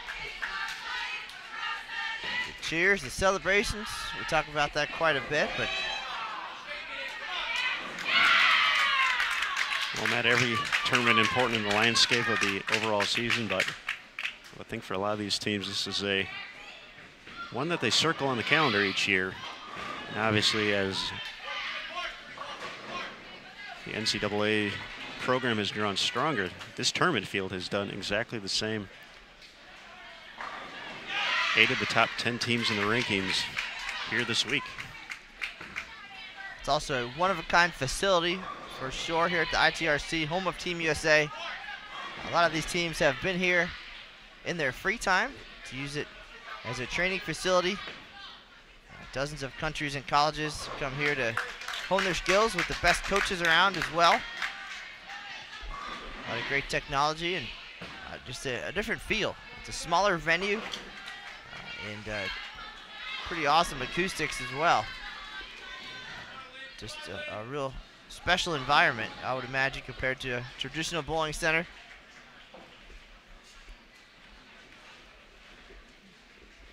Perhaps here in 2018, a new team will have the chance to experience a win here on this unique stage. 2012 it was Vanderbilt, and in the 5 years since, Nebraska. But the Cornhuskers on the outside looking in. Need to make the top 4 for a chance to win this tournament. And they are 7th with 2 games to go.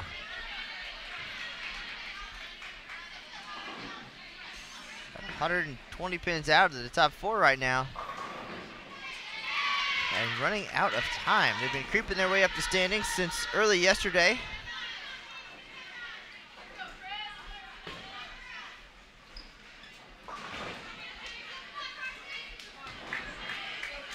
Each year, they have found a way. See if they can do it here again in 2018. As you said, the field here getting stronger and stronger. 8 of the top 10 teams in the nation here to take that throne. Looks like Arkansas State over in 1-2 finished with a 1,045-1,013 victory over at Louisiana Tech. So the Red Wolves looking to maintain their spot at the top of the standings.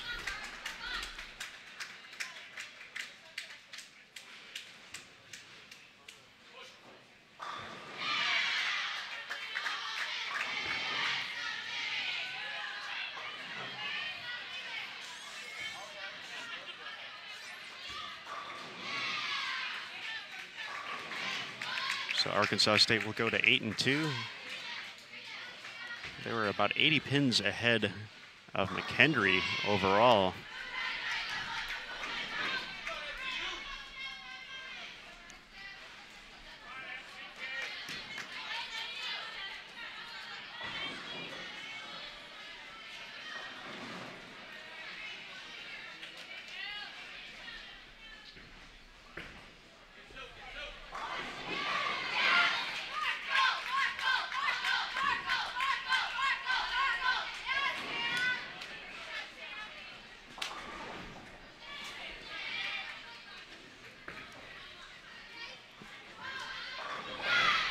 Spoke a little bit too soon. McKendree did make a switch at the top of the standing, or top of the lineup,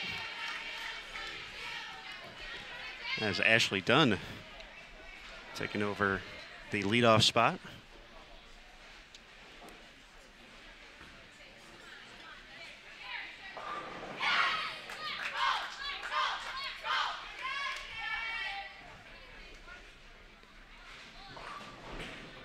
And delivering a strike, another substitution. Jenna Henderson now in the lineup for Fairleigh Dickinson.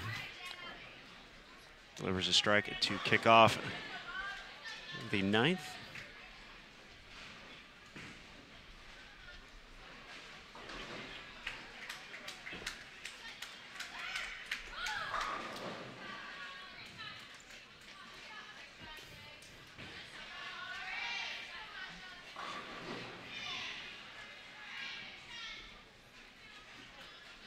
Vanderbilt is still on cruise control, I should say.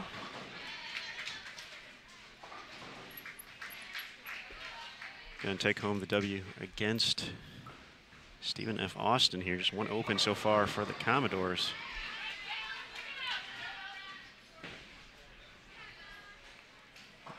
Bowling in the 3 spot, Samantha Gaynor, 7 in a row.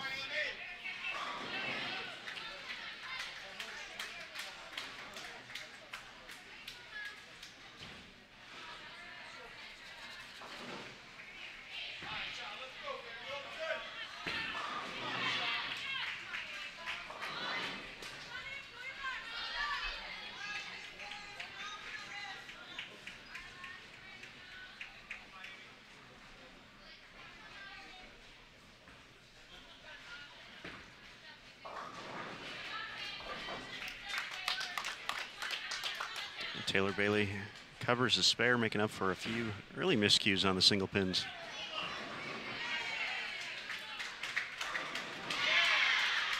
Putting together 5 in a row.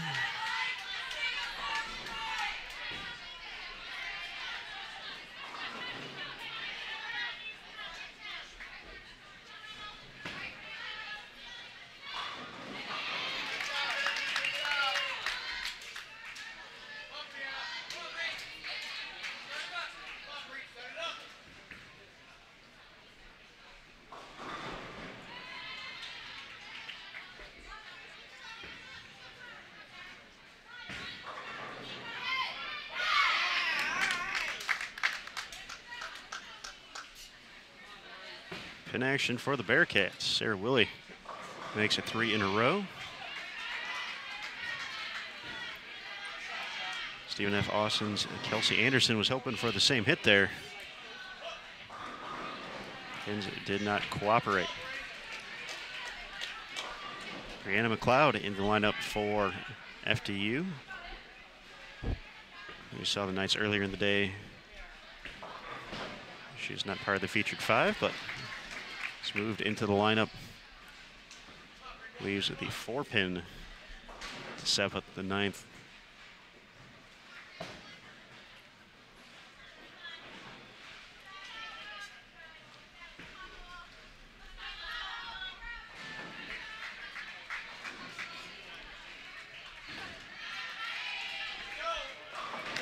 She takes care of the spare in the 9th.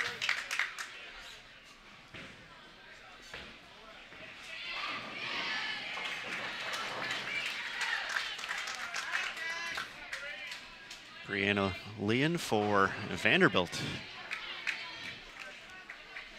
Putting together the type of team effort you're looking for when you're not striking. Going to shoot a clean 190.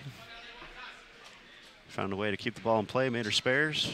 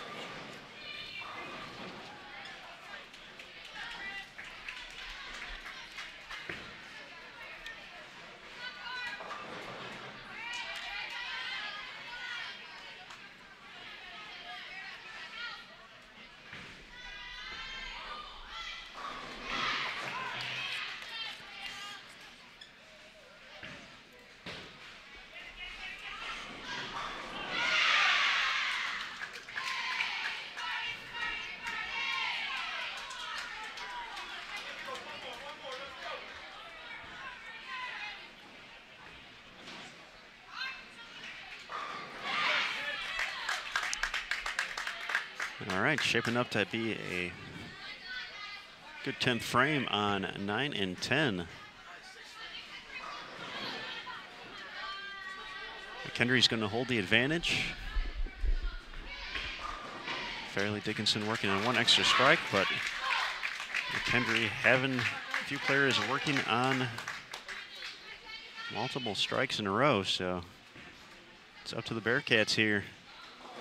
See if they can get to 500 for the tournament so far.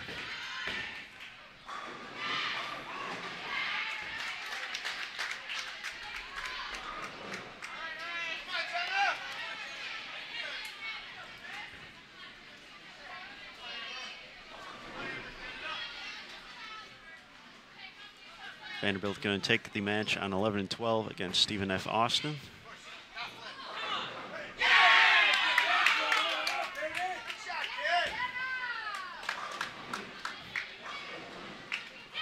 Jenna Henderson provides an early spark for the Knights of Fairleigh Dickinson.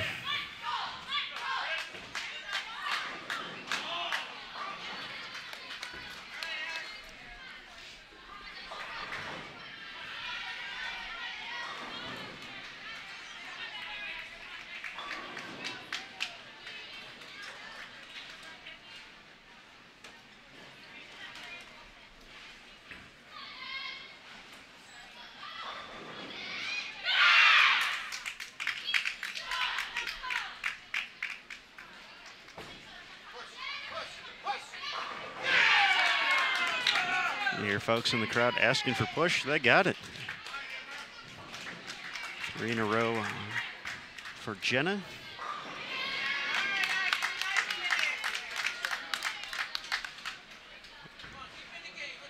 Ashley Dunn helps finish it out strong. 2:03.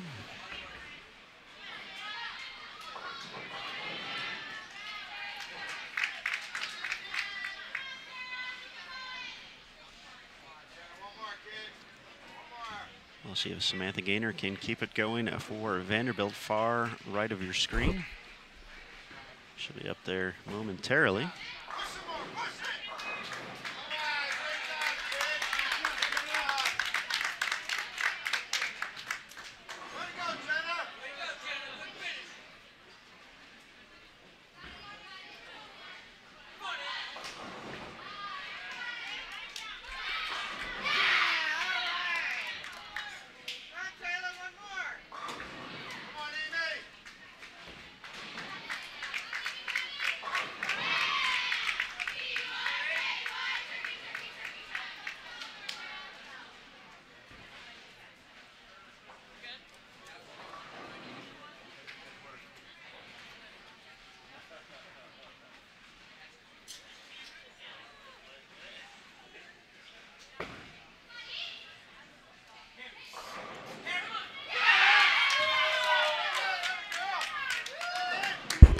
Amy Caruso kicks off her 10th frame with a strike match as Taylor Bailey.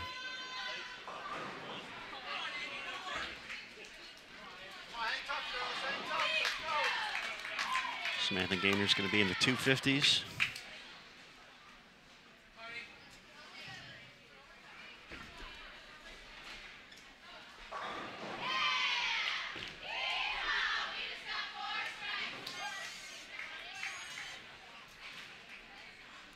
Starting to get quiet here. These are just about the only pairs left going. They will be the final two to finish up.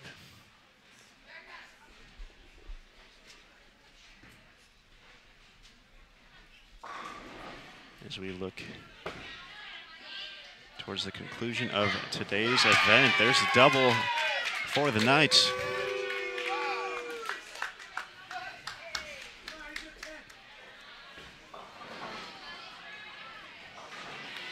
Samantha Gaynor, the ever popular 253.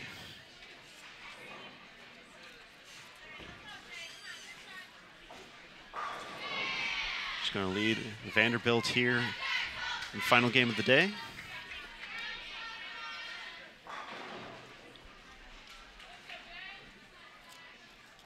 Just a reminder to everyone watching, as we approach our final few shots, we will be back on the air tomorrow at approximately 11 a.m. Eastern, 10 local time here in Texas for the exciting conclusion of the Baker Bracket Finals.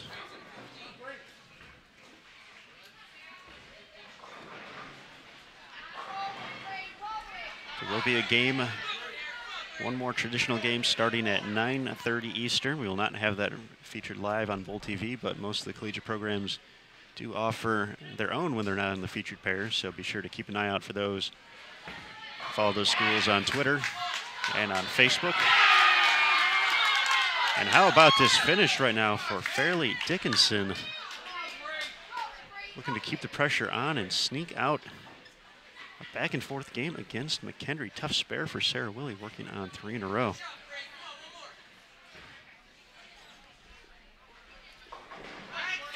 But it covers the bucket without issue.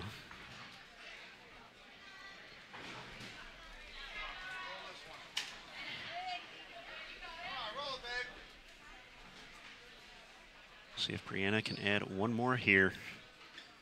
Looking for their 3rd consecutive double in the 10th. Nice game there for Jordan Newham, 248.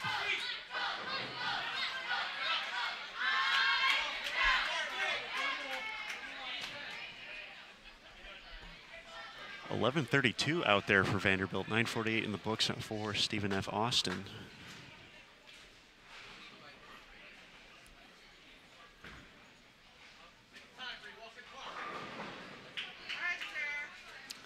Sarah Willie finishes with 186. Just like that, how quickly the tides can turn. Fairleigh Dickinson found themselves trailing entering the 10th. Now looking to rely on their final 2 bowlers to seal up a win, both working on strikes versus the spares of McKendree.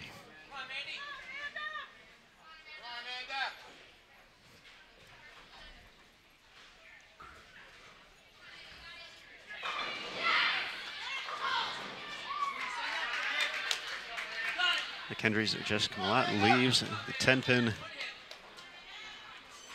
Big opportunity here for Amanda Shanowski to double up and put some distance. Pretty good shot from Amanda there, and leaves the 4.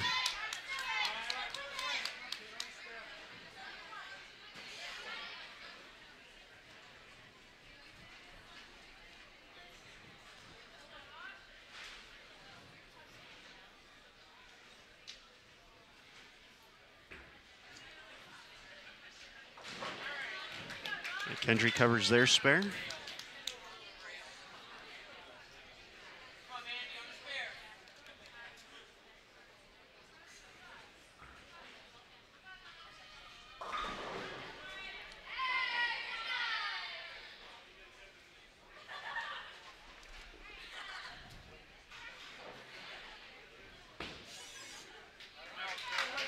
Amanda covers the spare for FDU, so once again they will hold the advantage. Working on a strike. If Carson Lukosius is able to step up there and throw a strike to kick off the 10th, that essentially lock it up for the Knights.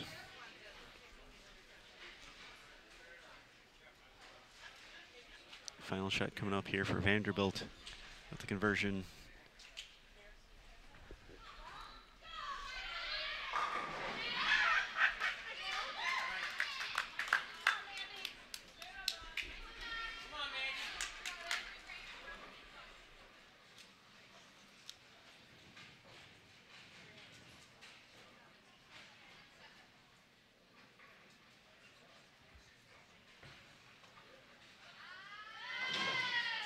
Call it 11:22 to 9:48. Vanderbilt with the win.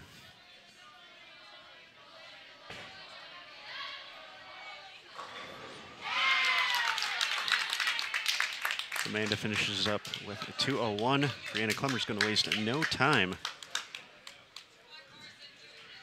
All she can do here is strike to put some pressure on. There's one.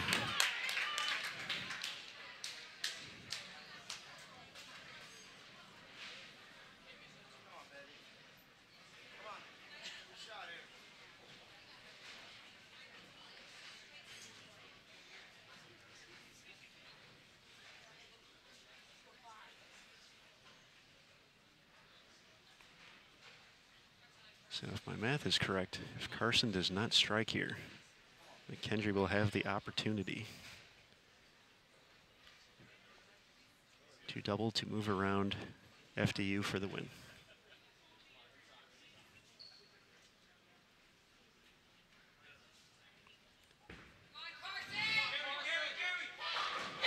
Talk about pressure shots right there. Carson Lukosius. Middle of that game did not go her way, but that is a big time shot.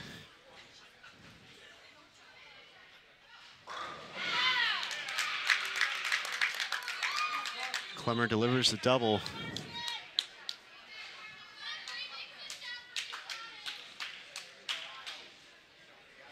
Still needs a good count here.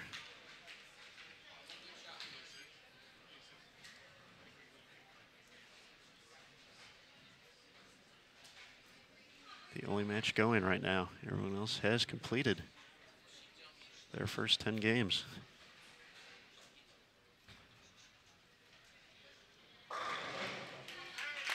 Clemmer finishes out with a 2:25, giving the Bearcats 9:94.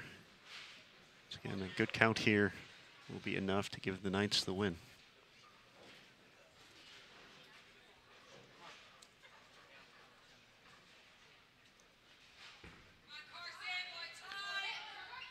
Needs to lay off. Holds on enough to trip the 4, and that's a W for the Knights.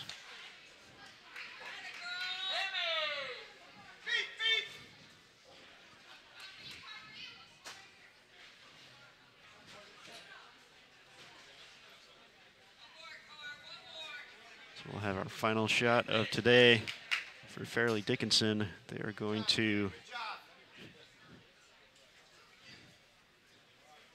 improve in the standings to 7-3 for the week.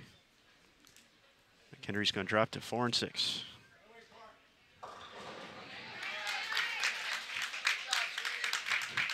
Final tally 1,007 to 994. Fairleigh Dickinson with the win over McKendree. Vanderbilt, big win over Stephen F. Austin. And just like that, that's going to conclude our coverage for today here at the 2018 Prairie View A&M Invitational at the International Training and Research Center.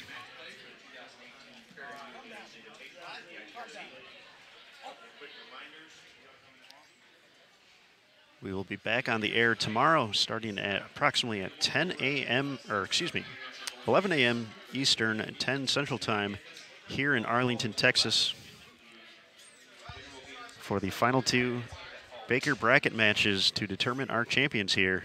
There will be an additional game once again starting at approximately 9:30 Eastern, 8:30 local time. But we will not have that live here on Bowl TV. Be sure to check out the college pages to follow your favorite teams,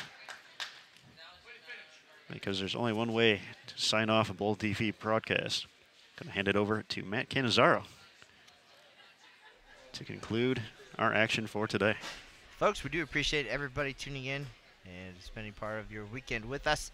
As Aaron said, we'll be back on the air tomorrow for the exciting conclusion of this year's event. Make sure to be there. Subscribe to Bowl TV. Keep an eye on the USBC Sport of Bowling USBC Facebook page for all the news and notes. Visit bowl.com later tonight for complete standings. And that is going to do it for today's broadcast. That is the news for now, folks. And we'll see you on the lanes.